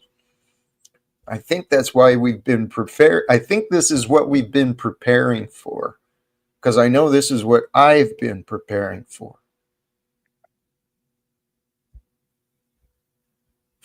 Yeah. I hear you, Jack. And I think we can. All we got to do is be willing to try. That's the way to succeed in life. Be willing to try. That's all we've got to do. Jack, have we got to the bottom of what this handy guy's even offering? Yes. I don't have it. I'm not have anything specific to offer. I'm just here for Yeah, conversation. what else is new? Yeah. No. Okay. Actually, Andy has stood out for me. I feel friendship was offered, and I respect what I've seen from Andy. So, yeah, he's been here and he's been kind of quiet, very patient. Yeah, I apologize. I've put off my Sunday cleaning, so I've been doing that while I was listening, for the most part. Hey, no worries. I'm grateful you're here. I appreciate it. This life we're living, man. It can be, life can be it can be miserable. Truly, we've all probably experienced our own depths and moments of pain and suffering in the world. It can be misery, but if you choose and if you find yourself with the proper mindset, life becomes an adventure. And if you can live with faith, with true faith, truly follow your heart, you're free to do what you want. And this is what I realized a long time ago, too. I've always been free to do what I want. All of us have. But what do we actually want? Those who don't know will be told what to do, right? And so we live in a world where people are taught to live in doubts. They're taught to live in confusion. People are taught to ignore their intuition, right? That's the key, guys. The key to success and the key to life, live life as an adventure. You got to learn how to trust your intuition and your heart. You got to trust the answers that come from you. That's what I've been learning to do.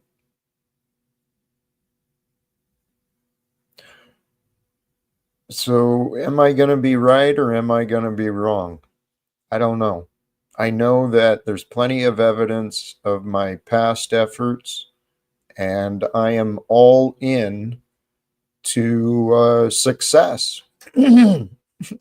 But what I've been learning, honestly, is surrender. Surrender to the idea that God is with you and God's love is for you. And when you make a partnership, you find a relationship with love in itself so that you're just at peace and with comfort, and you allow your heart to lead you through the day. And if the universe brings you an opportunity to be of service, well, be of service and be of good cheer. And then I hear myself saying these words, thank you, God.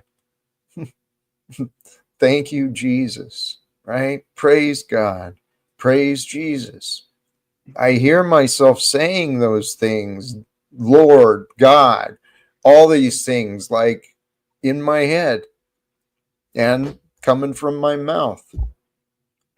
And I'm pretty sure that's how we're supposed to live, is with joy and with peace. And, right? Live without fear.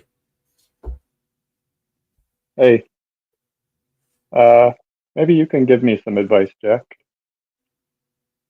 I mean, what do you think somebody like me should do? I ask you this specifically because you're a person that's been able to maintain your faith through struggle, and my struggle in regards to my faith has been my doubt about, the Bible. So I don't know. Like, I'm a person that wants, as you know, I'm formerly religious, and I'm a person that kind of seeks out that former religious tradition and belief and faith too, but I just wonder, my doubts are so big, and I feel almost like it's hopeless sometimes. Paul, too, I guess you probably could give good advice, but what would you suggest for somebody like me that just can't seem to get away from my doubts? Face them. Face the doubts and resolve the ones you can. Let go of the ones that might be irrelevant, and then find the clarity. That would be my suggestion. Face the doubts, because if you think your thoughts through, what are you missing out on by holding on to the doubts? You're missing out on the knowing, and you get the knowing through the actual experience. So in your doubts, you're missing out on the signs of your actual experience with God. And it's a beautiful experience. Yeah. So I don't know. focus. I guess it's just a dilemma for me because I don't know how to like flip a switch and make myself just like let go of doubts or things that I disbelieve.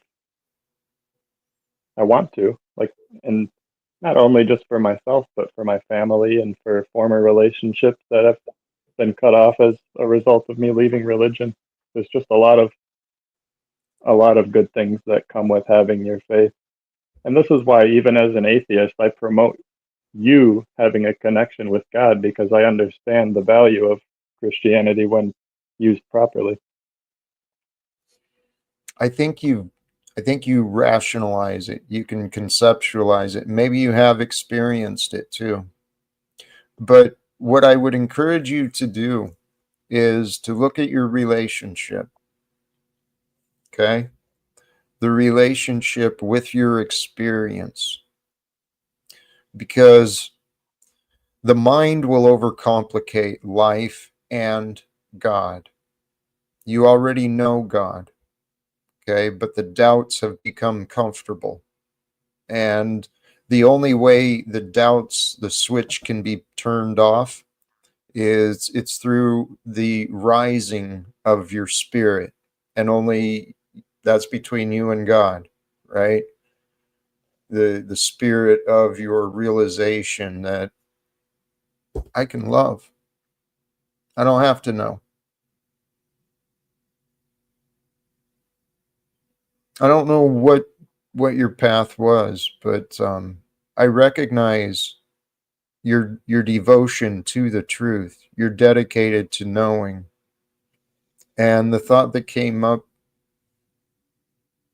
that I might offer to you is create your own tradition. Learn from all of them. Follow your heart, right? Because for the doubts to fade away, you want the spirit to rise with you, and the spirit of what? The spirit of truth, the spirit of inspiration. Those will reveal the answers, and you'll feel a shift. And it's not a switch, but there is a way. I've witnessed, I've experienced myself. I went through several shifts. And I've experienced these experiences of utter bliss where just tears of joy and running all over me, right? And it's gorgeous. I feel so truly blessed. And then I realized it's through the power of mind, the gift of awareness, right? Through practice, focus, you can will yourself into feeling whatever you want. So it's up to you to decide, what do I want? What do I want to feel about this, right? Because the ego mind, where the doubts are, where the doubts and worries and shame and all the opinions and judgment, all that stuff is in the head. And it's in the way of the heart rising. And the world profits from people being out of balance. They're out of balance from their individual to the greater world. We've been living wrong. So what I'd encourage you to do seriously for yourself, focus on being calm, being grateful, so that you feel the fruits of the Holy Spirit, patient, you have good cheer. That's where the practice of prayer and meditation is real helpful. And I do pray. I pray for you, actually, specifically. I would love appreciate that. something from you. I pray for me too. I don't necessarily know that anyone's hearing my prayers, but I do still pray. Faith is a gift I've been blessed to receive. Okay? And I hear your search. And I do pray in the name of Jesus. I know there is power in that. And I pray that that spirit is felt in you, similar to what I was blessed to experience, that feeling, that shift of comfort. Because we are in the right place at the right time for miracles to happen. Allow yourself to get comfortable with that thought, please. I'll try. Because the world is built with miracles. It's a miracle that we do not see. It's a miracle, right? Because we are blind. We have this mental blindness, this confusion. We're ignorant. People are stupid. We're created and designed to be stupid on our own. And I think that's why we need each other. Because, holy shit, we'll drive ourselves nuts when we're all alone. I mean, solitude is, God, we got to reform these prison systems. Holy shit. Yeah, I agree with that. This world, man, this America, it is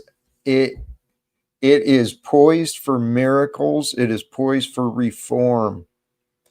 It's time for people to start. It's time for the world to transform. It's going to happen. We are that generation. It's going to happen through us. And I can see it happening very quickly, too. A complete transformation of everything all around the world. And as it was predicted, right? As it was written, only the Father knows. So I pray often that the day of judgment comes soon, right? So the liars stop getting away with the lies, the criminals stop enabling criminals, and the good men and women actually stand up. It's coming. We are that. We are the rising of the future.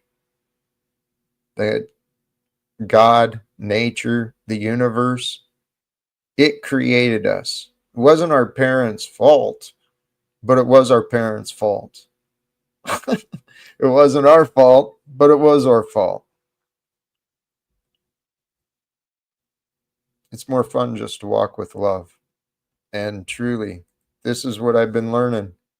It's poetry. Sunday arrives calm and sincere, hearts wide open. We live without fear. And the heart is not wide open when the mind is limited with doubts. What do you doubt? God or yourself? Yeah, maybe the existence of God, or just like the existence of the biblical God, or some of the narratives in the Bible, I guess. Just some things I have no reason to doubt. Some things in the Bible I think are 100% true, and other things I struggle to believe. What do you think you are? Just, I don't know, a human. What does that I mean? mean, I'm just an animal, I guess. I mean, I could have a spirit. I don't know that I have a spirit, but a lot of the world seems to think that people have spirits, and the Bible says so. Andy, I'm kind of curious, if I may, Jack, here real quick. You ever have any one of those events where you kind of go, the odds of this happening are like 1 in a billion? You know, one of these coincidences or just really strange events? Yeah. And are you able to kind of realize on some level that that may be the universe kind of interacting with you or talking to you? There's kind of a way, it would seem, that the universe talks to us or reveals kind of a deeper meaning of how this all works through those events? Yeah, definitely. I thought that, and that's a big part of why I don't really reject the idea of like the existence of a God completely. I wouldn't say that I'm convinced, but I don't think it's like an insane concept or something. Gotcha. So, could you consider the idea that you are actually a spirit that has a body? You're not a body that has a spirit. You're a spirit that has a body that you feel. Does that make sense? Yeah, I'm familiar with the concept of a spirit. Right. Well, so then the spirit is the awareness. So you are aware of the thoughts, you're aware of your doubts, you're aware of your feelings. You think you are aware of God. You're aware of your thoughts of you. You think you are aware of you. You're aware of your thoughts of you. Because who you are is the God that you have doubts in. That is you.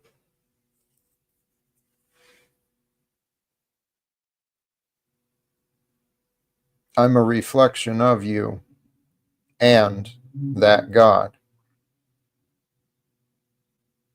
I've been learning to see the God in me and the God-like qualities in others. I describe that as potentials, right? And that seems to make sense to me. And this is what I realized.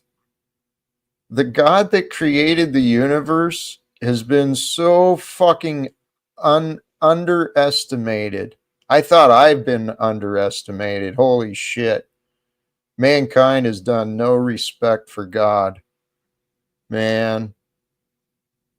The things I've heard that people believe, holy shit. Oh my God, man. Praise God, sincerely.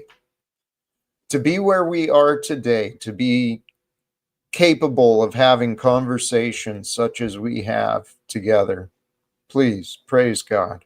We are amongst the blessed. Okay. This God that I've come to know, it is the God that you're seeking to know. Okay. The God that Jesus worshipped, lived to glorify, the God of the God of the original faith, right? That's the one, the same one. Because I see us all in this Jesus timeline. For some reason, that book has been passed down and it's been as widespread and known as it has been. I figure maybe it's got some importance. And then when I started reading some of the wisdom in there, there's some good shit. There's some good words in there, man. I get the wisdom, but I get the meanings too. And that's more important than the memorization, in my opinion. But we live in a backwards world, man. So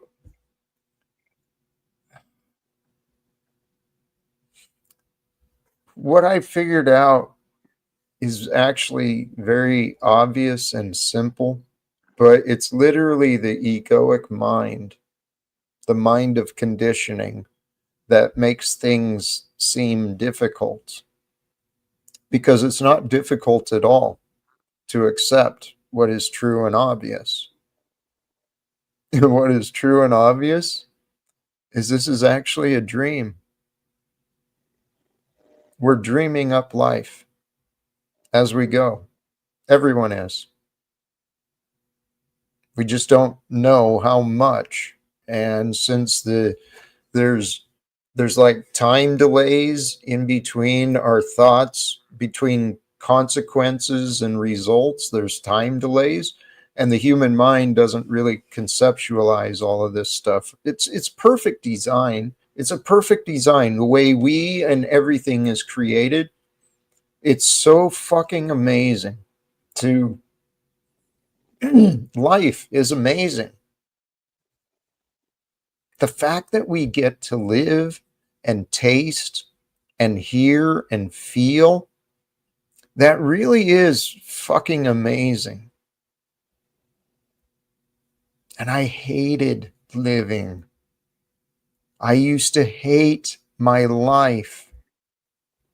And it was like, I finally figured out there's no point in hating shit you can't change, right? So if something doesn't feel good, lean into it. It feels better when it's done. That's all exercising is, man. Leaning into discomfort so that you feel better when you're done. And that's all life is.